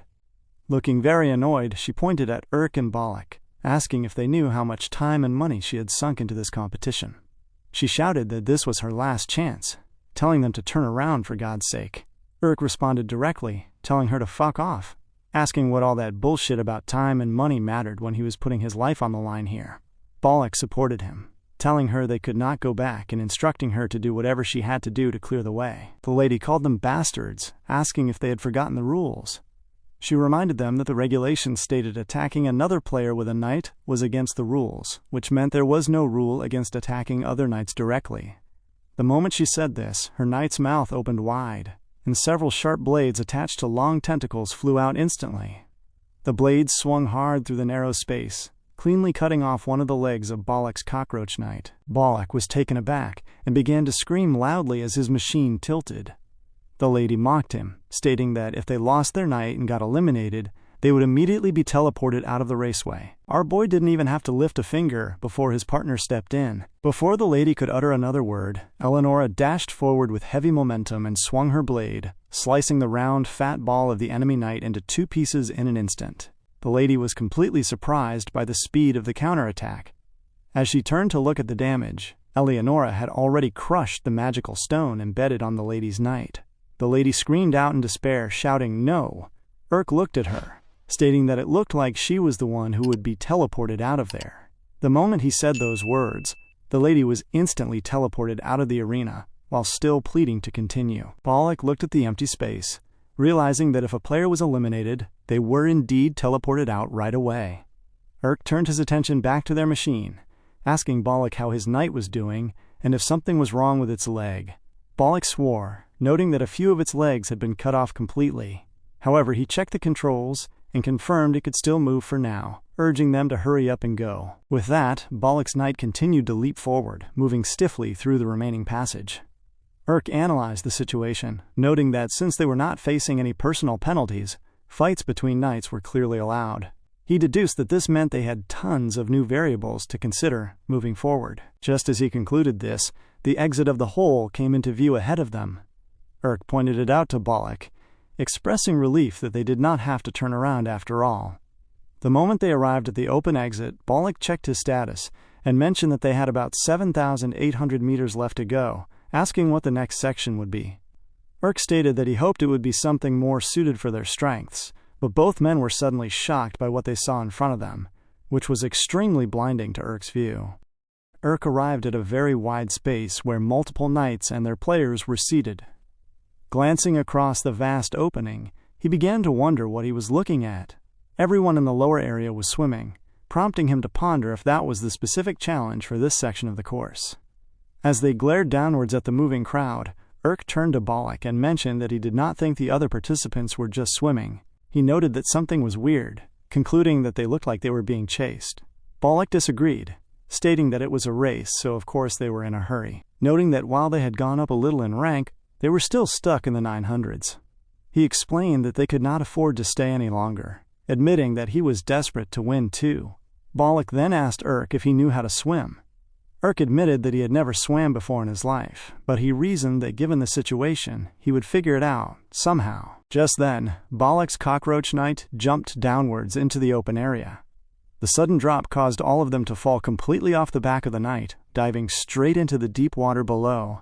Urk broke through the surface, trying to gasp for air as he suddenly began to cough and panic inside the water. Before he could sink, Eleonora came out of the water, grabbed him firmly, and told him to quit flailing around. She instructed him to hang on to her since he did not know how to swim, stating that she would handle the swimming herself. While Urk held on to Eleonora, she asked him if he could feel how she was moving her left leg, inquiring if he thought he could move her right leg in the exact same pattern. Urk processed the movement and responded that he thought he could. Eleonora called it good, explaining that this method was way more efficient than letting him swim separately, and told him to match her movement as best as he could. They began to move forward gradually through the pool. Urk tried his best to steady himself in the middle of the difficult situation, noting that something about this warm water felt comforting. The temperature triggered faint memories of his mother. Because his childhood had been so difficult, he was not exactly sure what it felt like to be held by her. But he mentioned to Eleonora that he imagined it felt like this. Eleonora looked at him for a brief moment, then looked away, remarking that it was a funny thing to say. Behind them, Balak finally came out of the water.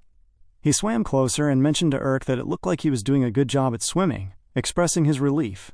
Balak then apologized, explaining that his knight did not have enough legs left to carry him, and admitting that he was not very good at swimming himself either. Urk told him that it was okay, and that he should not stress about it.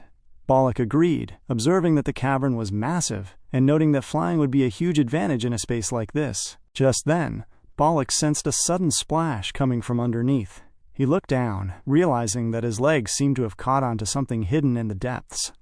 Before he could fully process what was going on, he spotted a creature that had latched itself directly to his leg. Balak was shocked at the sight, screaming loudly at his leg under the water. Right on cue, one of the magical mouths mounted in the wall announced that this zone was Hell's Stomach. The voice explained that the area was designed to represent the stomach of a creature that lives in hell. It clarified that although it did not actually secrete stomach acid to dissolve the zone's contents, the place was filled with parasitic mermaids that lived at the bottom of the water to bind the player's feet and pull them downwards. The parasites attached themselves to anything in the water that moved, impeding movement in a non-lethal manner. Balak began to scream, shouting for the creature to get the hell off him. The announcer simply wished everyone the best of luck. Balak continued panicking under the water until the creature briefly left his body, but multiple other identical creatures immediately began to swim back toward him to grab onto him while he was stranded. The moment Balak managed to swim out of the immediate cluster, Urk told him that they needed to get out of here fast. Balak asked where they could possibly go since the entire place was water. Urk turned his head and noticed a particular spot where other players were already gathered. He pointed it out, noting that people were standing on a big, molar-shaped rock structure. Concluding that it must be a safe zone, they instantly began to swim towards the structure, trying their best to move across the open gap. However, the creatures underneath the water spotted them and began to chase them swiftly. One of the parasites jumped out of the water, trying to lash onto Eleonora. The moment she spotted the creature, she had already reached the molar, allowing her to instantly jump out of the water onto the solid surface. Nearby, Balak was seen screaming for one of the creatures that had lashed onto him to get off, but he also managed to climb out successfully. Urk instantly dashed forward and struck one of the trailing creatures with his feet. Safely out of the water, Urk turned to Balak, noting that the organizers claimed the creatures were non-lethal, but reasoning that if someone was not a good swimmer, they could easily drown them. Balak agreed, anxiously asking how they were supposed to keep swimming like this. Urk began to look forward. He calculated that the exit was still over a kilometer away, concluding that if they had to fight with those fish the whole way, it would take hours. Balak swore, pointing out that they had already fallen out of the top 1,000 people, while the other groups were still advancing. The update made Urk annoyed, causing him to worry that they were falling completely behind. He pondered what they should do next, considering whether they should use the power leap technique to jump from tooth to tooth across the cavern. He quickly rejected the idea, reasoning that they would need to use it too many times, and remembering that Eleonora had never jumped while holding him, making it dangerous.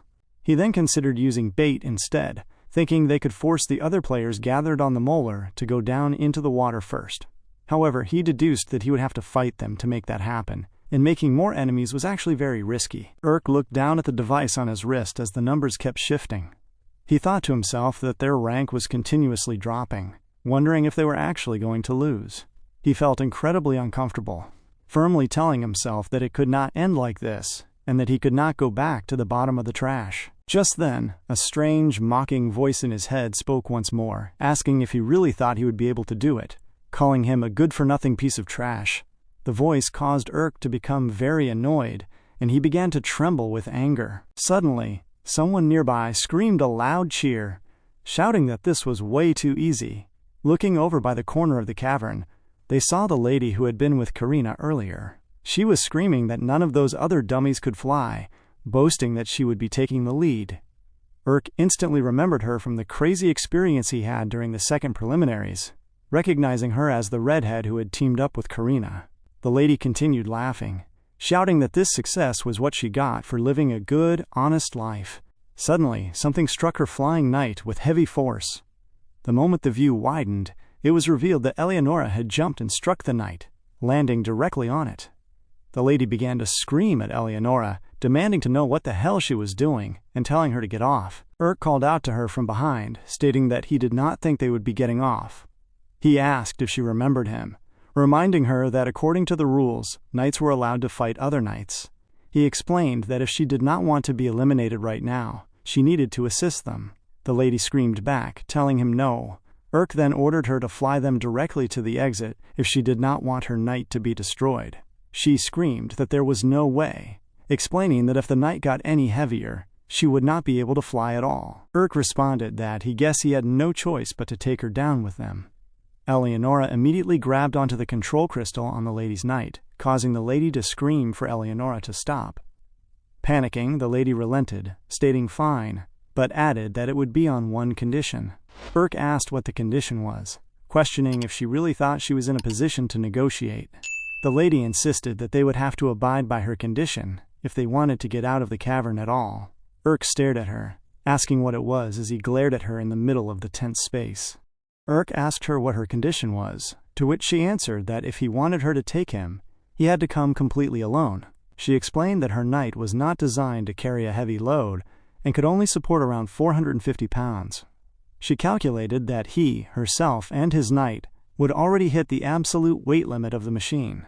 She stated that she could not carry any more than that, telling him to hurry up and get on by himself. Upon hearing this, Urk had no idea what to say. Balak looked at him and begged Urk not to leave him behind. He mentioned that Urk understood the situation too, explaining that if he had to fight those fish to get through the water, he would definitely get eliminated. Balak told him to look at him, stating that he was old and weak now, so he could not even swim well, and his knight was entirely unable to fly either. Upon hearing all of these words, Urk pondered for a second. Balak screamed at him again, reminding Urk that he was the one who had brought him this far. He stated that he was desperate too, stating that he had to succeed this time and to please take him along somehow. The lady then screamed that it was physically impossible to take him with them, complaining that they were wasting precious time and telling them to hurry up and move. After listening to all of this, Urk finally made his decision. Just then, Balak suggested that the rules only stated that their knights had to cross the finish line, so he begged Urk to please just take his knight's torso along with them. He grabbed onto Urk, pleading heavily while explaining his own life story and struggles. Urk remained very silent while all of this was happening. Suddenly, Urk looked down at him and said that he was sorry. He grabbed his clothes away from Balak's grip and began to walk forward. He dashed forward, rushing towards the lady and her bat knight, telling her to come this way, and stating that he would jump on instantly, leaving Balak behind. Balak just knelt there on the rock, looking extremely sad. The moment Urk climbed onto her bat knight, the machine began to move. Urk did not say a single word as he sat behind her. The lady looked back at Urk and mentioned that she was the one who was not getting anything out of this free ride, asking why he looked so upset. She then asked Urk if he was worried about that old guy. She then commented that there was nothing else he could have done anyway, noting that they were all going to face each other as enemies in the end. She stated that none of them had any real allies here, telling him not to beat himself up about it too much. Urk responded bluntly, telling her to be quiet and to just keep flying. He explained that he was keeping a close eye on her in case she tried to hit him with a sneak attack. The lady mocked his seriousness, muttering that he was scary. Urk then asked her where Karina was, noting that she had teamed up with her earlier in the competition. The lady replied that she did not know where Karina was either. She explained that she had known her for a long time, but they were actually not that close.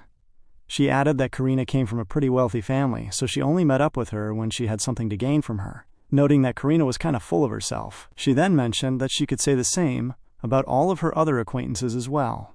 Urk glared at her as he began to analyze her character, concluding that she only teamed up with people depending on who benefited her the most in the situation. He deduced that she was essentially a disloyal opportunist. The lady then mentioned that she guessed he was still a little mad about what had happened the last time they met, but pointed out that she was helping him out this time. She added that fate was kind enough to pair him up with a pretty girl like her, telling him not to feel too upset.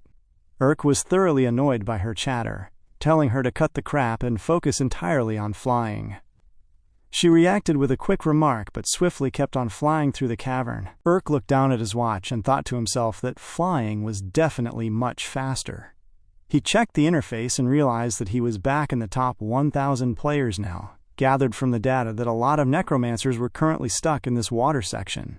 Suddenly, something launched from underneath the water. Urk screamed at her to look out. The moment they spotted the incoming threat, a giant hand suddenly grabbed her Bat Knight by the wing. Both of them were shocked as the force began to pull the Bat Knight down into the water. It was a particular player from below who was doing this with their own knight. The attackers were completely desperate, and the man began to scream that they needed to fly to get out of here instead of swimming, demanding that the Bat Knight carry them out while they were still being nice to them. The lady screamed back, stating that she was getting déjà vu from this situation. Urk shouted down at them, stating that like hell they would carry them out, explaining that the knight could only hold 450 pounds and was already completely over its weight limits. The attackers responded that if that was the case, they would simply lighten its load for them. Our boy was not about to let his race end here. Urk was highly annoyed, and he immediately commanded Eleonora to move over and attack the participants on his behalf. She was instantly met by one of the enemy knights that came forward to strike them. However, in a swift and precise motion, the moment they attacked Eleonora, she jumped upwards into the air, dodging the first strike completely. The moment her feet landed back on the solid surface, she twirled her body and struck the creature straight on the chest. The heavy impact completely destroyed the core stone embedded in its chest, causing the player by the corner to instantly disappear from the match. The initial man who had initiated the attack was taken aback by the display, screaming out that she was pretty strong. He shouted that it was time to give it his all, calling out his technique, lightning hands. The mouth of the enemy knight began to form something strange. Suddenly, 4 hands came flying out of the exact same pocket where the first hand had emerged. Saying the words, "Power Leap," Urk immediately commanded Eleonora. Upon receiving the order, Eleonora jumped straight forward, thrusting cleanly through the entire barrage of incoming attacks that came from the enemy knight. She went flying straight toward the machine, striking the core stone embedded in its head with absolute precision. The heavy blow instantly caused the person who was attacking them to begin to disappear from the arena. Urk noted that they shouldn't have messed with them in the first place. He then turned to the lady and asked if she was hurt, telling her to hurry because they were running out of time.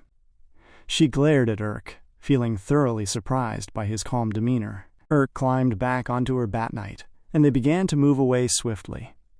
They finally landed safely at the opposite end of Hell's Belly, shouting that they had successfully made it across. Urk looked at her and stated that she had helped him increase his rank quite a bit, so she could leave that other past incident behind them. The lady smiled and told him he was welcome, noting that he and his knight were actually pretty strong. She then introduced herself as Nia. She already knew Urk's name. Pointing out that they might not know what the future holds moving forward, she suggested they at least get to know each other. Urk looked away, telling her sure, whatever. Nia then mentioned that she wanted to take him out to eat after this round was over, stating that it would be her treat. As she spoke, she reached out her hand to touch Urk. Though, Eleonora reached out and grabbed Nia's hand firmly, stopping her much to her surprise. Nia looked at the restriction, asking why she was grabbing her arm. Urk noticed the sudden tension, asking Eleonora what she was doing. He then told Eleonora to let go of her, reminding her that one single slip-up or illegal fight here would get them completely disqualified from the race.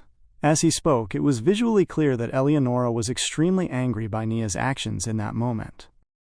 Eleonora glared at Nia viciously, while Nia returned the look, appearing very confused by this sudden hostility. Witnessing the silent clash, Urk began to wonder what Eleonora was actually thinking. He calculated that hurting another player with a knight was a dangerous move that would be interpreted as a forfeit. He glanced around at the magical cameras that were already watching them intently from the cavern walls, recognizing that they needed to avoid any infractions. To prevent a disaster, Urk quickly intervened, offering an apology. He explained that he did not know why his knight had grabbed her like that, reasoning that it was likely due to the bad memories he had of her from the last time they met.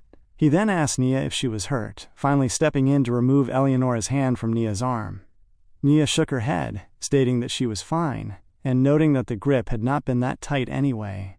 She then changed the subject, asking Urk if he had really made his knight using human materials, commenting that it was pretty unique. She observed the knight's features, mentioning that its eyes genuinely looked alive. Naya watched the knight's expression shift, wondering aloud what kind of vain emotions it was displaying.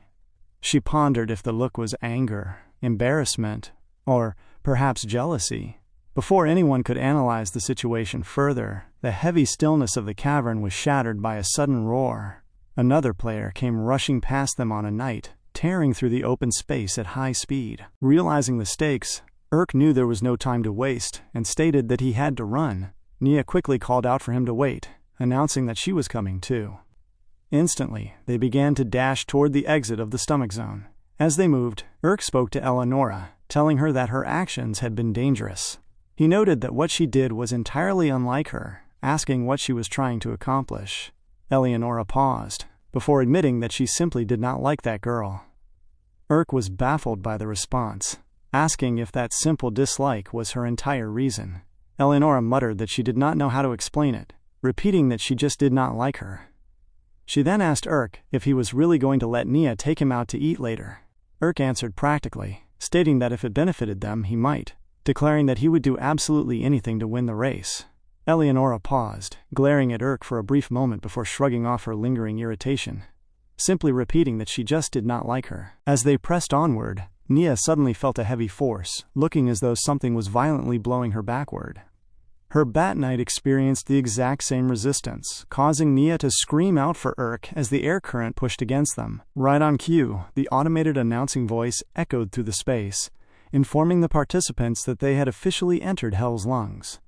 The voice explained that a relentless, powerful wind would hinder their movement in this zone. On top of that, the announcer warned that the area was inhabited by Hell's germs. Suddenly, strange airborne spheres that looked exactly like hairballs began to whack the players and their knights directly in the face. The objects struck each participant hard, while Nia tried her very best to hold on for dear life against the gale. The announcing voice calmly wished everyone the best of luck in safely passing through the wind. Nia screamed over the roaring current, shouting that the wind was way too strong and that she could no longer hold her grip. Her hand slipped from the controls, but before she could fly off into the dark cavern, someone suddenly reached out and grabbed her firmly. Urk pulled her close, telling her to come toward him. Nia was startled by the sudden movement, asking what he was doing. Urk explained that he would block the heavy wind for her, instructing her to focus entirely on moving her knight forward. He asked if she thought she could make it through the obstacle like this. Nia felt the immediate relief from the barrier, noting that the arrangement was much better for her, though she asked if he was going to have a hard time taking the brunt of the storm. Urk dismissed her concern, stating that he could handle it easily. He mentioned that she was not heavy, explaining that he had worked a lot of physical jobs in his past, making a task like this light work. Nia paused for a second, looking at his frame and observing that he really did have quite a bit of muscle. While shielding her, Urk calculated that being able to fly was a massive advantage in this round. He reasoned that if any upcoming sections turned out to be like the water zone, he and Eleonora would be completely screwed on their own. He concluded that holding on to Nia and bringing her along for as long as possible was the smartest tactical choice. Nia began to blush as she looked at Urk's face. Watching the interaction from the side, Eleonora became visibly annoyed by their proximity. When one of the flying hairballs tried to strike Eleonora directly in the face, she swiftly snatched it out of the air and squashed it instantly. Finally, they managed to push through the gale and arrived at the exit of Hell's Lungs. Urk exhaled deeply, asking if they had actually made it through the storm. Nia confirmed that it looked like it. She turned to Urk, stating that he was the sole reason she had passed through safely, thanking him and promising that she would not forget his kindness. Urk accepted her gratitude pragmatically, warning her to just not stab him in the back later on. The moment they stepped into the next space, Urk was shocked by the sight before him as they scanned the massive chamber. The area was filled with multiple massive spinal structures leading upward, which other players were already actively climbing. The announcer's voice broadcasted through the cavern, stating that they had reached their final obstacle, known as Hell's Spine. The voice explained that the section consisted of a continuous vertical climb up to the vertebrae and straight through the final exit. The announcer added that in case anyone fell, the ground below was fully equipped with a soft Hell's Cat paw cushion to catch them safely without injury. The voice urged them to push themselves and persevere to the very end. noting that as long as they had the stamina to climb, they could ascend at any time. Urk was temporarily short of words as he looked at the massive vertical scale. Naya, however, screamed with excitement, shouting that this section would be another piece of cake for them, since they could fly. She turned to Urk and told him to get on. Urk smiled, noting that it looked like it was definitely worth bringing her along after all. He climbed onto the back of her Bat Knight, and they began to fly upward into the open air. As they ascended past the climbing players, the people on the spines looked up at them with intense jealousy. Urk checked the interface on his watch, noting that while their ranking had fluctuated a lot throughout the course, they were safe for the time being. He reasoned that there was not much further to go if they maintained this flying pace, concluding that they would make it through the preliminaries without any major issues. Just then, Urk spotted someone directly ahead of them, and the sight shocked him to his very core. Standing on a higher section of the spine was Karina. Their eyes locked instantly, and Karina looked extremely annoyed by the sudden appearance of Urk.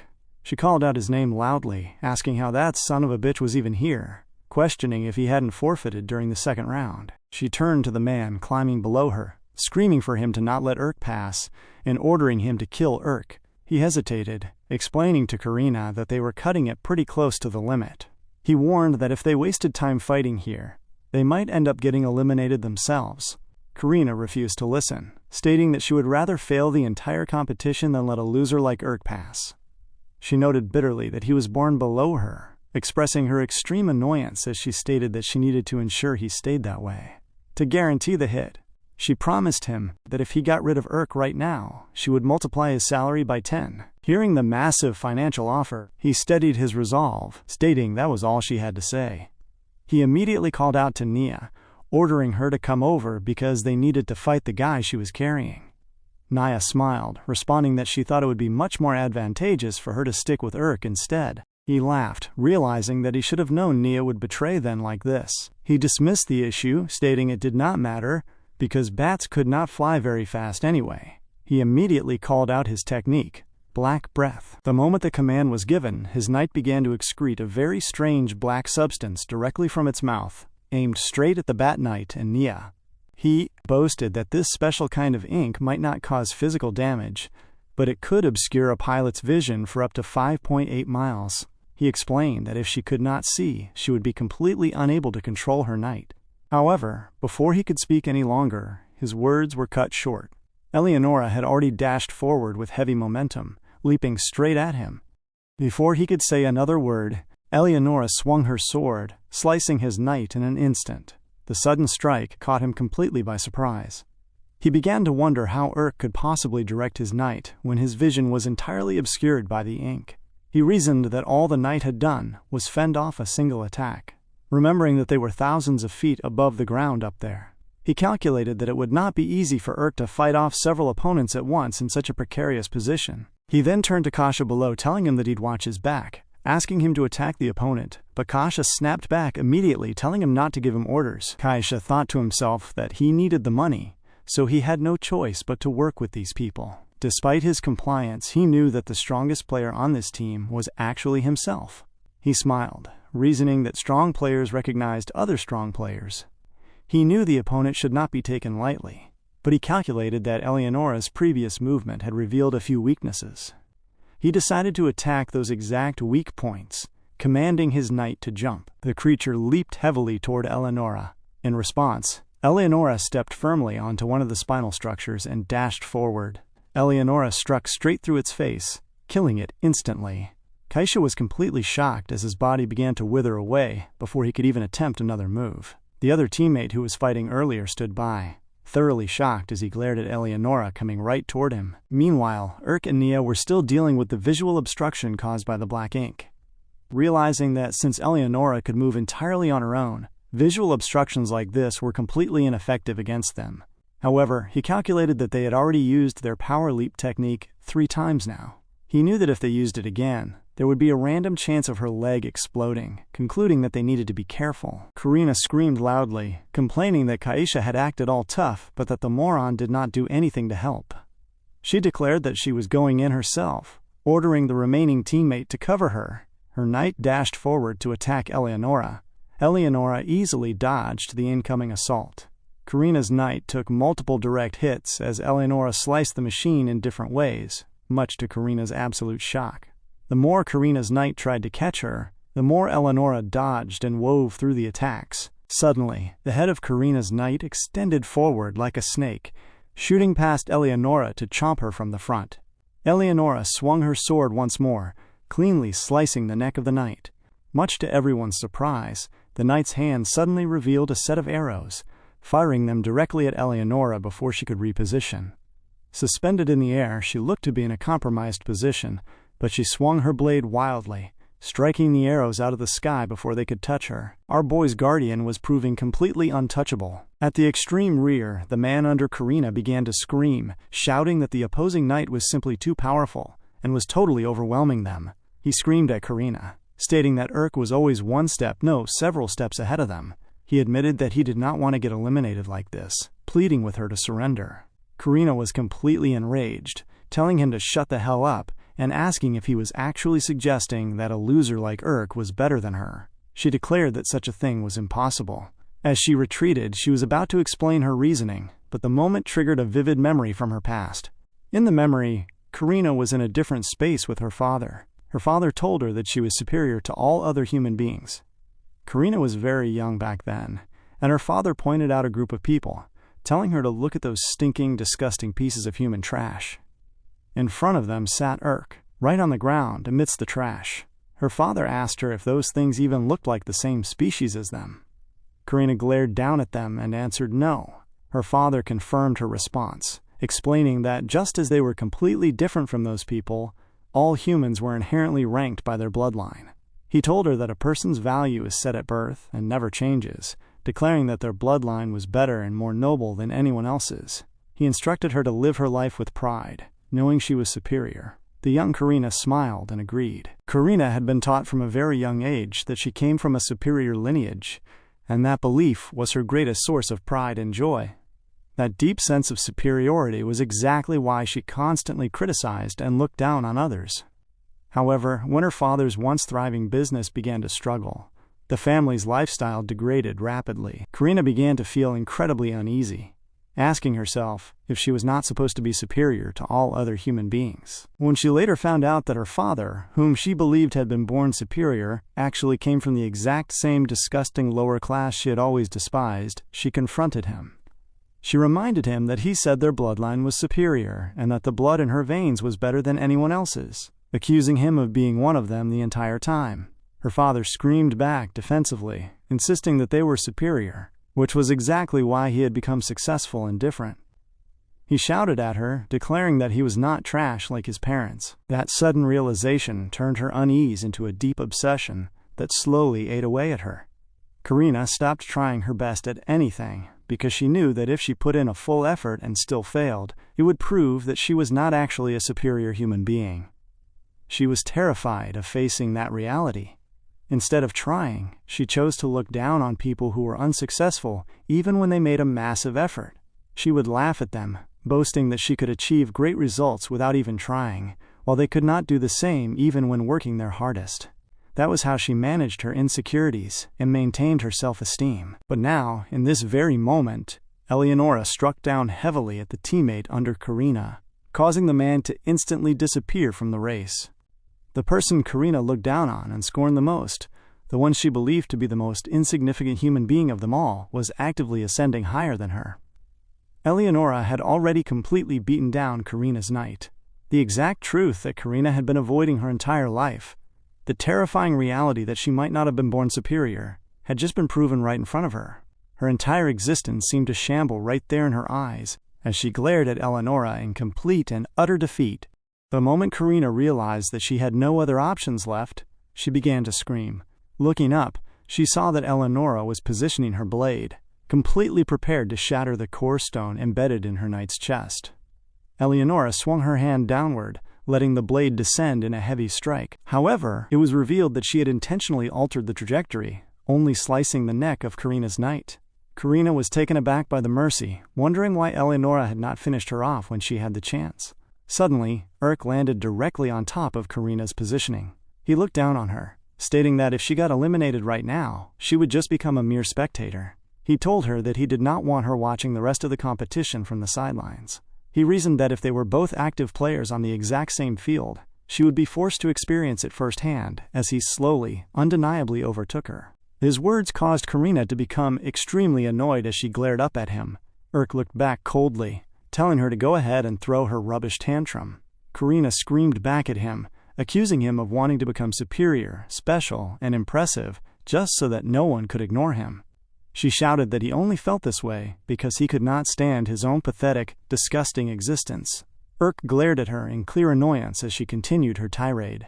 Karina pointed out that if he wanted to be superior, it inherently meant someone else had to be inferior to him, meaning he secretly desired to look down on other people. She asked him if he really believed he was any different from her. Those words hit a nerve, and Urk glared at her with visible annoyance, screaming back that he was absolutely nothing like her. Karina mocked his reaction, noting that the self-important expression in his eyes was one of the exact reasons she had always hated him. She told him that he looked just like her father whenever he made that face, which only made Urk glare at her with a deep look of disdain. Deciding not to bear her any more mind, Urk turned away and leaped forward toward Naya's Bat Knight. The moment he landed on the machine, he paid Karina no more attention as they prepared to fly off. Karina stood there alone, hanging onto the spinal structure in complete silence, unable to do anything to stop them. As they distanced themselves, Karina's words continued to play heavily in Urk's mind, echoing her question of whether he really thought he was any different from her. The thought annoyed him, causing him to affirm internally that he truly was different. He firmly affirmed to himself that he was indeed different, believing that soon enough the world would see it clearly. He assured himself that the whole world would witness that he was better than her. The Bat Knight flew steadily upward and finally arrived at the very top of the spinal stage. Looking forward, they observed the final obstacle of the course. The automated voice announced that they had entered the bowels of hell, describing it as a simple, straight section spanning exactly 2 kilometers. The voice clarified that in this basic structure, all they needed to do was run directly for the exit. The announcer added that the total number of players who had successfully passed was currently 677, noting that once 323 more participants made it through, the match would end. Nia felt a wave of discomfort, realizing that so many people had already finished.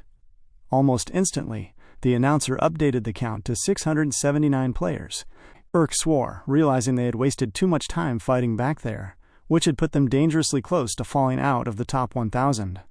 He urgently ordered Nia to hurry up and fly, and the Bat Knight accelerated forward toward the distant exit. Below them, a massive crowd of other participants was desperately pushing toward the finish line, shoving each other and shouting.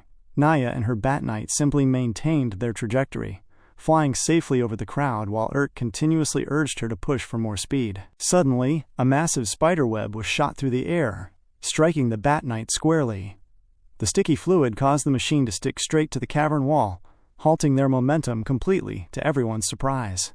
Looking back, the player responsible screamed out for Nia to get out of the way, declaring that no one was allowed to go ahead of him. Urk was extremely annoyed, staring down at the man and stating bluntly that he would kill him.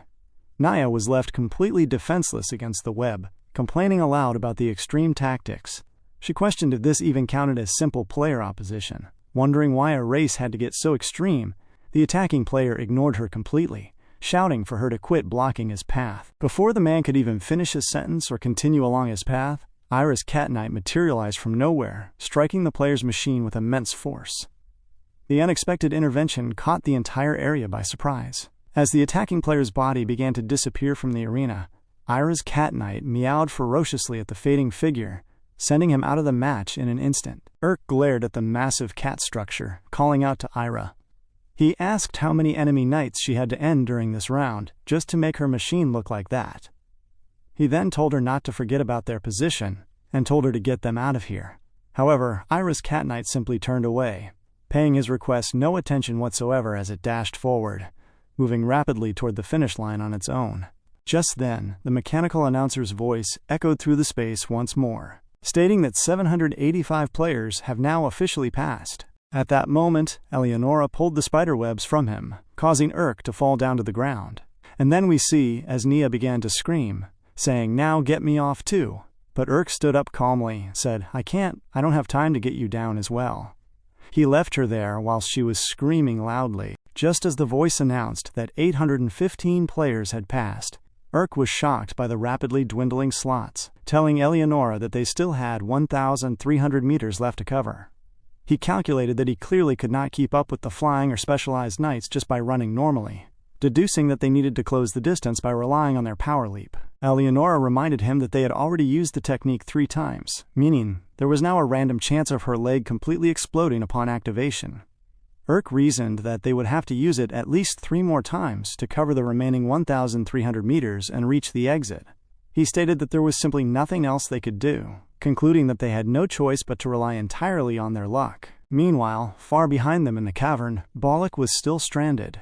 The other players left around him had completely lost their drive. One participant looked over at him, asking what he was still doing, and calling him Gramps. The man told him to just give up, stating that the match was effectively over and that the players left in the back had absolutely no shot of catching up. Suddenly, a strange stillness took over, and Bollock strengthened his resolve once more, refusing to quit. The situation was mirroring itself elsewhere, as Karina was also seen straining against her placement. She continuously muttered to herself that she could not give up, looking highly annoyed as she insisted that she had to prove she was superior. Right on cue, the automated voice announced that 840 players had now passed. Hearing the update, Urk spoke to Eleonora. He explained that if she got too far ahead of him during the leaps, their sensory communication link would get cut. However, he assured her that as long as she still maintained her left arm and her right leg, they would still be together. Upon hearing this, Eleonora shifted her weight and took a firm stance, preparing her leg for the strain. Urk told her to just trust him and to keep running forward. Eleonora closed her eyes, bending her head downward as she anchored her weight into the ground. The announcer's voice updated the crowd again, declaring that 850 players had successfully crossed the line. Suddenly, Urk centered himself in that moment, clenching his fists instantly to brace for the impact. And at the direct command of Urk's sorcery, Eleonora dashed forward into the distance with explosive speed, and she dashed forward swiftly. Urk monitored her progress through the communication device attached to her ears, asking if she was all right after the sudden burst of speed. Eleonora responded that she was still in one piece. Urk acknowledged the update, noting that was 1 leap down, and calculating that just 2 more leaps would get them to the finish line. Right on cue, the automated announcer's voice echoed through the space, stating that 894 players have now passed. Hearing the update, Urk shouted through the device, explaining that he was running as fast as he could but could no longer see her from his current position. He calculated that their communication link would probably get cut off entirely after her next power leap. He reasoned that if that happened, they would have to rely completely on feeling along to move through the remaining distance. He asked her if she thought she could manage under those conditions. Eleonora did not hesitate, stating that they had spent all this time practicing together, so she would trust him. She assured him that he could do this. Urk felt the weight of her words, recognizing the deep trust between them. Eleonora then stated that they should do the next leap right away, telling him to get ready. Her legs bulged heavily as she clenched her muscles, taking a firm, anchored stance before activating the skill for the second time, thrusting herself forward into the open cavern. Meanwhile, in a different part of the stage, the announcer updated the participants, stating that 900 players have now passed. A lady turned to her companion, mentioning that the match was officially over for her and noting that she had sunk so much money into the competition. The lady beside her offered some comfort, stating that making it this far on their very first try was still no small feat. She added that she was sure they could do even better next year. The First Lady agreed, reasoning that she had learned a lot during this attempt and concluding that next time they would get even better. Bollock stood in the corner near them, and as their conversation caught his attention, he spoke up. He asked them how they could possibly smile while thinking about a next time. He looked at them, stating that they had absolutely no idea how many next times there would actually be in life. His words made the two ladies feel a bit uncomfortable. One of them snapped back at Bollock, telling him to mind his own business, and asking if he really thought they were the same as him. Bollock felt the heavy weight of their words. Walking away from them, he reflected on his past. He remembered that he had simply liked creating creatures that represented himself, and he had always appreciated it when other people liked his creations too. He understood that was the exact reason he had chosen to become a necromancer in the first place. The first time he had ever tasted failure, it had been painful, but it had not made him sad because he figured he could simply do better the following year. However, as time went on, he slowly began to lose faith in himself. He had endured the disappointment, holding onto a tiny shred of hope for a single day, then a month, then a year, and eventually for 10 long years. When he looked back on his past now, he saw nothing but fragments of dreams that he had once loved but now completely hated. He strengthened his resolve as he thought about the choices he had made throughout his life, feeling nothing but deep regret. He wondered where the hell he had gone wrong. In his current state, he began to ponder whose fault it was that his life had ended up this way. As he walked further away from the ladies, he wondered if it was Urk's fault for flying away and leaving him behind. He quickly deduced that it was not, recognizing that there would ultimately only be one single winner in this battle anyway. He knew there was no way for them to go together, and he reasoned that he would have done the exact same thing if he had been in Urk's shoes. He then wondered if it was his Necromancer teacher's fault for telling him that he had talent, and instructing him to never give up. He dismissed the idea as ridiculous, knowing they had done nothing wrong. He concluded that the only one who was truly at fault here was himself, the man who simply could not let this go, even though he possessed absolutely no talent. Balak felt the crushing weight of his own realization, and his legs gave out as he fell lame to the ground. Crying heavily, he muttered to himself that he had thought if he tried his hardest, he would at least become someone notable. He questioned aloud if he was just inherently incapable of being even a little bit special, asking why he had been given such a strong desire without being granted any talent to back it up. He questioned his entire existence, as his loud cries echoed through the space. Bullock started begging, saying he just wanted to shine for once and that he would do anything to make it happen. He cried out desperately, repeating that he would do anything. Then suddenly a voice spoke the word, "Anything?" it asked in a cold, questioning tone. Bullock slowly looked forward, trying to figure out where the voice was coming from. He glared at the figure, as it asked him once more if he would truly do anything. The strange figure then turned its head, looking to the side toward the knight that Bullock had created, patting the body of the machine. The knight suddenly glared back at Bullock, and in that moment, Bullock smiled. He decided right then to use his final sprint technique once more. He charged his knight, commanding the machine to circulate its energy for the ultimate push. The entire body of the knight became extremely hot from the sudden buildup of power. Suddenly, the knight dashed forward with explosive speed, utilizing the final sprint to tear through the path toward the finish line, causing heavy echoes to ripple through the cavern walls as it advanced. Further up the course, Karina was still climbing the spinal cord structure. However, her pacing was cut short as she saw a blinding light speeding upward from below. She was completely baffled, wondering what that light could possibly be. Before she could figure it out, the massive backlash from the speeding object arrived, washing heavily over her face and throwing a powerful gust of wind against her as it propelled itself upward past her position. At the front, Eleonora was propelling herself forward using the heavy thrust from her other leg. She finally caught sight of the exit to the preliminary exam. She spoke into the communication device. However, she quickly realized that the connection had been cut. Strangely, she heard a heavy sound approaching from behind. Turning her head, she spotted Ironwall Rao walking forward alongside his knight. She was confused to see him there, remembering that he had been a champion once, but was now left way behind in the race. Just then, the announcer's voice broadcasted an update, stating that 983 players had now successfully passed the round. Eleonora tried to strengthen her resolve, dismissing the distractions and reminding herself that this was absolutely not the time to worry about other people. She took yet another firm stance. Her leg began to bulge heavily as she muttered to herself that she would put their very last bit of luck into this final movement. But before she could even initiate the movement, her leg took significant damage in an instant, and in that same moment, Balak's knight suddenly dashed forward from the rear, literally sprinting straight through the entire open space with terrifying velocity. Eleonora was left completely disoriented, having absolutely no idea what had just passed through her position in that split second. From the viewpoint of the spectators watching from the outside, people began to wonder what that light could possibly be.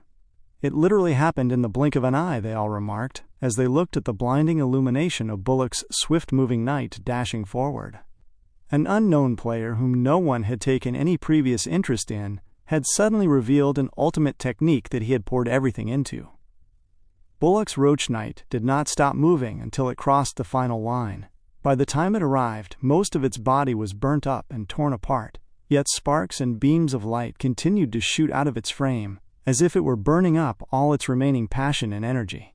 When the machine finally reached the finish line, it suddenly came to a complete halt and began to crumble on the spot. The spectators were thoroughly thrilled by the sight of the spectacular technique. Bullock, who had struggled for a lifetime in fear and pain, always afraid that his life had been worthless with nothing of value left, had successfully executed final sprint at last, shining for the first time in his existence. For just one moment, he became someone truly special. But did he feel satisfied after finally proving his worth? In the present time, the massive shockwave and noise caused by the tremendous speed of the Roach Knight left the entire area it had passed through in absolute chaos. Almost all of the surrounding players remaining on the field suffered temporary hearing loss and mind concussions from the blast. Although they were not completely unconscious, many players were injured by the pressure of the movement. After much discussion among the organizers, it was officially decided that Bullock did not intentionally harm the other players, allowing him to advance to the next round without any penalty. At this point, 984 players had officially passed, leaving exactly 16 spots remaining. The fight was far from over. Standing in the corner of the chaotic path, Urk recognized that in a situation like this, mental strength was far more important than physical strength. The first person to successfully get back on their feet was Urk. Instantly, his ears began ringing heavily, his head completely filled with a piercing sound that refused to stop. The physical pain hurt badly, reminding him of how the neighborhood kids used to call him a disgusting loser, while striking him with sticks, throwing him into a garbage bag and beating him. Because he was accustomed to enduring such pain, he was able to run. He could not see clearly ahead of him due to his shaky vision, but since the physical disorientation was bearable compared to the memories of the stares from people who pointed fingers at him wherever he went, he kept moving. He had no strength left in his legs and felt like he was going to collapse at any moment, but his ultimate strength was his resolve. While Urk was literally running for his life, feeling as though he were being followed by the shadow of his own father, who had always degraded and insulted him.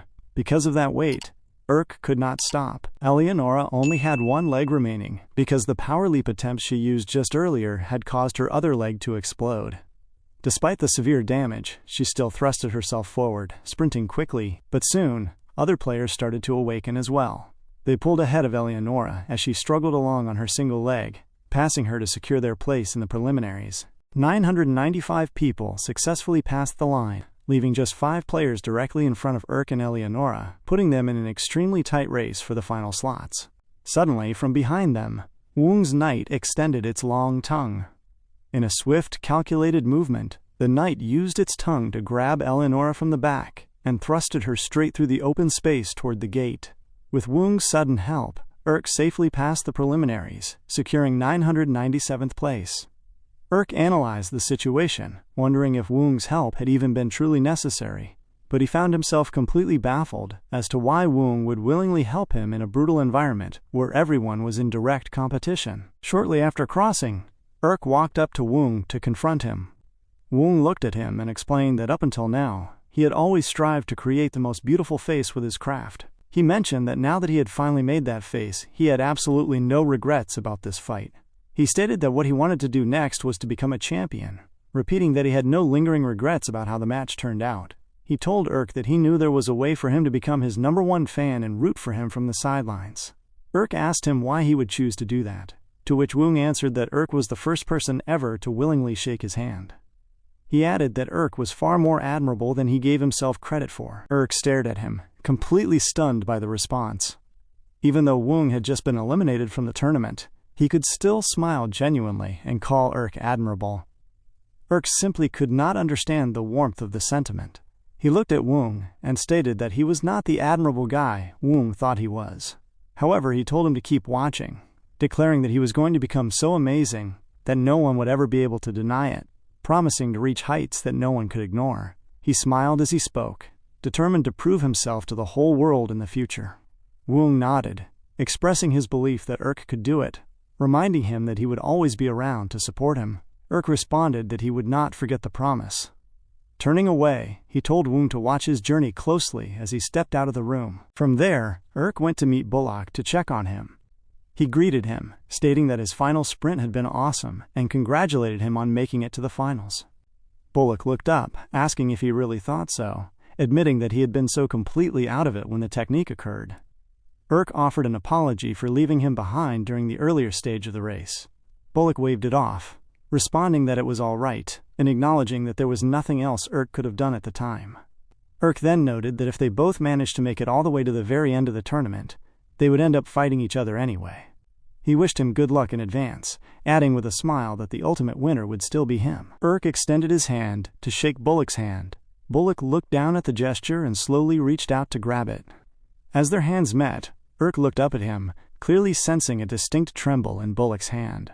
He stood there, pondering on the gravity of the situation. Some people had won this brutal battle, while some had lost everything in the preliminary rounds. The opening stage, filled with countless amounts of joy and deep sorrow, had finally come to a close.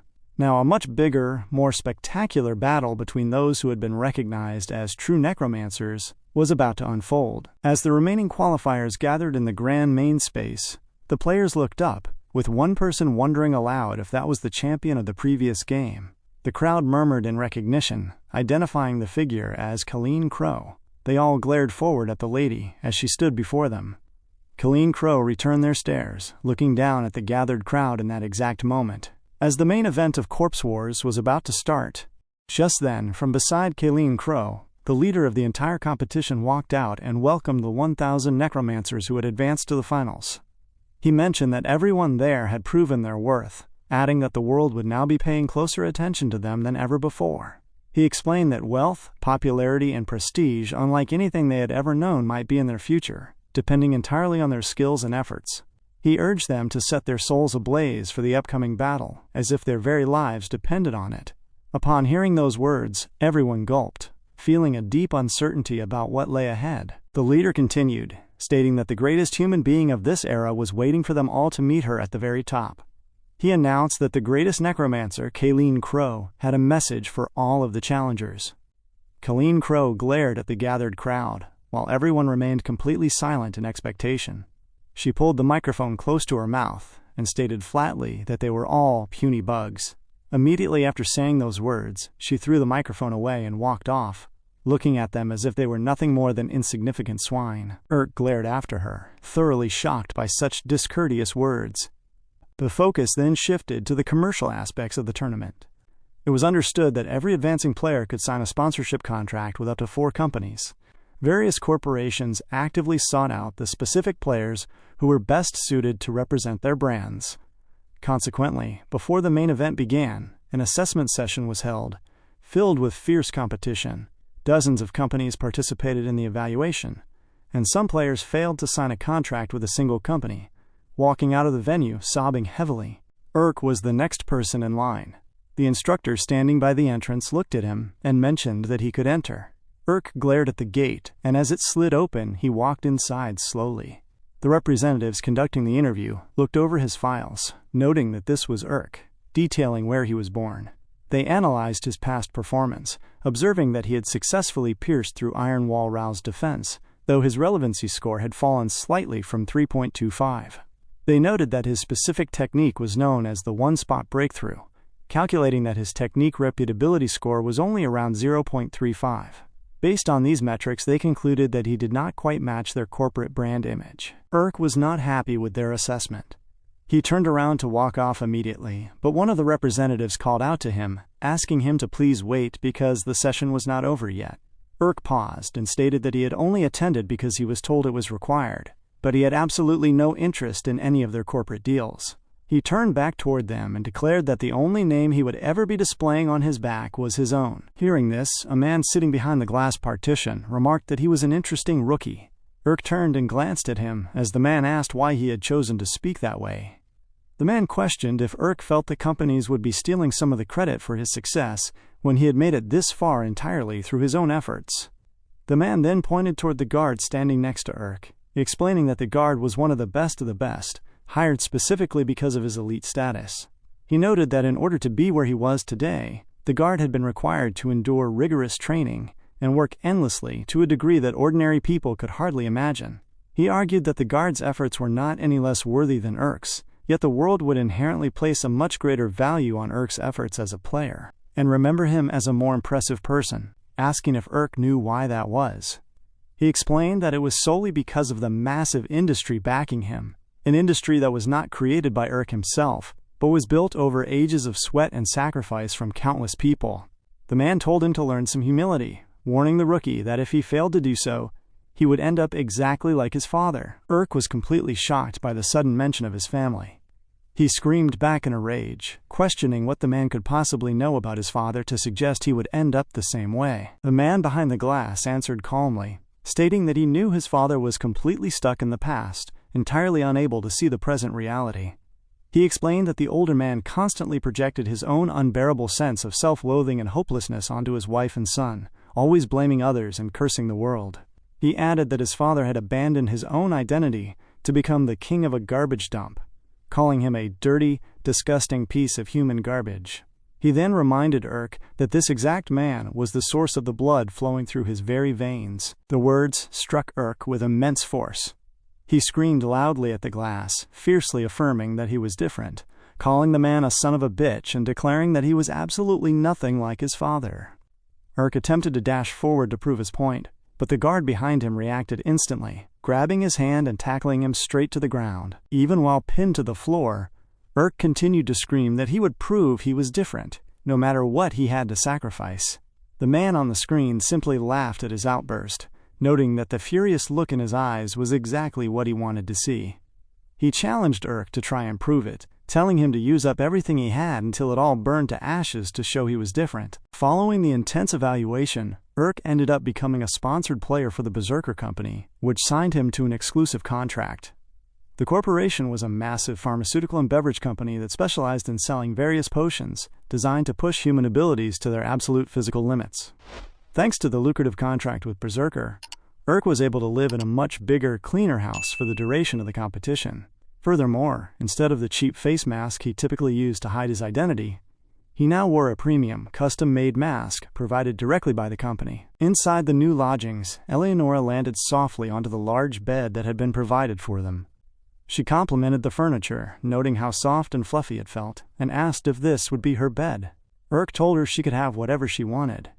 Eleonora was extremely happy, mentioning that the place was leagues better than his old house and remarking that he was steadily moving up in the world. Urk looked at her and stated that he could never have achieved any of this without her, adding that he was always grateful. Eleonora glanced at him and quickly looked away, murmuring that if it felt too uncomfortable for him to sleep on the hard floor, she supposed it would be all right for him to sleep on the very edge of the bed. Urk declined gently, telling her that he was okay, and assuring her that her personal comfort was his top priority. As Urk walked away to give her space, the harsh words of the man from the interview echoed in his mind, repeating the warning that he would end up just like his father. The memory caused him to become even more annoyed in the present moment. Meanwhile, the scene shifted to Ironwall Ral, sitting inside his private office. He struck his hand heavily against the table, complaining loudly that the number of his fan letters had dropped by another 30%. Even worse, he noted that there were 40% fewer articles being written about him, and the few articles that did exist were entirely negative. He turned to Sophie, stating that finishing in the 900s during the third preliminary round was a soul-crushing mistake, complaining that absolutely everyone was talking about his downfall. Sophie tried to offer some comfort, acknowledging that while he had received fewer fan letters than he used to, he still maintained a large number of dedicated supporters. She suggested that it might encourage his spirits to actually read through the letters. Ral questioned the idea of supporters bitterly. He explained that players who win matches typically receive about 10,000 fan letters, while players who land in second place receive around 2,000 or 3,000. He asked her if she really believed any of those letters actually meant anything special. Ral stated coldly that the letters were all just numbers, figures determined strictly by what the audience saw during those fights. He added that those specific numbers kept telling him exactly how pathetic he was. He remained extremely annoyed by his decline, and all Sophie could do was stand quietly by the desk, watching him as he basically destroyed his own confidence from within. Ral looked defeated, stating that the finals were always structured as one-on-one matches, declaring that this time he absolutely could not afford to lose. He asked her who his very first opponent was going to be. Upon looking at the bracket to find the name, Sophie mentioned the opponent, causing Ral to freeze in absolute shock. He glared at her strangely, completely stunned by the matchup. The finals of the War of Corpses were fundamentally structured as a series of one-on-one elimination matches. Because a single match could immediately determine victory or defeat, the tension throughout the arena always ran very high. The fun rivalries between fans who supported different players became another entertaining aspect of the sport for the massive viewing audience. The first phase of the finals was designed to wipe out 500 players en masse. So many competitors considered it the most important match in the whole game. Since the match pairings were decided completely randomly in order to accommodate first-time or less experienced players, the lower-ranked participants were given one opportunity to refuse a matchup. However, declining a matchup did not guarantee being paired with an easier opponent next time, adding another complex strategic element for the players to consider. Sophie looked over the official bracket and informed Raoul that his first opponent was Riviana. She explained that this player would be his next challenger, to which Raoul responded that he felt like he had heard that name before, asking who she was. Sophie explained that Riviana was 23 years old and went by the nickname Lightning Strike Rivi. She held a diamond rank, and what made her stand out significantly was that in her very first tournament appearance, she had been eliminated in the first preliminary round.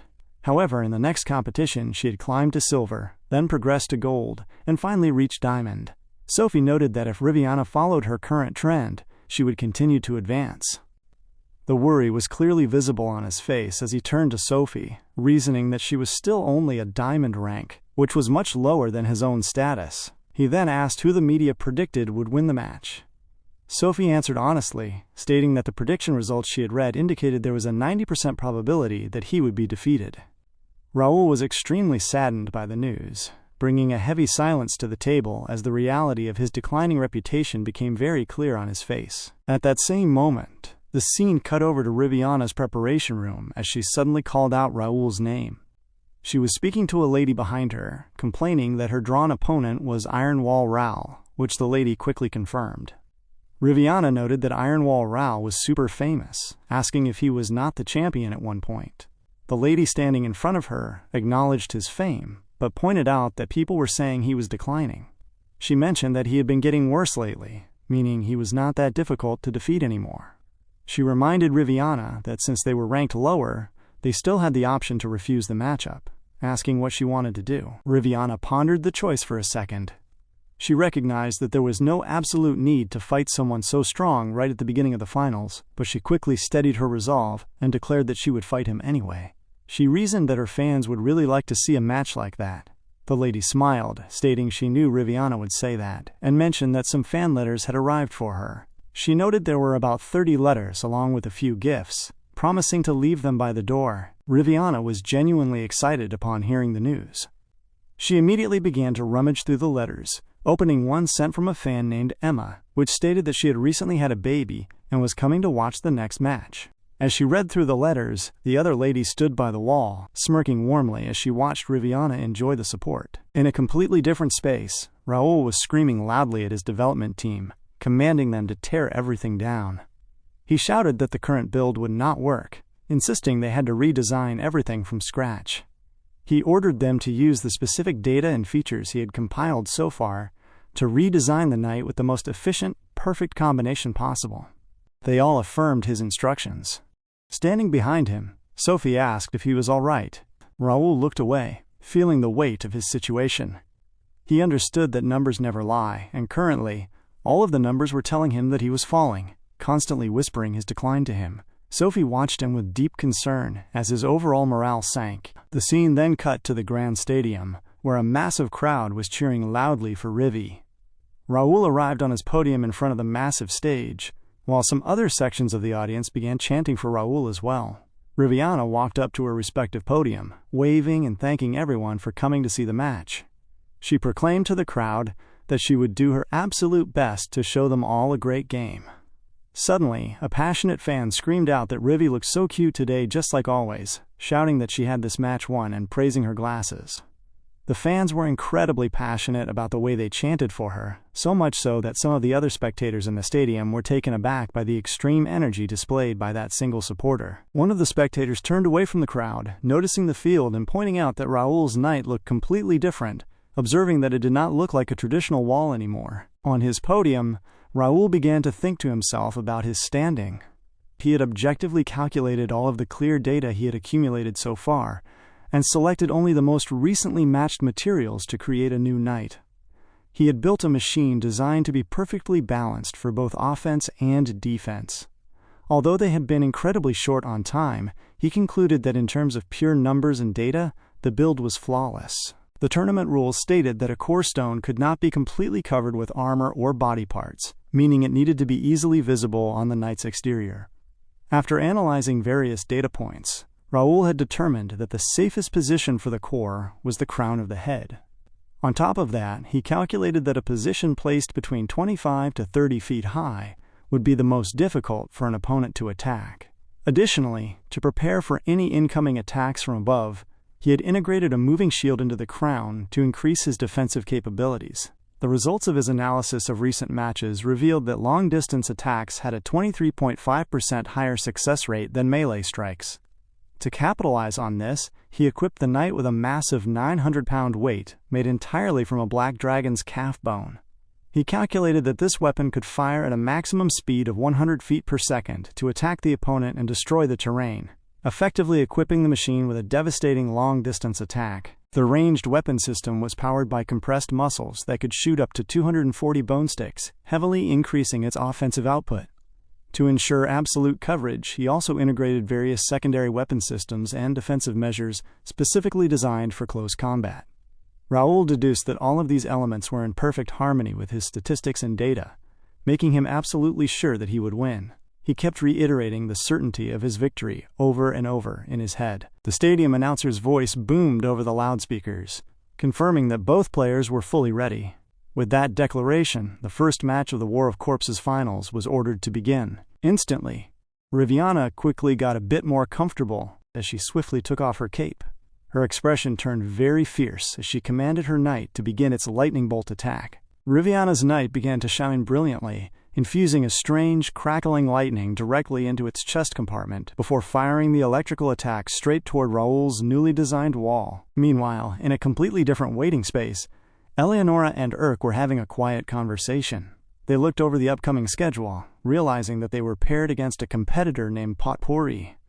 Eleonora noted that the opponent was ranked Emerald, remembering that they had fought another player ranked Emerald before and recalling that the previous fight had been incredibly difficult. She turned to Urk, asking if he was going to use their single refusal option for this matchup. Urk questioned the very idea of refusing. He looked at her and asked why he would ever do that, stating that at this point, he could not even imagine them losing as long as they worked together. Eleonora smiled warmly at his confidence, agreeing that she could not imagine it either. Urk then admitted there was still one minor thing concerning him, which surprised Eleonora. He explained that the player's nickname was Potpourri the Furry Queen, asking what that was supposed to mean. Eleonora admitted she was not sure either. Urk noted that he did not know much about them, having only heard that they really liked creatures covered in thick fur. Regardless of the mystery, he reasoned that their match was not scheduled for a little while yet, meaning they had plenty of time to prepare. He then thought to himself about the current schedule, noting that Raoul was in today's opening match, and wondered internally how that fight was turning out. Just then, the scene cut directly back to the live arena, where Raoul was standing on his podium, his face completely frozen in extreme shock at what he was witnessing directly in front of him. The strongest force in this world is the desire to protect something. That was what Ironwall Raoul's father had always said to him. Raoul reflected on these words, explaining that as a stonemason, his father carved stones and built walls for a living. He moved one step at a time, always progressing slower than the others, but he worked harder than anyone else to build the perfect wall. Raoul exhaled deeply and closed his eyes for a second, admitting that he used to think his father was pathetic for it. Because the older man worked so slowly, he never earned as much money as the other builders, and Raoul barely had the chance to see him since he was constantly busy building walls. Then, while climbing a wall to repair a small crack, his father fell to his death, leaving the family behind. He was gone, all for a damn wall. As the memory faded, it was revealed that Raoul was currently participating in a therapy session. Looking a bit uncomfortable, he explained to the therapist that one day, heavy rain had triggered a catastrophic landslide in their village. It was truly horrific. The therapist nodded, noting that the event was indeed the famous Brenner's Mountain tragedy. Raoul continued, stating that all of the standard walls were brought down by the force of the mud, leaving countless people and livestock buried alive underneath. He grew annoyed and very serious, mentioning that for days afterward, You could hear the distinct sounds of sobs and groans coming from underneath the ground. Yet his own family had remained completely unscathed.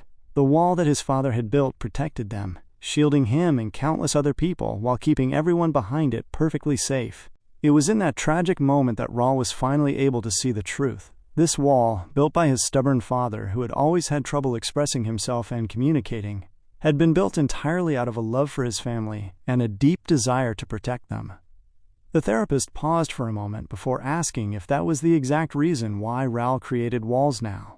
Raul agreed, stating that he also wanted to prove that there could truly be an unbreakable wall capable of keeping people protected. The therapist told him that she found his philosophy truly admirable, noting that it was the core reason why she, along with so many other fans, supported him.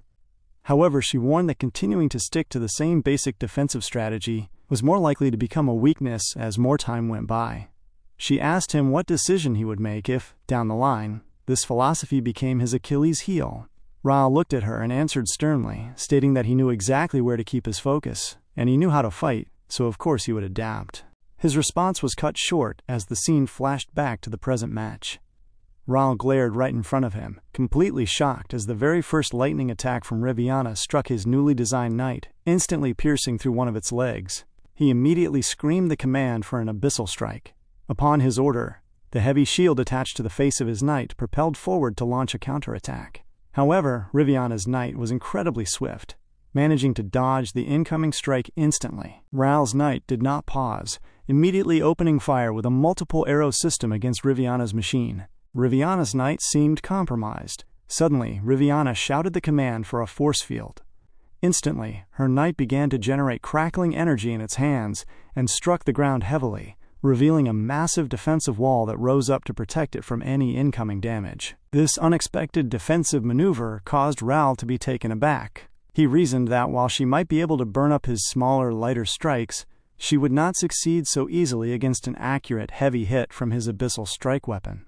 He then used his sorcery to pull back the abyssal strike mechanism to ready the knight for another blow, but strangely, the weapon refused to pull back smoothly.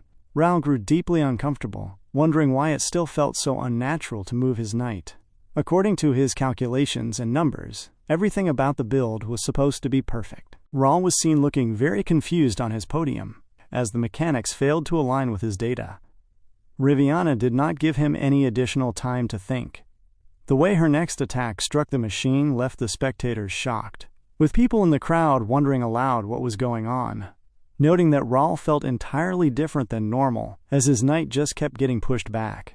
Another spectator agreed, mentioning that even when Raul had lost matches in the past, he had always put up a spectacular fight, but now his style was just kind of boring. Raul could clearly hear their criticisms from the stands. All his knight could do in its current state was sustain more and more damage, being pushed back heavily by the weight of the impacts from Riviana's knight. Raul's knight had already lost 2 of its legs at this point. He analyzed the situation, deducing that since it was difficult for her to attack the core stone positioned on the crown of the head, she was planning on systematically cutting off all of his knight's legs so the main body would fall over. He knew that even this scenario had been predicted by the data and the usage manual. He screamed across the arena at Riviana, telling her not to dare look down on him. Suddenly, his knight began to emit a thick, strange gas from its sides to completely block her field of vision. As Riviana watched the smoke spread across the field, she became uncomfortable, recognizing that Raul's knight possessed a wide range of attacks and strategies. She realized that even though the machine appeared to be something he had recently made in a hurry, Raul was still controlling it quite skillfully. She reminded herself that she could not afford to let her guard down. Riviana then monitored her own status, noting that the bar on her knight's head represented its stored power, and she had already used up quite a bit of it. She calculated that if she used up all of the stored power, her machine would be left entirely defenseless. She concluded that she would have to calculate her attacks much more carefully so that she could save enough energy to use her last lightning blast once his knight's main body finally fell over. Riviana activated her lightning blast once more, striking yet another leg of the target. While Riviana's knight was moving to escape the range of a counter, Raul's knight swung its heavy weapon in a wide arc, causing the crowd to cheer loudly as the battle finally began to get a little bit heated. Both Raul and Riviana were giving their absolute all to overcome each other.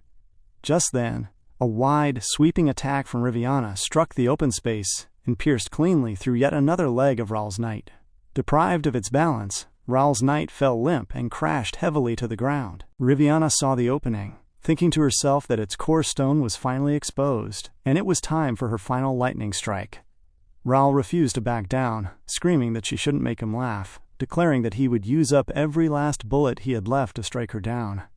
But before he could even finish his declaration, Riviana's knight suddenly twirled gracefully in the air, creating a powerful crackle of electricity in its hand.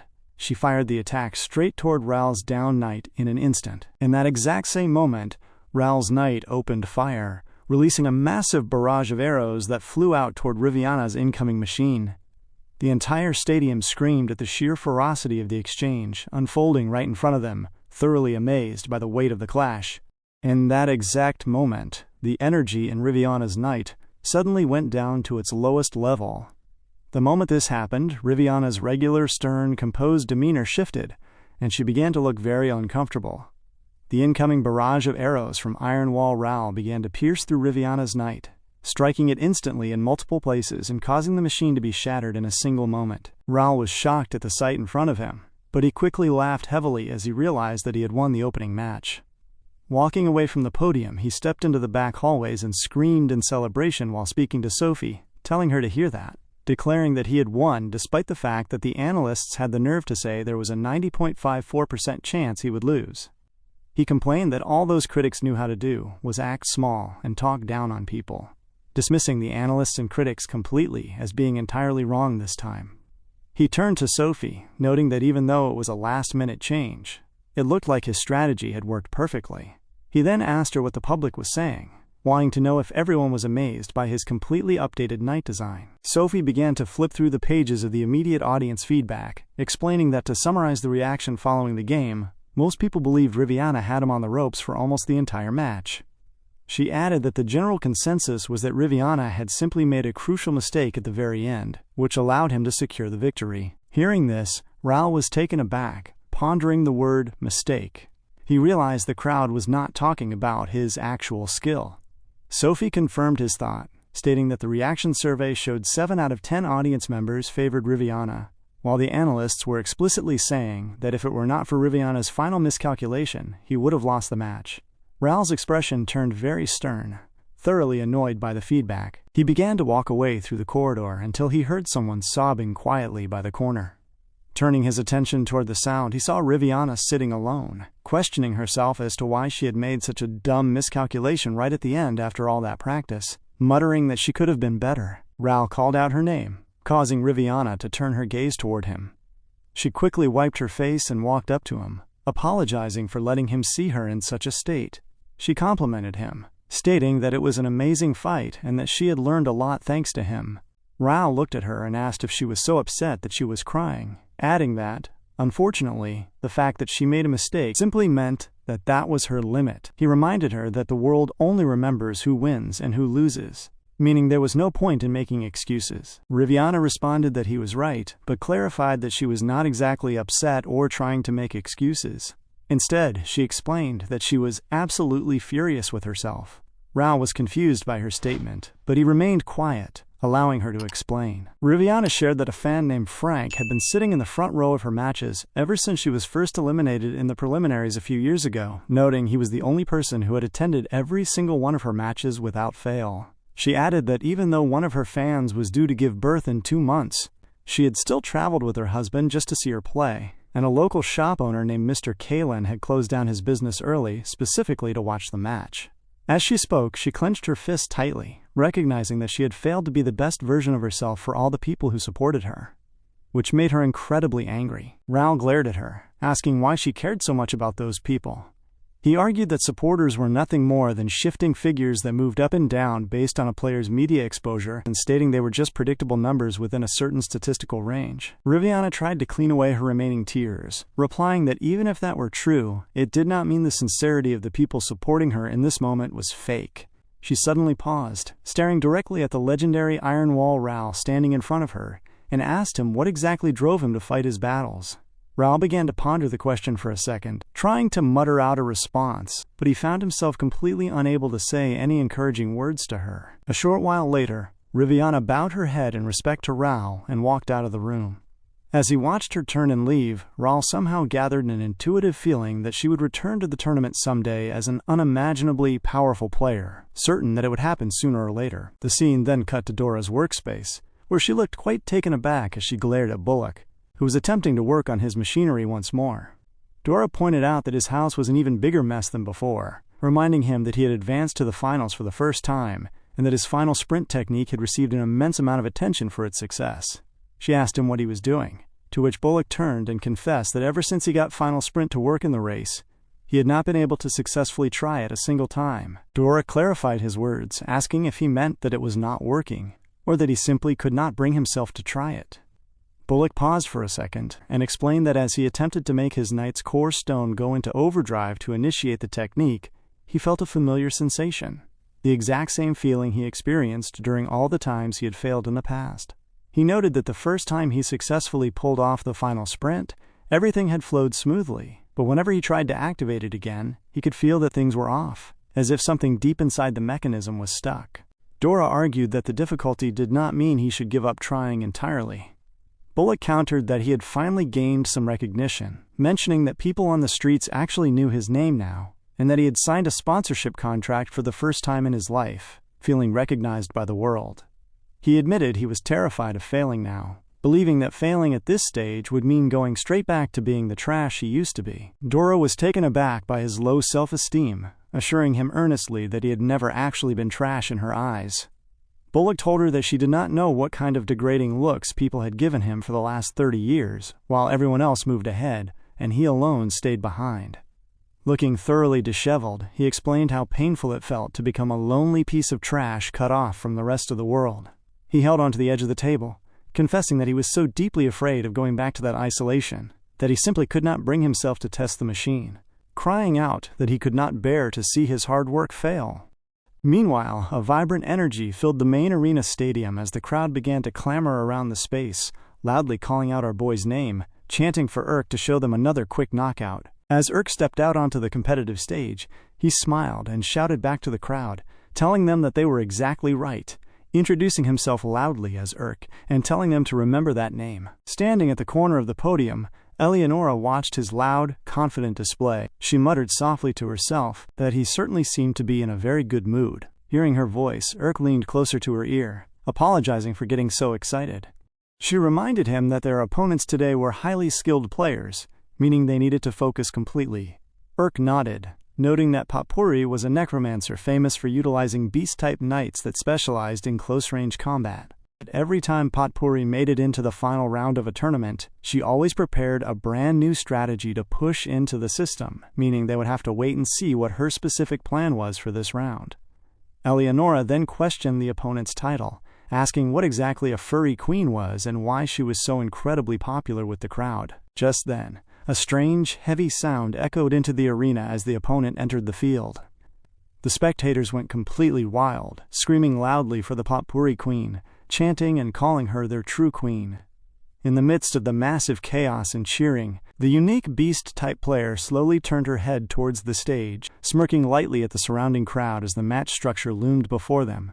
In this world, if you do not like what you see in the mirror, and you want to possess a new, lovable appearance, do you find yourself liking fluffy, adorable creatures?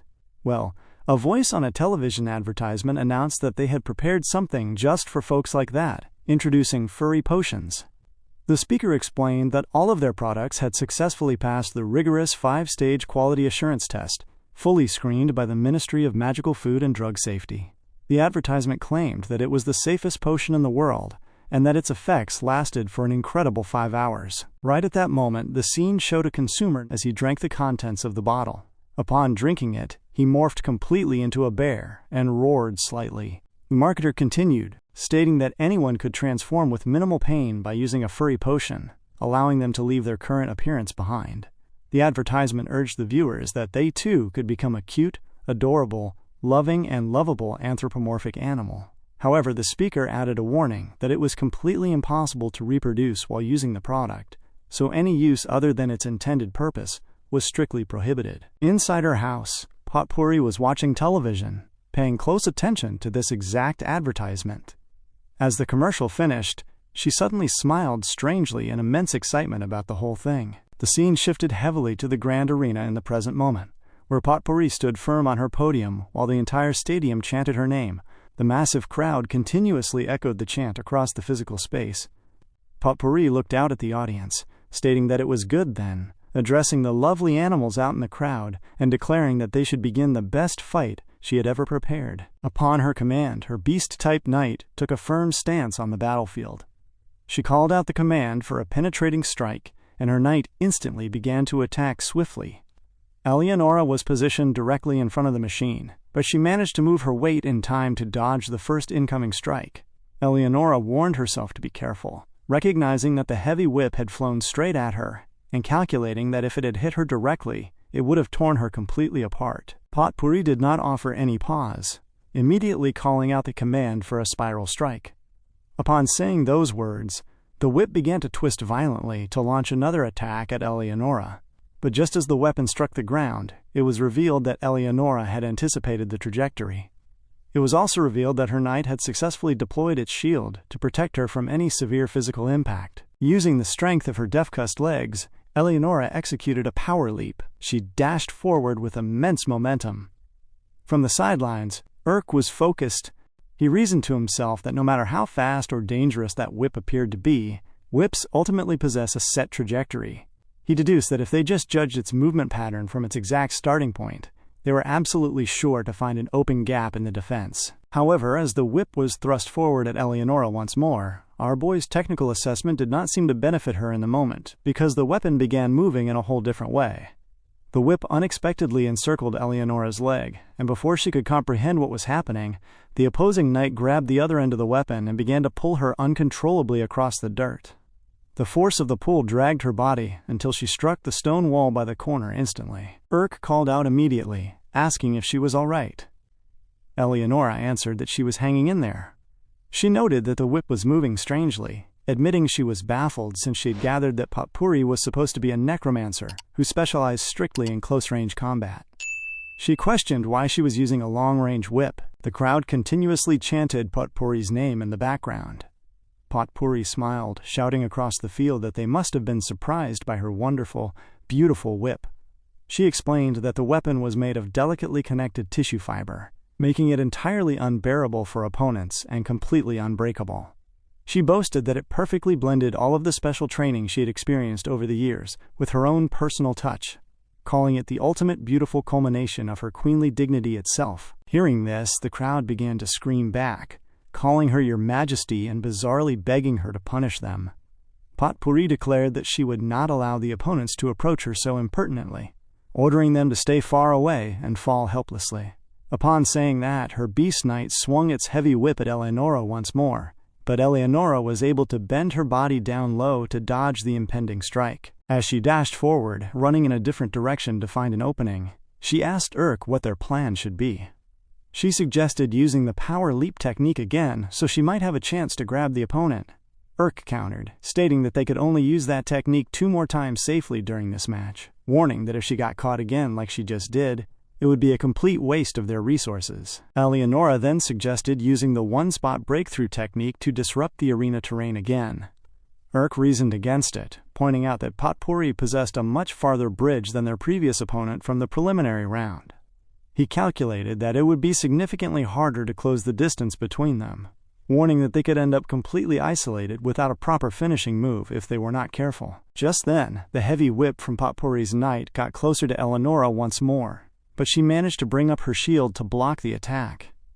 She began to wonder internally if they had exhausted all their options. The moment she thought this, Urk began to move his hand on his controls, his face looking very stern as Potpourri glared at them from across the field. In that exact moment, the whip from Potpourri's knight managed to strike Eleonora heavily, pushing her into the air once more as she recognized that they were at a severe disadvantage. Eleonora crashed back down onto the ground. The whip advanced instantly, striking hard against Eleonora's shield. She recognized that it was entirely clear to anyone watching that Potpourri was putting them into a dangerous corner, but somehow, Eleonora was still sure that they would not lose the match. The whip came dashing forward at Eleonora yet again. She dropped her weight into a firm, unyielding stance, knowing that her confidence came directly from the plan they had made earlier. The scene cut to a time much earlier, showing Eleonora and Urk conversing before the match. It was revealed that Eleonora and Urk had already put a massive amount of intense training into this upcoming match. They had invested blood, sweat, and tears into working specifically on Eleonora's legs to ensure they had touched upon every single possible way of making them efficient and ensuring they worked in perfect sync and unison. In the present time, nothing could disrupt them because they trusted each other completely. Back in the present moment, as the whip came crashing down toward Eleonora, she raised her shield to deflect the blow directly. She felt a surge of excitement as their plan finally worked. The teeth-like mechanism built into the middle of the shield was essentially a heavy grapple, and the teeth clamped down firmly onto the tissue fibers of the rope. Knowing that the mouth on that shield was modeled strictly from the jaws of a saltwater crocodile, the force of their bite was 150 times stronger than a human's bite. It was a slow mechanism, making it hard to catch an opponent initially, but once it clamped down, it never let go. The moment the trap snapped shut, Potpourri became bewildered, wondering what was going on. Urk's confidence returned, declaring that it was time to get this real battle of strength started. Eleonora suddenly pulled the rope forward with all her weight, instantly dragging Potpourri's beast-type knight into a highly disadvantageous position on the field. The moment Potpourri noticed what was going on, she scoffed, stating that a battle of strength was incredibly arrogant. She began to explain that her whip was 330 feet long, constructed from dense material fiber and a hard, chitinous shell. She noted that it weighed over 2 tons, asking how their small knight could possibly hold on to such a massive beast. Upon saying that, her beast knight began to pull the heavy whip even more tightly. Eleonora did her absolute best to grab onto the line, anchoring her weight to maintain her footing. The mechanical joints of her knight's grip began to crack under the massive strain as Potpourri's machine dragged her forward, making it seem as though she was trapped in a highly disadvantageous position. Despite the immense pressure, Urk told Eleonora to hang on for just a little longer. He reasoned that Potpourri could not launch another attack while her whip was fully extended and turned, calculating that the exact split second when the balance of power collapsed would determine who won or lost the match. Potpourri's knight tried its absolute best to wrench the whip back into its possession. This resistance caused Potpourri to become a bit uncomfortable, as she recognized that the opponents were hanging on much better than she had initially expected. The two machines locked into a severe state of tension, each pulling fiercely in the opposite direction. Urk analyzed the mechanical strain, knowing that under this extreme resistance, whichever machine let go first would cause the other to momentarily lose balance and become entirely defenseless.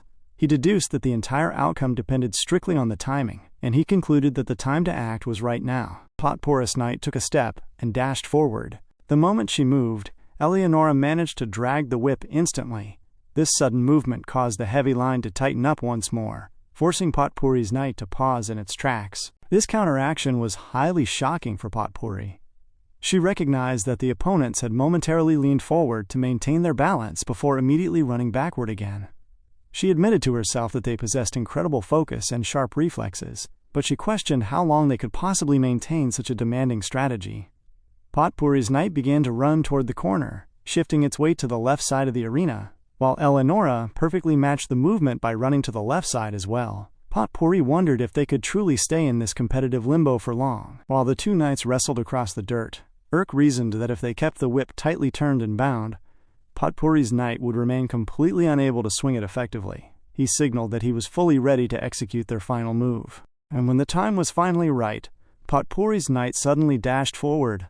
But Eleonora took a firm, unyielding step with her heavy, death-cussed legs.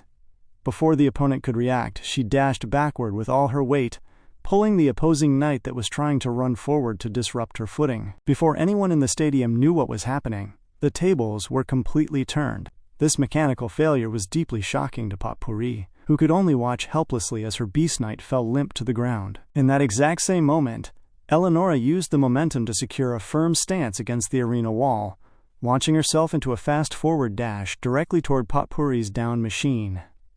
It was entirely clear now that she was the one who was going to win this battle. She clenched her fist, directing a massive surge of energy into the arm to launch a fierce final attack. Potpourri's knight looked up from the ground, only able to see a red-hot fist coming straight toward her form. Our boy Urk activated his special skill, one-spot breakthrough, and the devastating impact literally shattered Potpourri's night instantly. Potpourri stood on her podium, completely frozen and unable to move, thoroughly shocked by the sheer tenacity and precise calculation of Urk's finishing attack.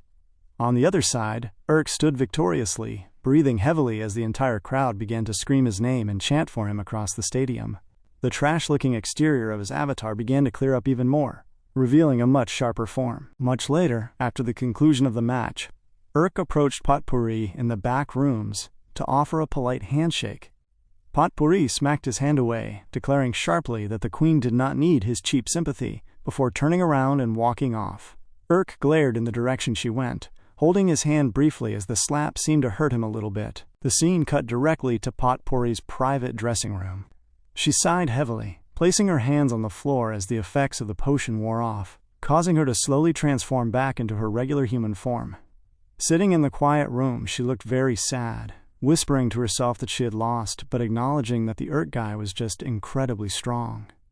She tried to encourage herself, noting that she had done her absolute best. As she replayed the interaction in her head, her face turned slightly red and she blushed, admitting to herself that Urk was actually pretty good-looking.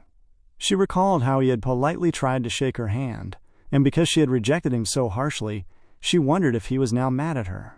She reasoned that since she was in her furry form at the time, she was forced to act that way because the persona of furry Potpourri had to be absolutely perfect, muttering that her regular human clothes felt so embarrassing as she sat uncomfortably on the floor. A bit later, a group of fans clustered together in the hallways outside, conversing loudly. One random man mentioned that he had heard Potpourri's dressing room was located right around this corner, expressing his hope that he might get to meet her in person. While the group was busy searching for her, Potpourri had already changed completely into her normal everyday wear and walked out of the space unnoticed. She turned her head slightly as she heard the fans behind her questioning where she could be, but she paid them no mind and kept moving. It was revealed that a severe stutter and intense shyness had caused Potpourri to struggle in all of her personal relationships throughout her life. However, everything changed when she happened to discover the furry potion.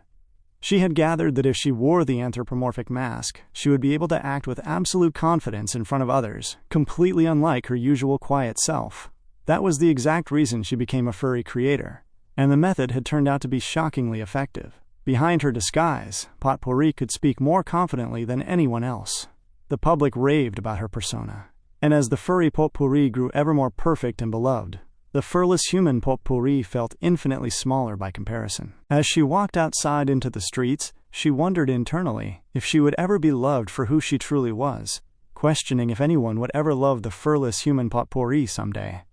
She felt that without her fur, she would always just remain an unrecognizable, regular person. Just as that melancholic thought flickered in her mind, she looked forward and noticed Urk walking a short distance ahead of her.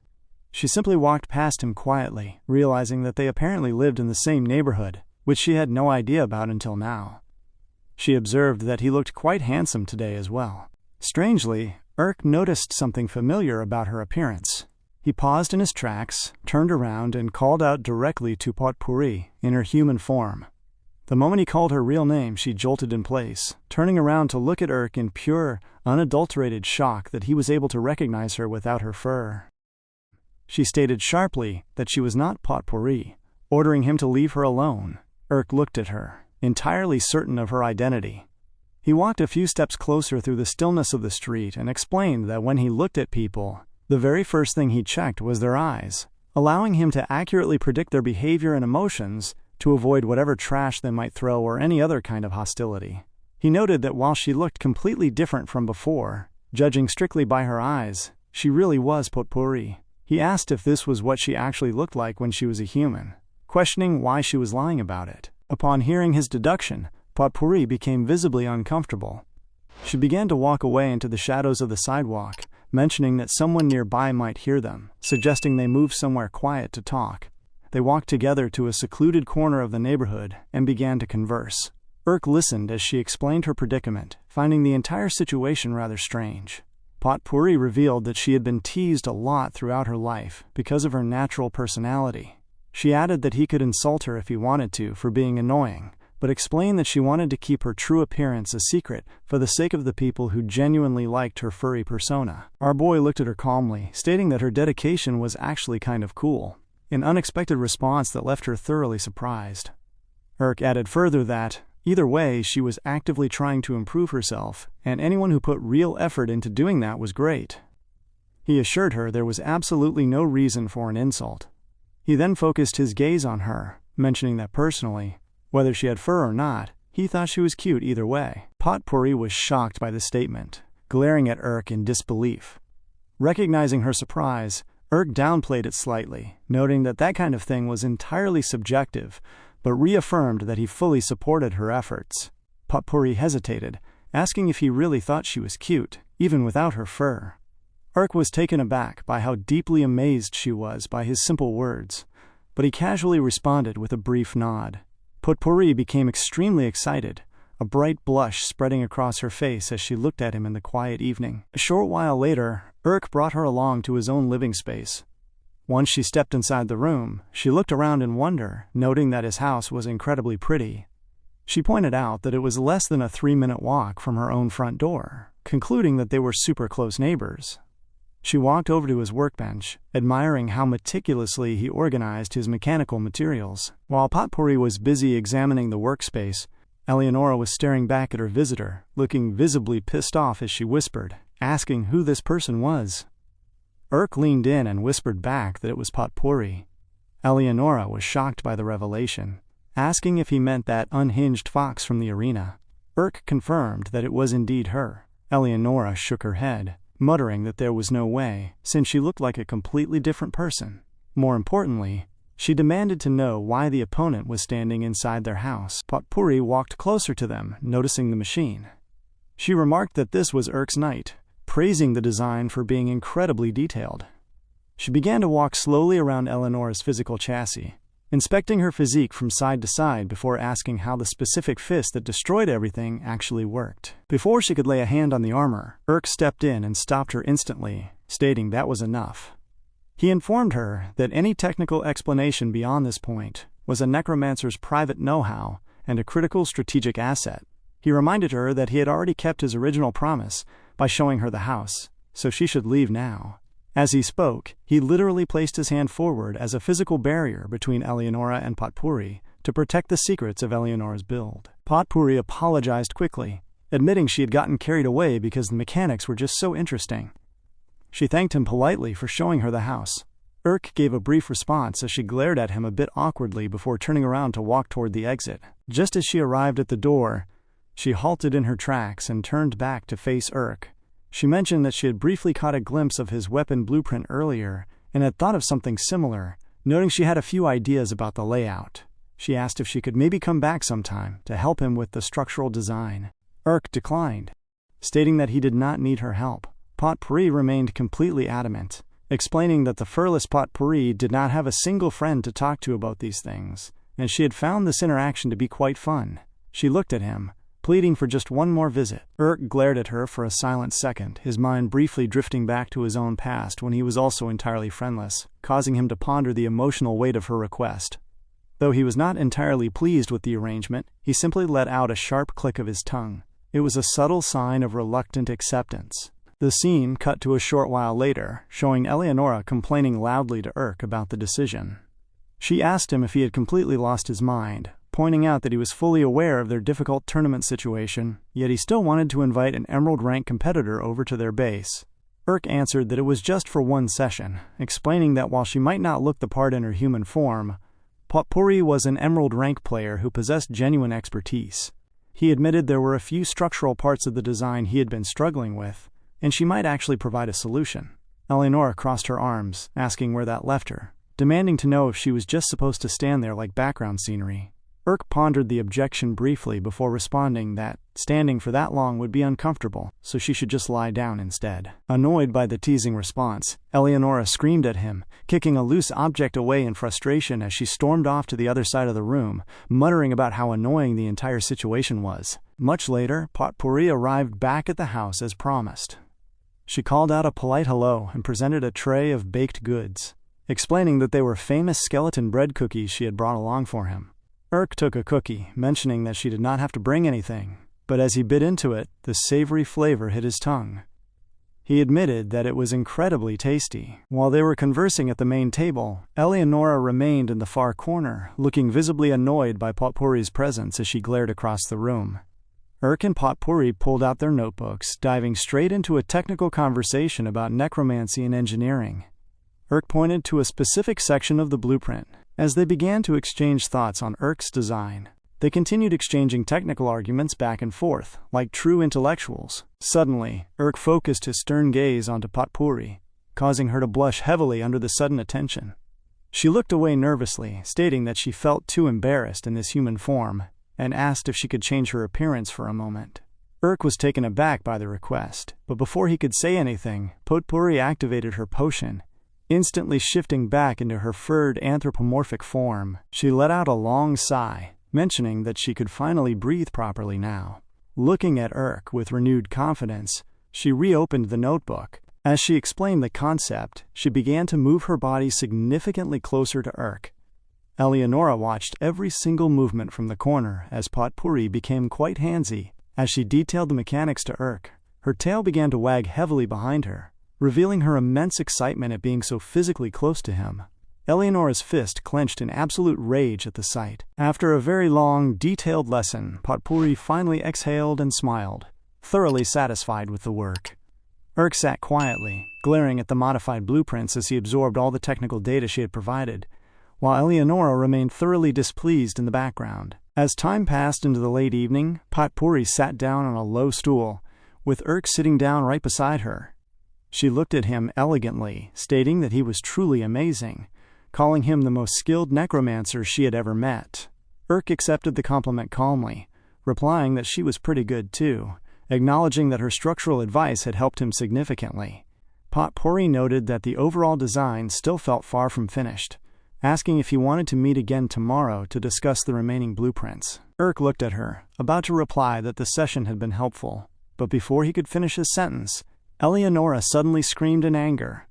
She lunged forward from the corner, extending her hand fiercely to grab Potpourri tightly by her furred hair, ordering her not to try anything sneaky with him. Potpourri was frozen in pure shock by the sudden physical assault, and Urk was equally taken aback, having never expected Eleonora to completely reveal her true colors and violent communication style to an outsider. Potpourri was extremely shocked and screamed loudly as she dashed away to create some distance. Urk called out to Eleonora, completely bewildered, and wondering what was going on between them. Potpourri pointed a trembling finger, asking how that corpse was talking, and demanding to know how such a thing was even possible. Urk raised his voice in frustration, shouting that this was bad, and asking Eleonora what the hell she was thinking. Eleonora removed her mask, screaming back that he was one to talk since he had been grinning at the opponent all googly-eyed. She demanded to know if he was planning to marry that wacky fox, calling him a perv and stating she had no idea he was into fur like that. Potpourri was completely confused by the accusation, asking why liking her fur would make him excited. Eleonora snapped back instantly, telling her to shut up and calling her an ugly thing. Potpourri was offended, questioning the insult. Eleonora doubled down, stating that Potpourri looked like a soggy hairball. While the two of them were bickering loudly, Urk reasoned to himself that he had never seen Eleonora go on the warpath like this before. He was entirely puzzled as to why she was acting so aggressively. He concluded that the underlying reason was not important right now because he needed to handle the immediate situation. He recognized that Potpourri had just seen something she was never meant to see, and he deduced that they absolutely needed to take care of her to protect their secret. With that intention in mind, Urk began to walk steadily toward Potpourri.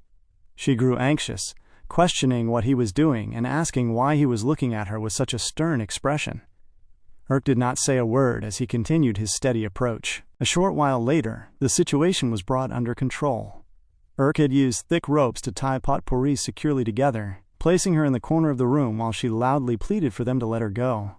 Eleonora stood over her, noting to Urk that Potpourri had really tried to pull that arrogant stunt in the arena when she was actually this pathetic as a regular human. She asked Urk how they were going to get rid of her, suggesting that they should just bury her somewhere in the ground. Hearing this, Potpourri cried even louder through the cloth gag they had used to cover her face, begging them through her tears not to kill her. Urk turned to Eleonora, asking why she was instantly thinking about ending the girl's life. Eleonora argued that they needed to get rid of the evidence to stay safe. Urk reasoned that destroying a person was way too risky, suggesting they should try their absolute best to handle the situation with words first. He walked up to the corner, telling Potpourri to listen up. He informed her that he was going to remove her gag to explain exactly what was happening, but he demanded a promise that she would not start screaming the moment he did. Potpourri nodded her head slowly in agreement. Urk extended his hand and pulled the cloth away from her face. Potpourri immediately broke her promise, screaming loudly for them not to kill her. Urk instantly went into damage control, desperately telling her to be quiet, while Eleonora shouted from the corner that they should just put her in the ground. Much later, after the panic had settled, they replaced the ropes with a secure metal shackle around Potpourri's leg. Potpourri sat on the floor, looking at the two of them, admitting that she still could not believe a corpse could come back to life with all the memories of its past intact.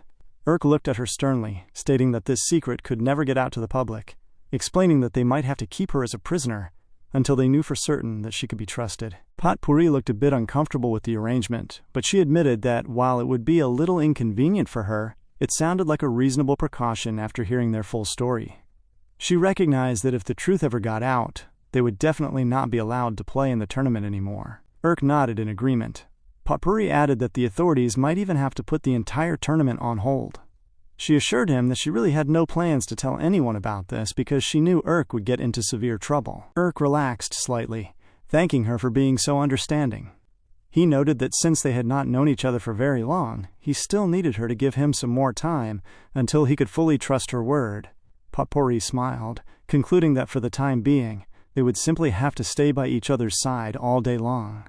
Urk answered that he guessed so, which caused Potpourri to chuckle softly. The sound of her happy chuckling made Eleonora even angrier. Later that evening, Potpourri and Eleonora were made to lay on the exact same bed to keep her under guard.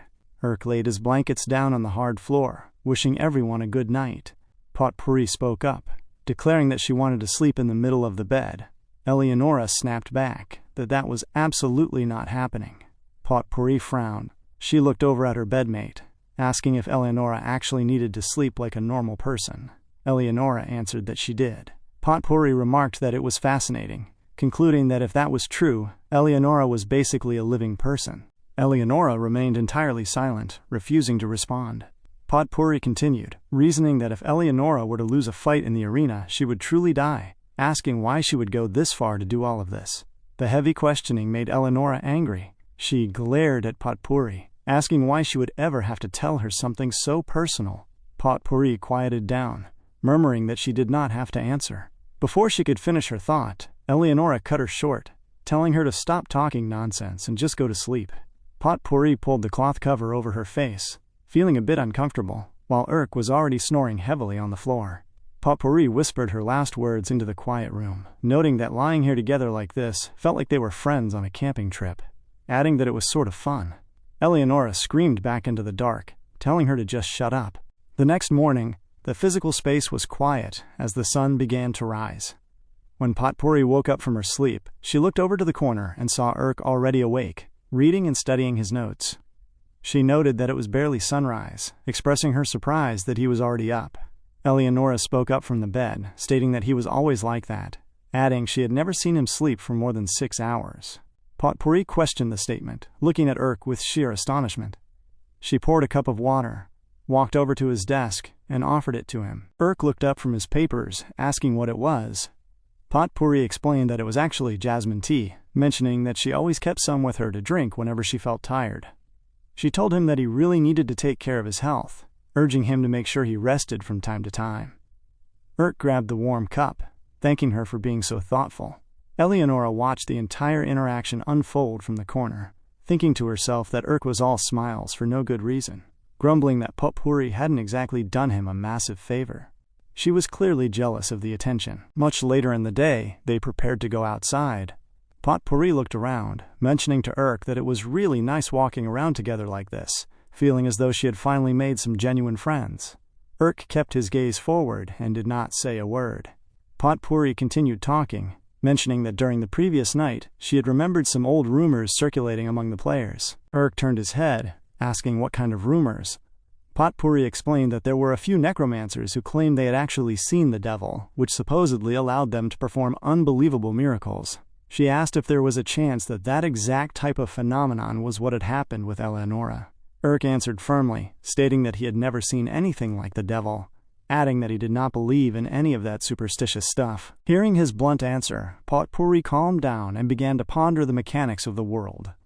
She reasoned that no one had ever truly figured out how necromancy worked on a fundamental level, noting that the very act of reviving and controlling a dead creature completely went against the laws of nature. She asked if he thought there was a chance that all of this was just a giant prank from the gods. Urk paused for a brief second as he listened to her theory. He glared at her sideways, stating flatly that he did not care about stuff like that, because all he had to do was win his matches. Upon saying that, he kept walking forward. Potpourri watched his back as she followed closely behind him. Suddenly, they noticed Bullock walking straight toward them down the street. Urk called out his name in surprise, and Bullock responded in a friendly manner as the two players closed the distance between them. Urk greeted him, mentioning that, come to think of it, today was supposed to be Bullock's very first match of the final rounds. He asked him what the results of the race were. Urk focused his gaze on him in quiet anticipation of the response, and the three of them paused there together in the street for a quick, heavy second. The scene shifted to a different space, entering a memory of the past where Bullock stood under the glare of the lights while people screamed at him from the stands. The crowd urged him over and over to show them his final sprint technique again. Bullock had finally captured the world's attention just like he had always wanted, but the more attention he received, the more he realized that it did not bring him true happiness. Instead, he felt an overwhelming sense of limitation regarding his own talent. He had concluded that fighting with just a single technique was far too limiting. He had tried several different ways of incorporating other styles beyond the final sprint, but sure enough, every single attempt failed. He was always average or even below average in those categories. He knew he did not possess a special innate talent, and he struggled simply because he did not know how to execute the movements correctly. He had reasoned that if he just kept at it, he would eventually experience some kind of breakthrough.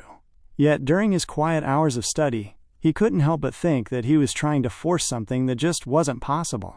Standing there in the absolute silence, he slumped his head downward, wondering if Urk would have handled things differently. The more he realized that the final sprint was the only thing making him stand out, the less he felt capable of using it. Back in the arena, the pressure mounted as people continuously screamed for him to use the technique. Bullock knew he had to show them the final sprint, but the fear of failure weighed heavily on him. Looking down, he remembered the previous version of himself, the version nobody knew and nobody cared about. He worried that if he failed now, he would drop right back to that forgotten position. The chants from the audience continued, demanding the final sprint, until he finally called out the command to activate the skill. The person positioned on the opposite side of the arena was Raite, a truly special human. Raite had created and controlled his very first corpse knight at the mere age of 6. After graduating as the top student from the prestigious school for gifted necromancers, he entered the War of Corpses at 15, making him the youngest participant in the history of the event. He had passed the preliminary rounds on his very first try, and became the youngest person to ever secure a spot in the finals. The public had given him the title of Mr. Talent. However, during the very first round of the finals, a ridiculous tactical mistake resulted in his sudden defeat. Before that moment, Raite had never once experienced failure in his life. The harsh criticisms that followed were words he had never dreamed of hearing. People everywhere muttered that the kid was no good, and those comments pulled him down entirely. It was the first time in his entire life that he had heard such negative words, and his mind screamed under the weight of it. The criticism became a curse that would bind his confidence for the rest of his life. He constantly strove to break the curse, eventually making his way back to the finals, only for that same haunting voice to echo in his mind, repeating that he was no good. Under the intense gaze of the audience, his heart raced louder and louder. His vision blurred and his hands trembled endlessly on his controls. The new techniques he had meticulously prepared kept failing, and at this peak level of competition, all he experienced was defeat. Raite knew he only had to overcome this mental barrier once. He recognized that if he could just secure a single victory in this first round, he could move past it. He challenged himself endlessly, but his body never rose to the task. By the time he reached 18 years of age, his severe stage fright hadn't gotten any better. It had only gotten worse. This time, he had prepared 4 distinct techniques, and they had all worked perfectly in practice. Just then, the critical voice returned to his mind, telling him once again that he was no good. This time, Rite fought back against the thought, telling the voice to shut up. But as he looked out at the corners of the stadium, he noticed that the arena was extremely quiet. No one was actually watching him. He realized that he was entirely alone, and the mocking voice was simply a creation inside his own head. The match between Bullock and Rite in the first round of the finals was officially called to order. Rite forced himself forward, telling himself that if he could just win this one time, he could overcome his fear. The announcers announced that the match would now begin. Upon the signal, Rite's knight dashed forward across the dirt. But before the machine could move any further, the sheer anxiety caused Rite to suddenly gag and retch from his mouth. Strangely, his knight lost its connection and fell limp to the ground instantly. The overwhelming thought that he was no good continued to cripple his mind, leaving him barely able to control his machine's limbs. Just then, Bullock steadied his resolve and used his final sprint technique instantly.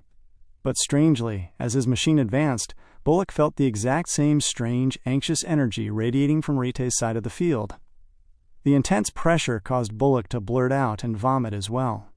In that exact same moment of mutual disorientation, Bullock's knight and Rite's knight struck each other clumsily, and both machines crashed to the ground together. While Rite lay slumped in his own control corner, he desperately told himself to get it together, urging his body to wake up and move. He could barely manage to say anything out loud. He tried with all his might to force his arms to move, but he barely could. It was an incredibly strange moment, and to be honest, it was a thoroughly bizarre match to watch. While Bullock's knight was wiggling awkwardly on the dirt, Rite's knight was busy trembling on the ground beside it.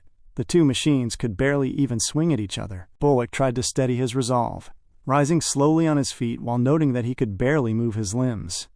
His hands were shaking violently, and his stomach felt like it was twisting inside out from the nerves. But he told himself that he simply could not lose. He was determined not to go back to the bottom of the rankings. Up in the stands, the small crowd at the corner began to look at the display in complete confusion, wondering what the heck they were watching, and calling the fight absolute crap. Truly, the fight was an absolute mess. The match was so absurd that it was actually laughable to the onlookers. The fans who had paid specifically to see a high-speed final sprint were left completely disappointed. Heavy sighs and sarcastic jeers echoed loudly around the stadium. One spectator complained loudly, asking what the hell this was, and stating that the ticket was a total waste of money. However, the man sitting right beside him disagreed. He looked at the field in absolute shock, stating that this was actually the first time he had ever witnessed such a fierce match. He recognized the intense mental desperation occurring on the field. Down below, Rite was fighting as hard as he could against his paralyzing stage fright. He cried out loudly in his mind, begging the voice to just give him a single victory this once, pleading for the mental torture to spare him. On the other side of the arena, Bullock spoke to his own inner thoughts, muttering that he was the one who actually needed sparing. He reasoned that Rite was still young and had time, whereas he was just an old man with nowhere else to go. All the while, their two knights continuously shoved and pushed against each other on the ground in a clumsy, comedic struggle.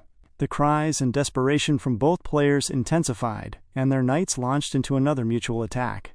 The physical clashing of the two machines grew much heavier, grinding together on the dirt.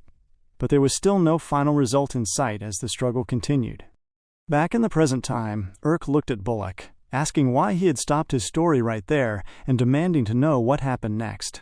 Urk noted that, judging by his face, he guessed Bullock had lost the match. To his surprise, Bullock answered that he had actually won. He then explained the mechanics of the victory, stating that he was so nervous during the match that he couldn't concentrate at all, but his opponent was even worse off than he was. He noted that the young prodigy never even came close to launching a successful attack against him. Bullock looked deeply sad, mentioning to Urk that he saw his opponent right after the match and still couldn't forget the look on the boy's face. He explained that Rite looked completely disheveled and defeated within himself. Urk was thoroughly puzzled by the old man's attitude, pointing out that this was the very first time Bullock had ever advanced to the final rounds, and since he had just won his first match, he should be happy. Urk questioned why he looked like he was sitting on death row instead. Bullock replied that he was simply lucky this time, admitting that his victory was based entirely on chance rather than true skill. He reasoned that he wouldn't get ridiculously lucky like that a second time, concluding that next time he was absolutely going to be defeated. He stated firmly that if he couldn't use the final sprint technique effectively, he was 100% going to lose the next round. Urk tried to encourage him, stating that he should just use the technique then. He reminded Bullock that he had already successfully pulled it off in the past, asking what was so scary about trying it again. Bullock glared at him, his head slumping downward once more as he muttered that he envied a young'un who could say such things with total confidence. Upon saying that, he walked off, leaving Urk very confused in that moment. Urk then began to walk away from the area. Potpourri asked him who that old man was, to which Urk answered that his name was Bullock. He explained that he was an older competitor who had taken 30 long years just to make it to the final rounds. He added that Bullock had found sudden success with his unique final sprint technique, which had made him a little famous among the fans. Urk admitted that it was a really exciting and impressive technique, noting that he would like to see it executed once again himself. Potpourri looked at him with clear admiration, remarking that Urk was always so completely honest and never seemed to get jealous of other people's success either. She noted that such a mindset couldn't be easy to maintain, asking how he managed to do it. Urk looked forward, questioning the very idea of jealousy. He reasoned that if being jealous actually did him any practical good, then of course he would choose to feel it. But since jealousy did a person more harm than good, he chose to ignore it. He stated firmly that he was definitely going to win this entire competition and become the absolute best, explaining that he only did exactly what he needed to do to achieve that goal. Potpourri blushed at how incredibly cool his words sounded. As they proceeded down the path, she leaned in slightly, asking Urk what his specific type of woman was. Hearing the blunt question, Eleonora stepped in immediately, warning her not to get any wrong ideas. The scene cut to a short while later at Urk's workspace. Someone knocked heavily on the front door, calling out that he was delivering the official instructions for round 2 of the finals. Inside the room, Potpourri looked up, noting that time was really flying. Eleonora turned to Urk, asking who their next opponent was going to be. He announced to the room that their next opponent was Bellator. Upon hearing the name, Eleonora paused, mentioning that she felt like she had heard that name somewhere before. Urk re-examined the file, explaining that it was that crow guy they had met previously during the preliminary round. Eleonora scoffed, remembering that weakling, and noting that she guessed even someone like him could make it to the finals. She stated confidently that this next match was going to be an absolute breeze for them. Urk agreed that it seemed that way. He noted that while they still didn't have any useful new weapon designs completed, he guessed he could simply rework their old shield for the match. Potpourri intervened, pointing out that facing the exact same opponent they had already defeated in the preliminaries meant the odds were incredibly low. She admitted it wasn't entirely impossible, but she paused, repeating Bellator's name out loud. She began to wonder where else she had heard that name before, while Urk glared at her in complete confusion. The scene cut directly to a different, disheveled space, where dark worms were wiggling around the floor. The entire room looked messy and unkempt. Bellator was sitting in the dim light, checking his official match notes, and noticed that Urk was the opponent he was scheduled to fight next. He muttered to himself, recognizing that this was the exact guy he had fought back then, admitting that Urk was definitely strong and that winning this match might be incredibly difficult. He gritted his teeth in frustration, reasoning that if he lost right here, he would remain stuck below that asshole forever. Bellator became extremely annoyed, violently striking his head multiple times against the hard wall in front of him out of sheer frustration, repeating that he refused to be stuck below that asshole again, forcing himself to persevere to ensure a victory. The scene cut back to the massive arena. Our boy Urk walked out onto the dirt, waving calmly at the massive audience while the stadium loudly chanted his name. Up in the stands, people in the crowd were conversing about his appearance, remarking that Urk was pretty good looking. Hearing this comment from the crowd, Potpourri felt a bit uncomfortable, speaking up to defend him by stating that he wasn't sickly at all, but was actually very kind and manly. Just then, loud shouts erupted from the audience as people pointed toward the main entrance, wondering what was happening. They noticed that Colleen Crow was walking steadily through the VIP space, and everyone was thoroughly surprised by her sudden appearance. The crowd praised her as she walked by, shouting that the champion had arrived. The spectators became thoroughly confused, wondering why the reigning champion was here today, questioning if she had come specifically to watch Urk's match and if she viewed Urk as that much of a serious contender. Urk stood in his corner of the field, also wondering why Colleen Crow had shown up. He reasoned that while it would make perfect sense for a player to observe other games for tactical research or to place psychological pressure on the competition, objectively speaking, he still hadn't gotten famous enough for the champion to care about him to this extent. He questioned why the hell she was there. But as he watched her movements, he noticed a crucial detail. She never once looked in his direction. He deduced that she wasn't even here to see his performance, but was actually here to watch Bellator. He wondered why that would be, remembering that when he and Bellator had fought before, the Crow guy didn't seem to possess any special strengths to show off. The realization made Urk a bit uncomfortable. In the stands, Potpourri put the pieces together, whispering to herself about the connection between the champion Colleen Crow and Bellator, wondering if that old rumor was actually true. The arena announcers spoke over the loudspeakers, confirming that both players were fully ready for battle. They pointed toward the VIP section, spotting Colleen Crow in her seat, before announcing that the match between Bellator and Urk for the second round of the finals would now begin. Before any regular movement occurred, Eleonora dashed forward with a burst of speed, asking why the champion was watching them so closely. Urk answered that he wasn't entirely sure yet, but suggested that the champion might know something about their opponent that they didn't. He instructed Eleonora not to launch an attack first, advising her to keep her distance and observe the situation carefully. He asked what she made of their opponent's stance. Eleonora looked forward at the Crow machine, noting that it was actually a lot smaller than it had been during their preliminary match. She wondered if it was still the type of build that relied on flying and fighting. She examined its framework, observing that it didn't look particularly strong, questioning why the hell the champion would come all this way just to see it. Across the arena, Bellator began to slowly move his fingers over his controls. A sharp grin spread across his face, knowing full well that his opponents had absolutely no idea what his true potential was. The crowd had given Urk a new name, calling him One-Shot KO Urk. He was a rising star in the tournament, and Bellator looked at him sternly from across the dirt, weighing the challenge. She recognized that he was a rapidly growing threat whose knight wielded a powerful, seemingly unstoppable fist. While he was definitely a dangerous opponent, she had gathered enough information about his fighting methods and tactical skills during their previous preliminary match to formulate a counter-strategy. She reasoned that no matter how powerful his machine's fist was, its actual point of impact was only about 8 inches wide. She calculated that if her machine could simply avoid that specific strike zone, her chances of victory would increase dramatically. To maximize her odds of evading him, she had decided to make her own machine as small as possible. She constructed the chassis using a hummingbird's shoulder joint and sternum, combined with a falcon's pelvis and tailbone, allowing the small construct to pull off instantaneous evasion maneuvers, sharp turns, and sudden stops. Her plan was to avoid Eleonora's initial attacks, fly into close quarters, and then fire her knight's head, separating it completely from the torso to stab with its beak at the exact geometric angle she had calculated. The knight's head, engineered using the stabilizing muscle of a woodpecker, was designed to vibrate at a rate of 20 times per second, which would destroy another knight's internal muscles and organs from the inside out. Bellator had poured absolutely everything she possessed into perfecting this single technique. Clenching her fist, she took a firm stance in her corner, telling herself that with this bone warhead, she would definitely prove her worth. With a sharp wave of her hand, she activated her controls, and the bird machine began to move, flying swiftly across the dirt toward Eleonora as the match officially began. Eleonora watched the construct close the distance, noting that it was coming straight at her. She folded her fingers into a fist, preparing to strike the incoming bird.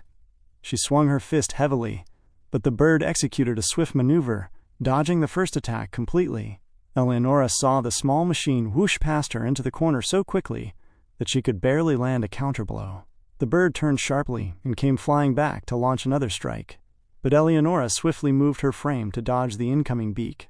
A rapid succession of multiple attacks followed, but Eleonora consistently drifted her frame just enough to dodge every strike at the exact moment she was about to be hit. The ease with which she avoided the onslaught made Bellator highly uncomfortable as she watched from her platform. Up in the stands, the announcer shouted that Bellator's painstakingly prepared evasion strategy was proving to be quite effective in keeping her safe. What Bellator hadn't anticipated, however, was that the defensive strategy she had put her entire life into would be completely bypassed by Eleonora's overwhelming pure physical abilities. Our boy's knight was operating on an entirely different level of raw performance. Talk about a reality check, grinning back at what she saw as a pathetic display. Belladere was thoroughly taken aback by the simple, elegant efficiency of Eleonora's movements. In that moment of growing desperation, Belladere turned her gaze up toward the VIP seats to look at Colleen Crow. The champion simply looked down at her with an expression of pure disappointment before turning around and walking away from the arena. Belladere was left completely distraught by that cold look, realizing her sister viewed her as total crap. Following the departure, Eleonora settled into a firm, grounded stance on the dirt, calling back to Urk that she had now obtained a rough idea of the opponent's health pattern and mechanical abilities. She noted that while she commended their effort, simply put, it was nowhere near enough to pose a threat. Hearing this, Urk took a firm stance at his console as they awaited the bird machine's next approach. The next attack went exactly as the others had, with Eleonora easily dodging the incoming trajectory. But this time, flexing her deaf-cussed leg, she dashed forward with immense power, following the bird from behind to track its retreat. She swung her heavy fist forward, punching Belladere's knight instantly out of the air. Much to the absolute surprise of everyone in the crowd, the match was instantly over. Urk stood at his station, gasping slightly as he tried to process the abrupt conclusion. He wondered to himself if they had truly just won, questioning why the battle had been so incredibly easy. He couldn't help but wonder why the champion Colleen Crow had even bothered to come out to watch such a lopsided match. Looking across the field, he saw Belladere fall limp to the ground of her platform, weeping bitterly. She tore her mask off her face, crying extremely loudly in front of the entire stadium. As her features were exposed to the light, Urk stared in surprise, realizing her face looked incredibly familiar. The spectators in the crowd began to murmur in confusion, pointing out that she looked just like the champion. They noted that while her eyes were somewhat different, her features and even her hair color were an exact match for Colleen Crow. In the stands, Potpourri looked down at the weeping girl, admitting that she hadn't believed it at first, but it appeared the old rumors were entirely true, that one of the current competitors was indeed the champion's twin sister. On the field, the arena instructor began calling out loudly for the medical team to come and remove Belladere from the arena, noting that she didn't seem to be doing well physically. She was literally gasping for breath while crying on the ground over her terrible defeat. As she lay there, Belladere's mind drifted deep into her childhood memories. She remembered the cold environment of her home and the exact words of her mother, who had stated that she intended to raise a single lion cub rather than 2 weak hyenas. Her mother had stood firmly in front of the young Belladere and Colleen, informing them that although they had both come out of her womb, she would only accept the more exceptional of the two as her actual child. She explained that she would grant the right to bear the prestigious Crow family name to whichever daughter proved to be superior, along with a special earring, a family heirloom from her own father that served as the ultimate symbol of their household. She had shown them the jewelry, explaining that the earring, passed down through generations, contained a one-of-a-kind jewel created by mixing the literal blood of their family members. She told them that possessing this earring meant the wearer was her perfect complement and the only true member of the family. The two young girls had stared at the glittering jewel in quiet anticipation, wondering who would inherit the future it represented. In that moment, their mother suddenly squeezed her fist closed. She ordered them to prove to her which one of them was the superior human being, stating that she expected them to be filled with jealousy, competitiveness, and hatred toward one another. Smiling down at her children ruthlessly, she told them to prove their individual worth until the day they died. Back in the present, Colleen Crow was the one who wore that family earring, having won the cruel competition of their childhood. When a voice called out to her, noting that she had gone to see Belladere after all. It was her mother who walked into the quiet space, pointing out that Colleen had disobediently skipped a professional meeting that had been quite difficult to arrange. Colleen Crow looked at her mother, offering a polite apology for her absence. Her mother smiled greenly back at her, dismissing the apology by stating it was fine, adding that a true star needed to know how to follow their own desires from time to time to be worthy of the spotlight. She then questioned if Colleen had properly tidied up her outfit and hair before going out to see her sister. Colleen confirmed that she had, mentioning that she always made a mandatory visit to a specific salon before going out in public. Her mother nodded approvingly, stating that it was good, reminding her that she must always be deeply concerned with how others perceived her. She ordered her never to forget that she was the absolute jewel of the family and her mother's perfect other. Colleen Crow promised that she wouldn't, turning her body to walk away down the corridor. Her mother called out to her back, asking how it actually felt to look upon the inferior failure of the family after all this time. Kayleen Crow paused in the quiet hallway. Before she could deliver her final response, her mother simply glared at her, awaiting her words with cold anticipation. Kayleen Crow looked ahead, stating that, at the end of the day, she thought it was only natural things turned out the way they did. Upon saying that, Kayleen Crow firmly affirmed that in every single way, from her physical reflexes and spatial awareness to her quick thinking and coordination, her sister was completely inferior to her. She noted that from the very moment of their birth up until now, Belladere had always been inferior.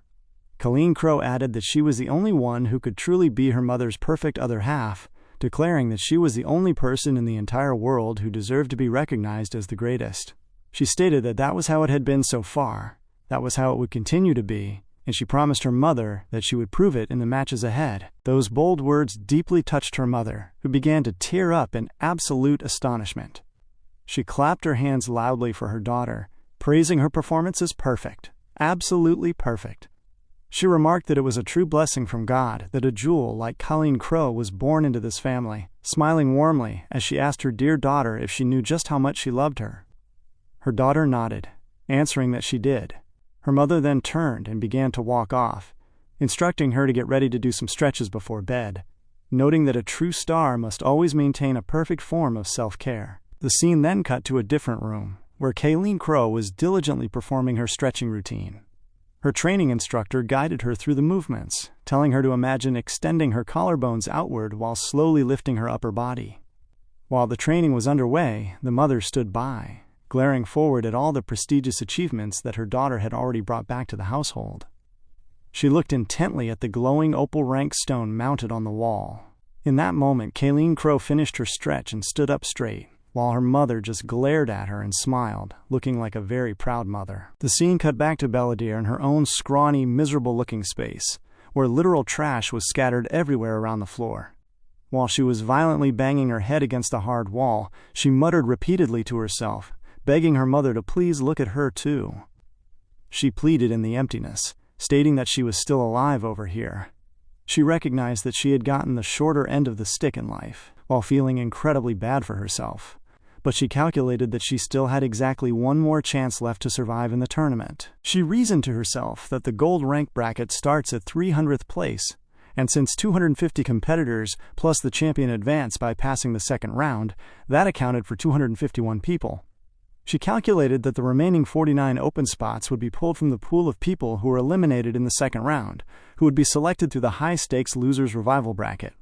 She noted that the exact format of the Losers Revival changes every single time, making it completely impossible to keep watch or know what the rules are until the actual day of the event.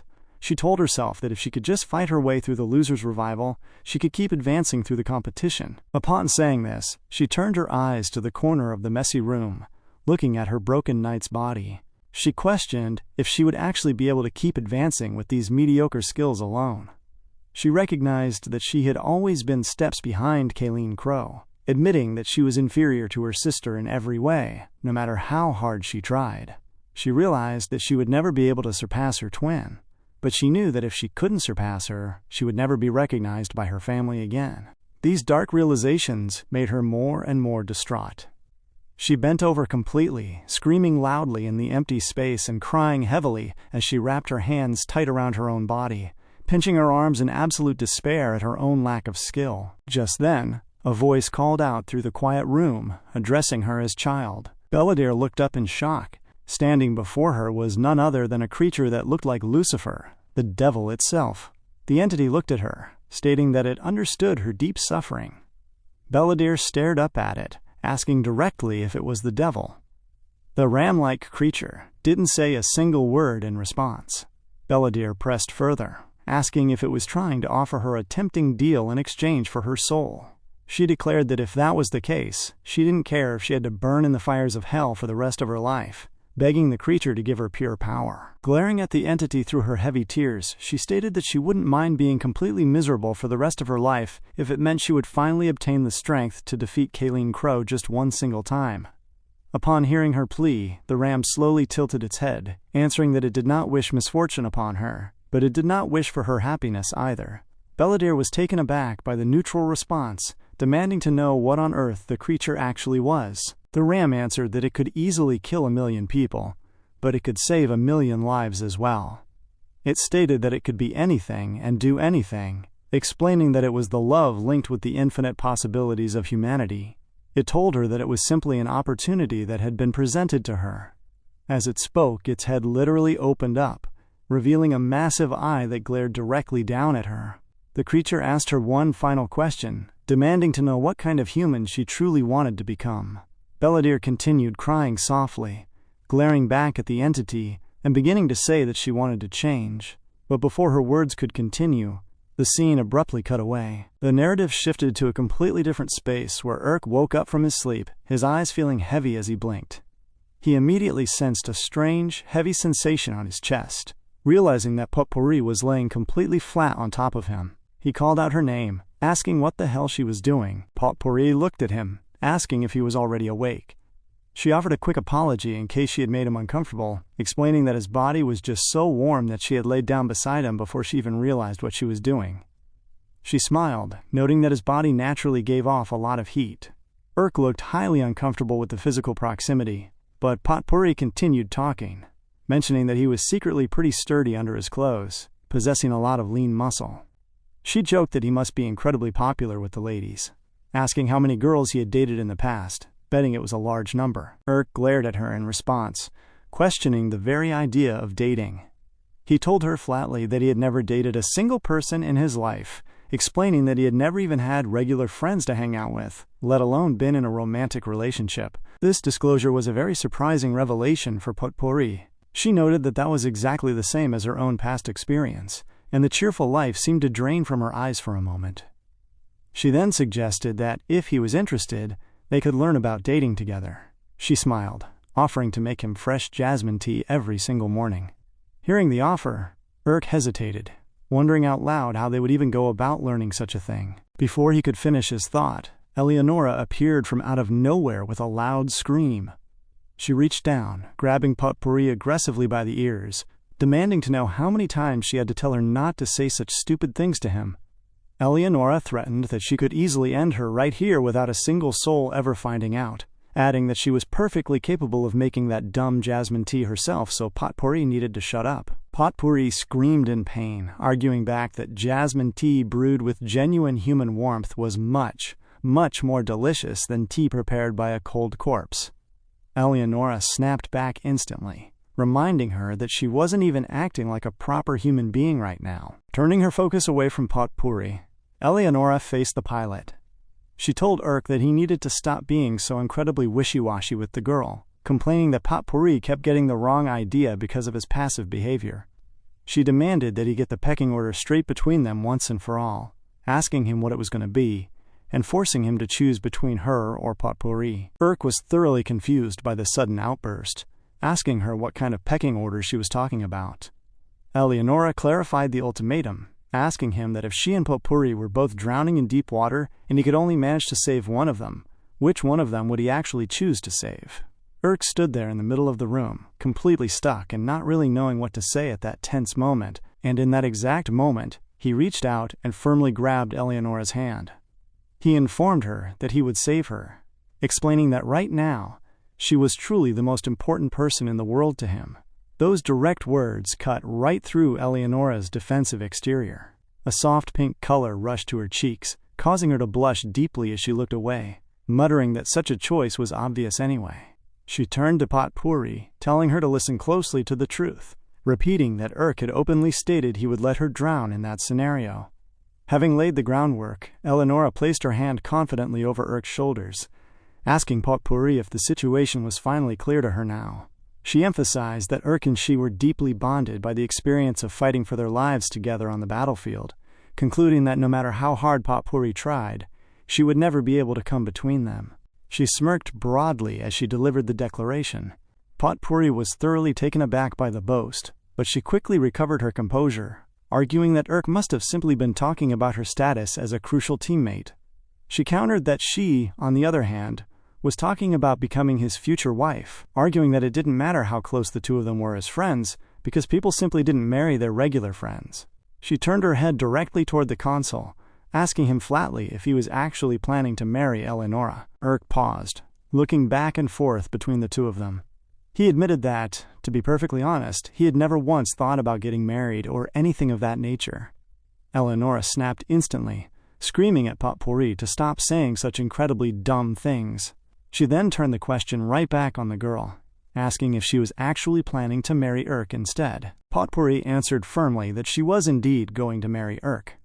Eleonora grew highly annoyed, screaming out to demand why anyone would ever want to get married to this, pointing a condescending finger directly at Irk's face. Potpourri defended her stance, explaining that Irk was the first person who had ever truly appreciated her for who she was without her fur. She admitted that even though he seemed a little upset-minded and wacky from time to time, he was fundamentally a deeply caring individual. She added that he always listened closely to her opinions during their conversations, concluding that she thought the way he always tried his absolute best was amazing, which was the exact reason why she liked him so much. Eleonora was thoroughly annoyed by the sentimental speech, screaming at her to stop saying total crap that she didn't even actually mean. Potpourri fired back instantly, stating that she absolutely meant every single word she had just spoken. Our boy was completely left out of the loop. Talk about awkward. He looked at them with total disorientation, speaking up to tell them to wait because he honestly did not understand what they were talking about. Ignoring his confusion, Potpourri stepped even closer to his side and grabbed him firmly, looking directly at Eleonora. She stated that Eleonora and Irk could go ahead and fight hard alongside each other as teammates for their entire lives, noting that she was perfectly fine with that arrangement because she was going to marry him regardless. She took a deep, steadying breath to calm her tone before addressing Eleonora again. She stated clearly that she was genuinely interested in Irk romantically. Upon hearing the blunt admission, Eleonora paused for a silent second. A deep blush spread across her face, and a look of intense annoyance mixed with embarrassment took over her features. She looked away quickly, stammering that she had something to say, but before she could continue her chain of thought, a heavy knock rattled the front door. A voice called out from the hallway, asking if Irk was inside, and announcing that he had brought the official information regarding the next stage of the competition. They stepped toward the entrance, and Irk grabbed the printed paper from the messenger before retreating back into the safety of the room. He scanned the document, informing Eleonora and Potpourri that the organizers were planning a special event for all the players who had successfully passed the second round of the finals. He read the details aloud, explaining that it was an official handshake and autograph meet-and-greet session. Potpourri's face lit up with excitement, mentioning that the tournament hosts did that from time to time during the final rounds, stating that they sell raffle tickets to the fans so they can shake the players' hands and receive personal autographs. She added that the tournament would give the player 15% of all the money generated from those raffle ticket sales, making it a pretty profitable venture. She noted that it was also an interesting chance to see exactly how large his fan base had grown. She informed him that participation wasn't strictly mandatory, meaning that a lot of players would likely feel intimidated and decide not to go at all. She looked at him, asking if this would be his very first time meeting his fans at an official event, wondering what he was going to do. Irk had absolutely no idea that this kind of public event was ever going to happen. The sudden realization that he would be meeting face-to-face with people who loved and supported his journey was quite hard for him to process initially. He looked down at the paper, and a sudden wave of excitement washed over him as he stated that, of course, he was going to attend. Eleonora looked at his excited expression and remained entirely silent. Potpourri added a crucial detail, reminding him that the fans always want to see both the player and their respective machine, meaning he would need to take his knight along with him to the venue, asking her if that arrangement would be all right. Irk was a bit uncomfortable. He deduced that it meant she would have to stand completely still and pretend to be a mindless, inanimate knight all day long in front of a massive crowd of people. Recognizing the burden, Irk calmly stated that he would hold off on the autograph sessions instead, concluding that the ordeal would simply be too hard on Eleonora. He reasoned that, ultimately, the most important thing for them was focusing on doing well in the competition matches. Suddenly, Eleonora broke her silence, telling Irk that it was perfectly fine, pointing out that he had looked really excited about the opportunity, so if he wanted to go, she was fine with it. She murmured that she could tolerate that much for a single day at least. Upon her saying this, the overall mood in the room dropped into a heavy, quiet stillness for a brief second. Then, Irk's eyes suddenly brightened up with renewed excitement now that Eleonora had given her permission. He deeply appreciated her sacrifice, thanking her sincerely for her words, and promising that he would give her 95% of all the profits generated from the raffle. He announced that he would start getting ready immediately, walking off to the side to prepare his attire. His departure left Eleonora and Potpourri standing alone, glancing at each other with mutual annoyance. Much later, at the bustling site of the official event, Urk had attempted an interesting, completely new hairstyle on his head. He was looking around nervously, asking his companions if his hair looked okay, and mentioning that he had spent the entire morning working on it. Potpourri didn't say a single word in response, simply staring at him with a thoroughly weirded-out expression. Eleonora didn't hold back at all, stating flatly that, to be perfectly honest, it looked pretty bad. Urk gently patted his head, feeling a bit down at the immediate rejection. Eleonora then asked him where exactly he was going, pointing out that the corridor they were walking down wasn't the correct way to the designated meet-and-greet spots. Urk answered that he had decided to go check in with Bullock first. He explained that since it was the very first time he had ever done something like this, he felt it would be best to go to the event together with him. Eleonora questioned the plan, reminding him that he had stated this event was strictly for the competitors who had passed the second round of the finals. She asked him directly if that old guy had actually passed his match. Urk looked down, admitting that, to be perfectly honest, he wasn't entirely sure of the results. We finally arrive at Bullock's place, raising his hand to knock firmly on the wooden door. The door slowly cracked open, and Bullock's face was revealed slightly at the corner of the opening. Looking out at Urk, the old man revealed the grim truth. He stated flatly that he had lost, adding that it was a really bad defeat too. He explained that he couldn't even manage to launch a single counterattack before getting completely shut down and defeated on the dirt. This heavy news caused Urk to be taken aback, feeling incredibly sad for his friend's tournament run. Bullock continued speaking, mentioning that what made it even worse was that he was originally matched up against a high-tier diamond-ranked player, which caused him to refuse the matchup out of fear. But even after getting a rematched game against a regular silver-ranked player, he had still lost hopelessly. Urk literally had no way to respond to the confession. Trying his best to offer some comfort, Urk spoke up, stating that it was okay because Bullock still had exactly one more chance left.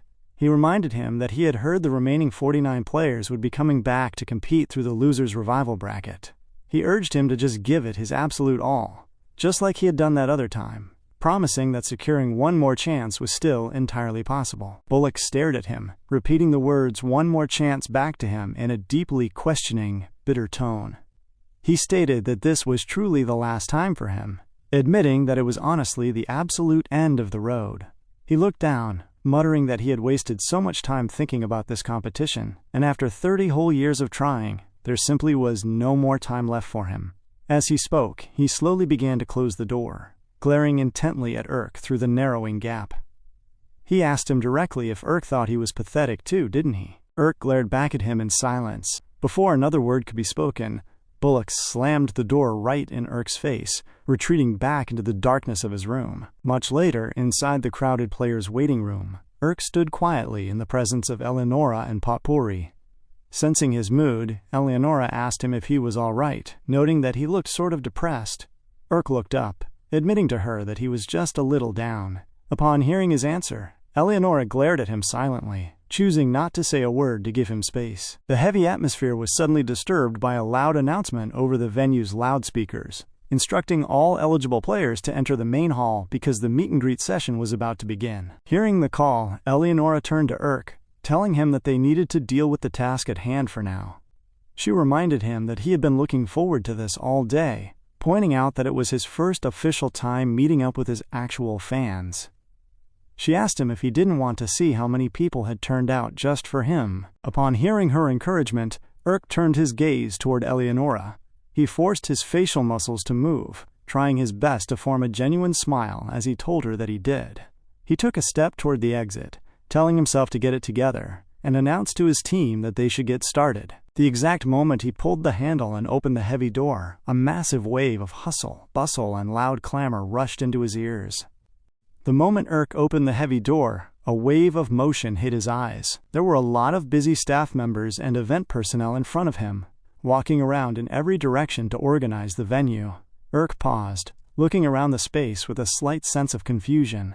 He had assumed the entire event would start right away, but it looked like everyone was still getting their individual booths fully set up. Potpourri stepped up beside him, She mentioned that she had heard more than 100 total players had arrived to participate, so there was an immense amount of preparation work left to do before the doors could open. In that moment, Eleonora glanced forward into the open hall, her eyes scanning the layout until she noticed their designated empty room.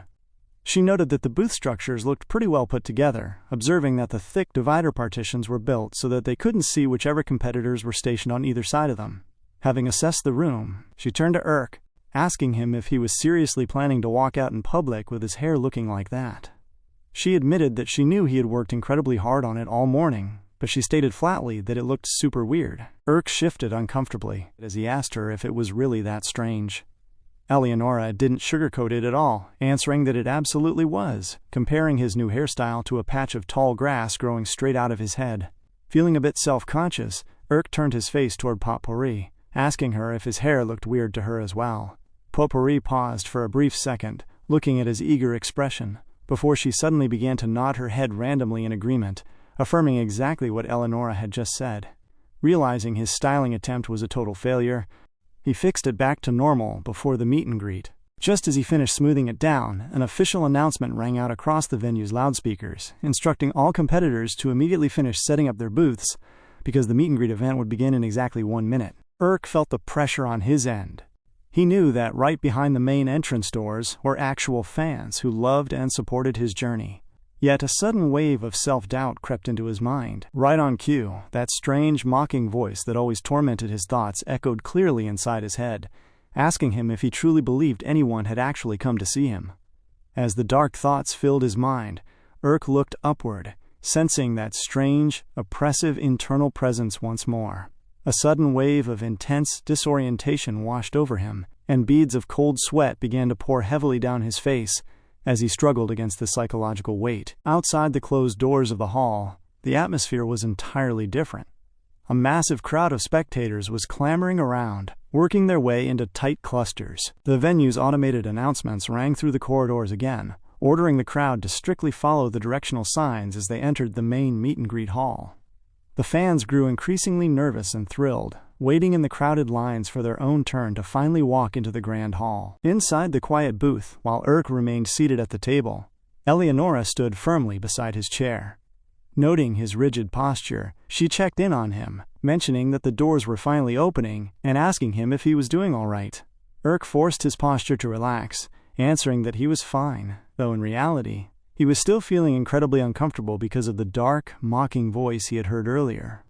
He took a slow breath, trying his best to get himself back together. Suddenly, a bright voice cut through the background noise of the hall, asking if he was indeed the competitor named Urk. Upon hearing his name called, Urk literally jolted upward in his seat to see who had entered. Standing across the table was a young lady who was absolutely beaming with excitement the moment she saw him. Urk smiled politely, answering that, yes, he was Urk.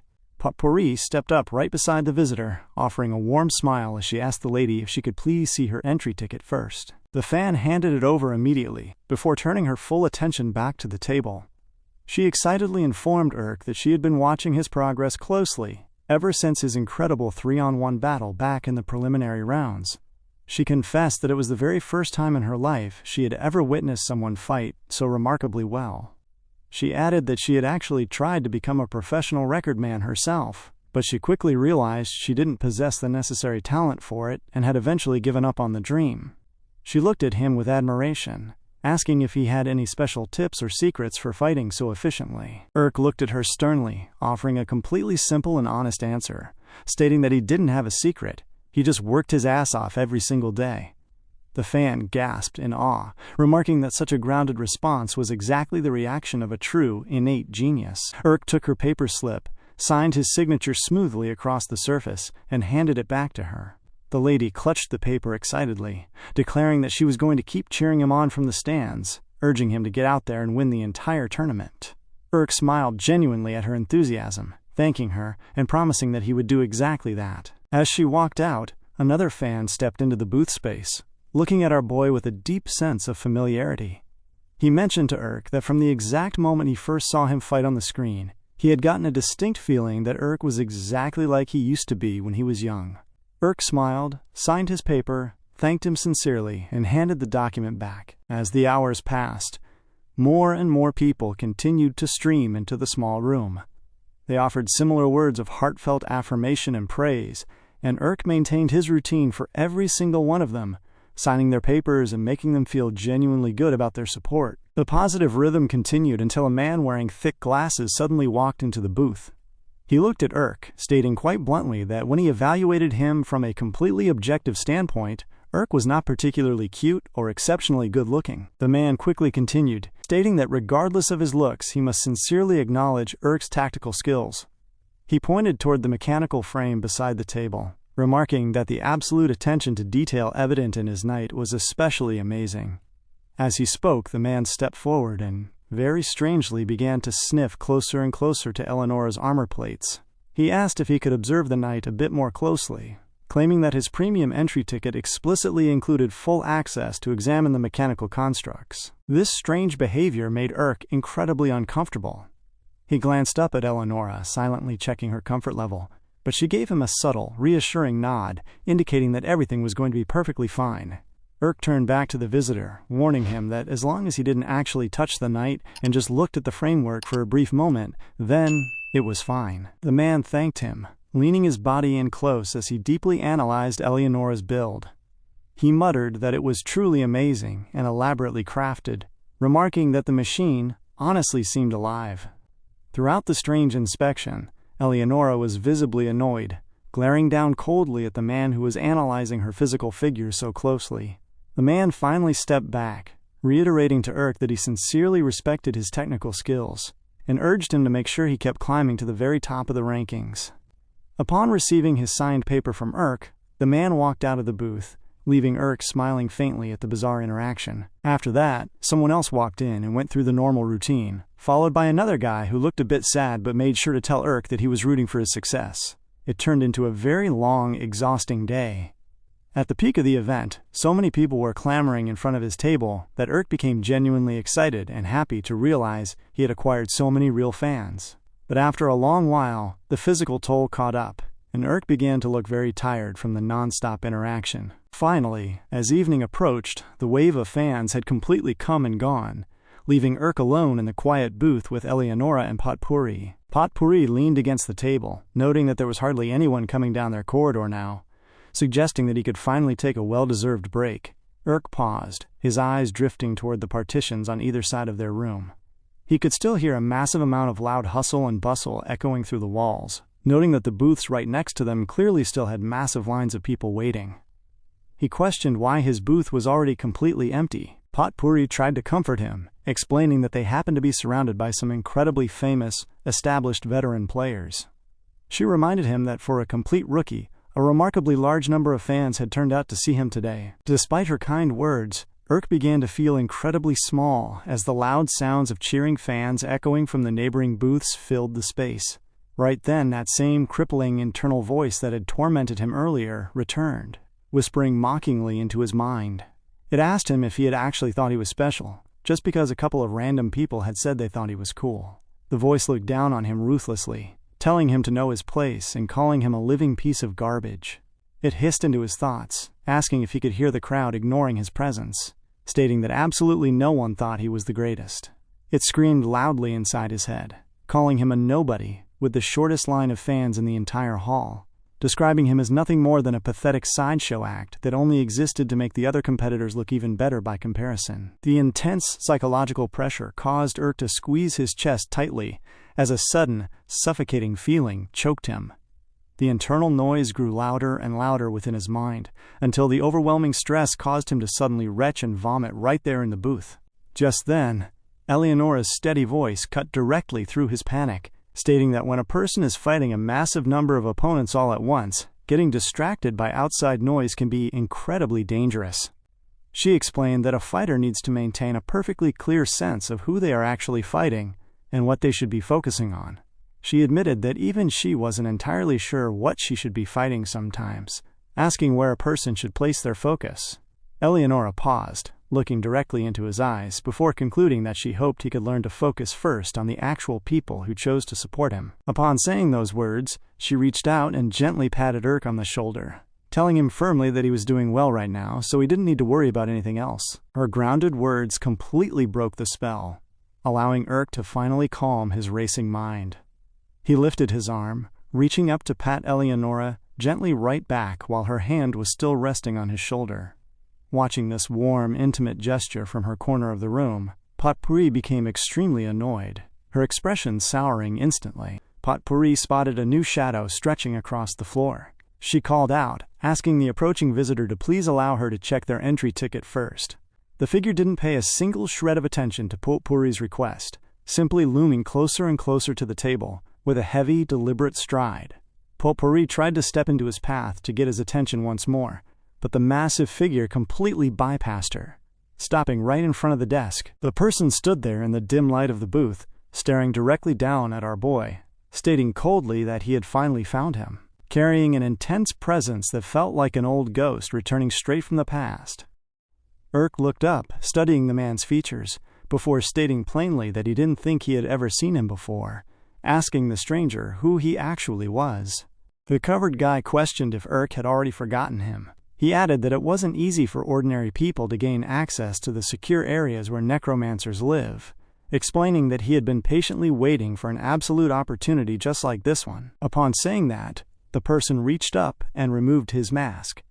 Eleonora glared intently at the man's face, but her expression shifted to total shock as the stranger called out her name directly. With the mask gone, everyone realized that the person in question was actually Neyron.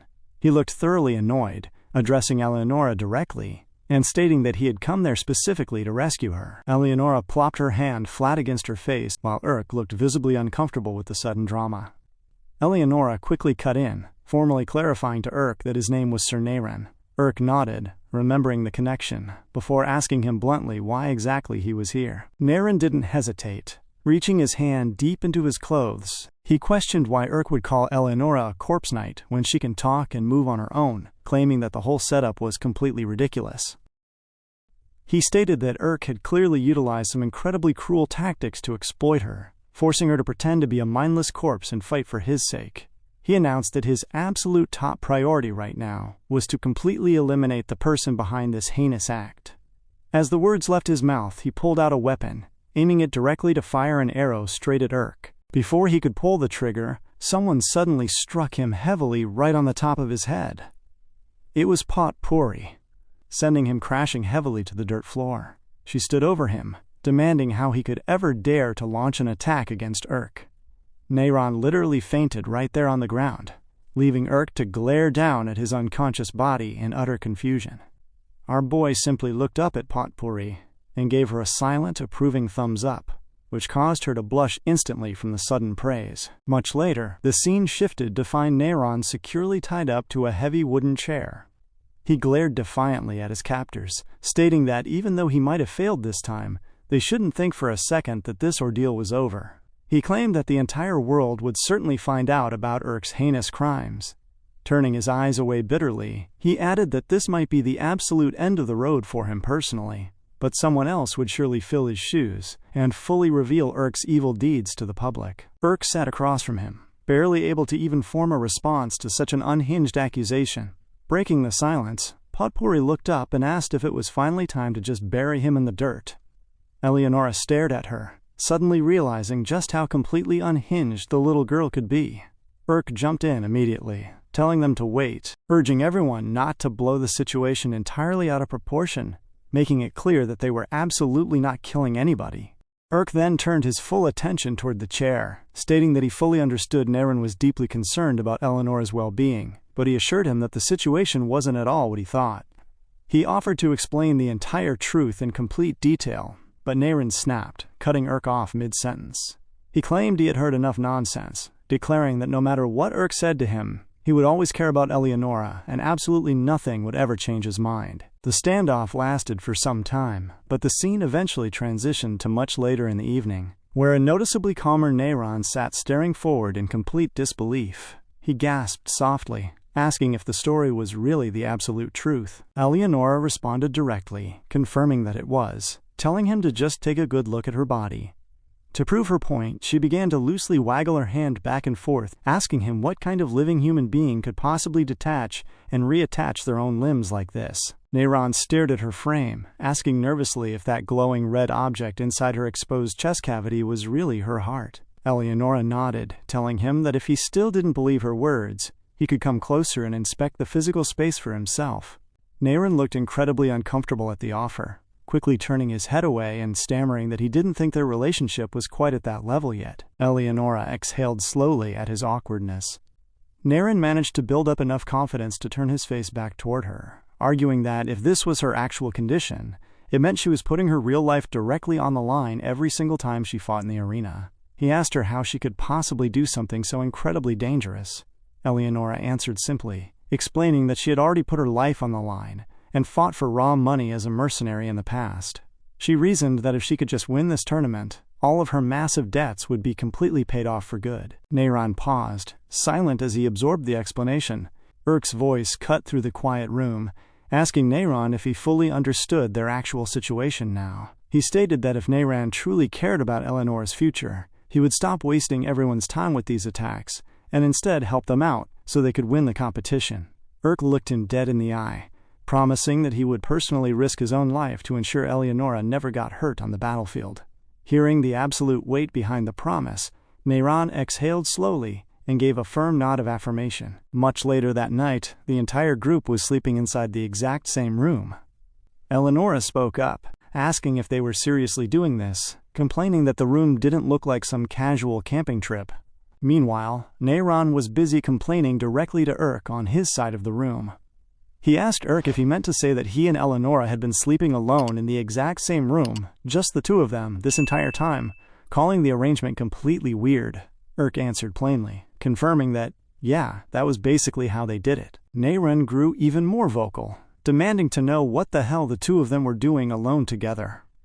Urk looked at him blankly, affirming that they were literally just sleeping. Neyron began to question his character even more, asking how he could possibly do absolutely nothing but sleep while being left completely alone in a room with someone as exceptionally beautiful as Eleonora. He pointed out that they were a man and a woman, demanding to know why he wouldn't do anything at all. Urk simply exhaled, completely unfazed, asking how them being a man and a woman changed the reality of the situation, reiterating that they were just there to sleep. Neyron paused. Eventually, the weight of tiredness took over, and Neyron turned over to slowly fall asleep, thinking to himself that this was honestly the very first time he had ever seen her smiling so much. He concluded internally that Urk turned out to be a much better man than he had initially thought, though Urk didn't actually take those passing words to face value. Much later, the room grew quiet, and Urk turned his gaze toward the dim light of the window. His mind flashed back to the events of the meet and greet earlier that day, remembering how the fans were crowding the other booths, telling the famous players that they were the absolute best, wishing them victory, and showering them with love. Right on cue, the mocking voice inside his head returned, whispering that his line had been the absolute shortest in the hall. Urk replied sternly in his thoughts, telling the voice to shut up. He told himself that it wouldn't be long now. He reasoned that if he could just secure a total victory in this tournament, he would become vastly stronger than the presence plaguing him. He promised himself that a day would come when everyone would queue up just to see him, and when that happened, even the voice wouldn't be able to look down on him ever again. He smiled faintly as he finally stood his ground against the internal torment. The voice simply smiled back at him within his mind, asking him if he really believed he could accomplish it, reminding him that he was absolutely nothing. Much later, the story moved directly to the grand arena, where the loud voice of the announcer boomed over the loudspeakers, welcoming everyone to the venue. A massive lineup of men in their respective machines were stationed all around the dirt floor of the arena. The announcer explained the structural format, stating that this was the official losers revival bracket.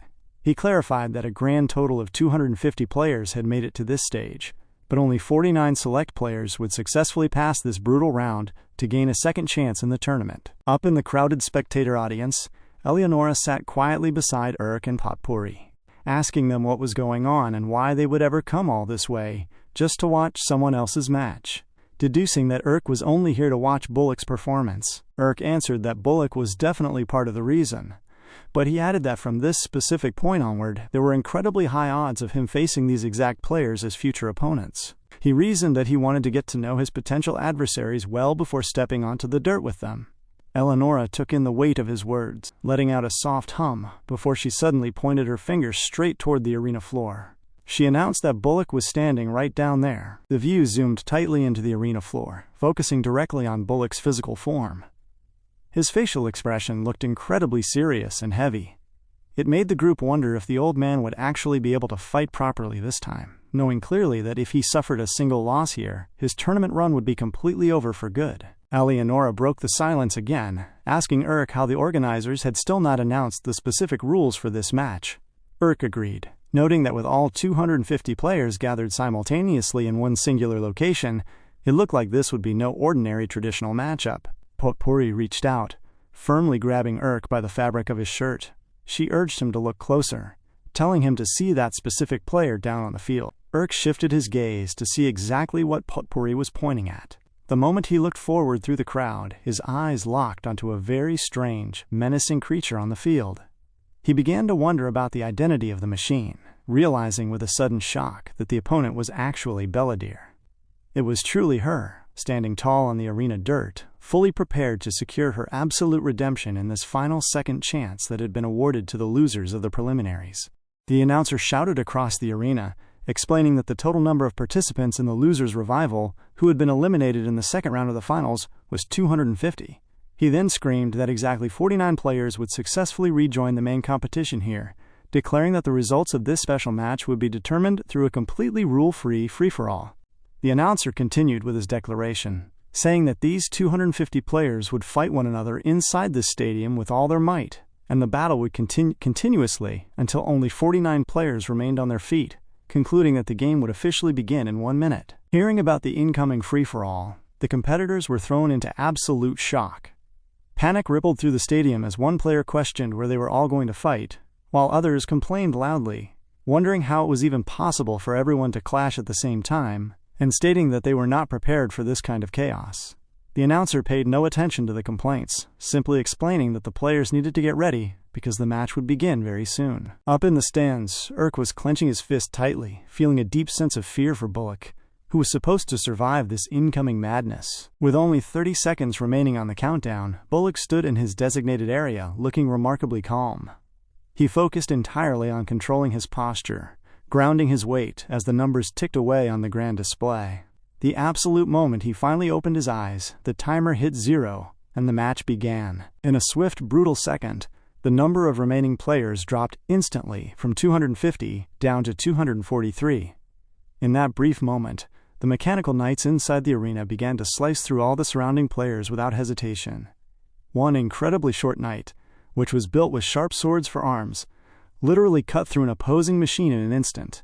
The controller of the short knight was a lady who smiled confidently, saying that while bad luck had cost her last match, she was simply too good to be eliminated anytime soon. Suddenly, a heavy jolt of electricity struck her knight directly from above, and a force like intensified gravity crushed her machine in an instant. Her knight became completely still on the arena floor, causing her to scream out, asking what the hell that was and how it could have happened. From right behind her, an opposing player laughed loudly. Standing nearby, Belladere muttered to himself, hoping that everyone in the stadium could feel it. He noted that this was the immense weight of the pain that had been pressing down on him for his entire life. Her new knight possessed a very interesting and devastating ability to crush opposing players using localized gravity, and that was exactly what the machine was doing across the field. As multiple knights were brought down around her in that exact moment, no one could even come close to Belladere's machine. She laughed loudly, mentioning how pleasing it was to hear the sounds of everyone being crushed under her feet, declaring that for the sake of climbing higher little by little, she would make it straight to the top very soon, asking her mother to please wait for her. All around the corners of the arena, people were continuously complaining about their knights getting destroyed, yet Bullock stood there trying his best to compose himself. He looked left and right as the machines were eliminated one by one.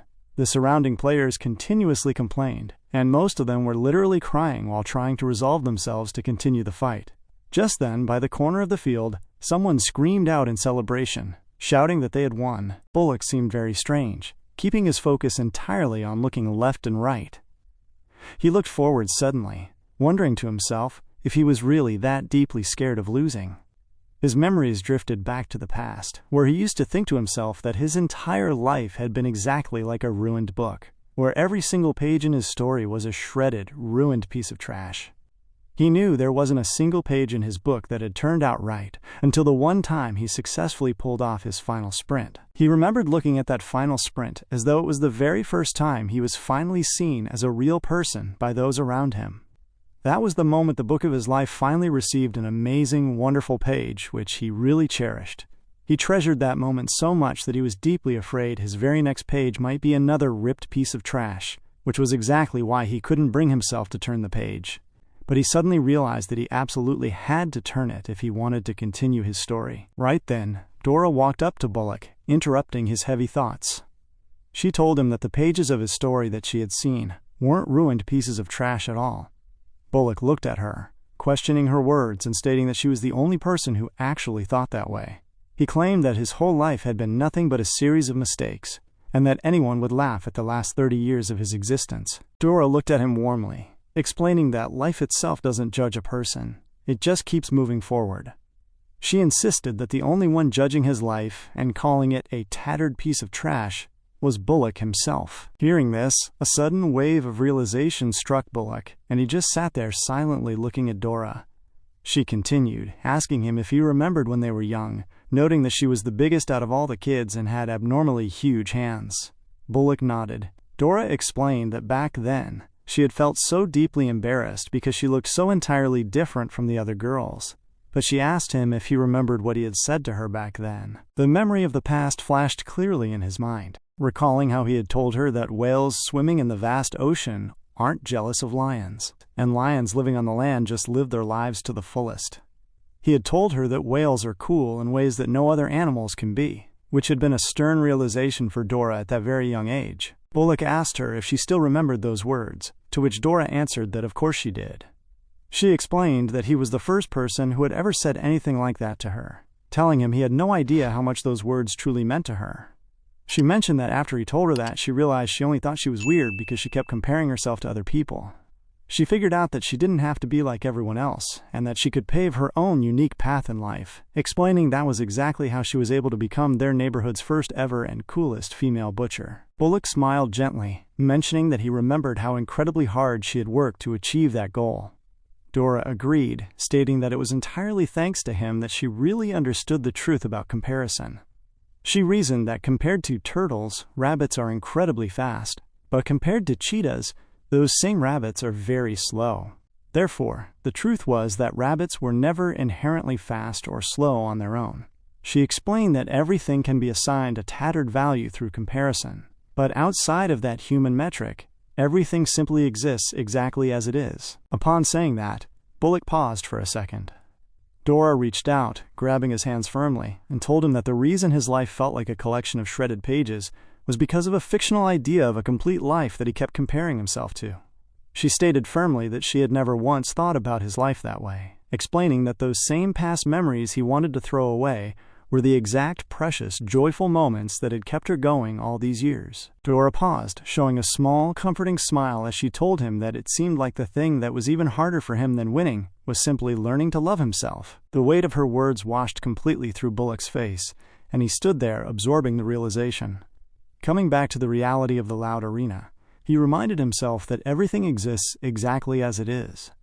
He questioned himself internally, asking if loving himself was really harder than winning this game, and began to ponder if he could truly accept who he was. In that exact moment, our boy screamed out loudly from the stands, warning Bullock to look out. Down on the field, the devastating gravity ability from Belladir's Knight was about to fall heavily directly upon Bullock's machine. Bullock opened his eyes widely, declaring to himself that he must love this version of himself, and that he absolutely must love who he is. In that split second, he began to heavily infuse his sorcery straight into his knight. With the energy surging through the mechanical frame, his knight prepared to execute the final sprint to swiftly evade the incoming gravity attack from Belladir's machine, and the crowd went wild at the sight of the mayhem. Thanks for watching, guys. This video took a while to put together, so I'm incredibly glad it's finally out for you all. This is such an amazing manhwa, and I'm excited to be able to share it with everyone. I know you enjoyed the roller coaster of a ride this story presents, and I will definitely update it soon.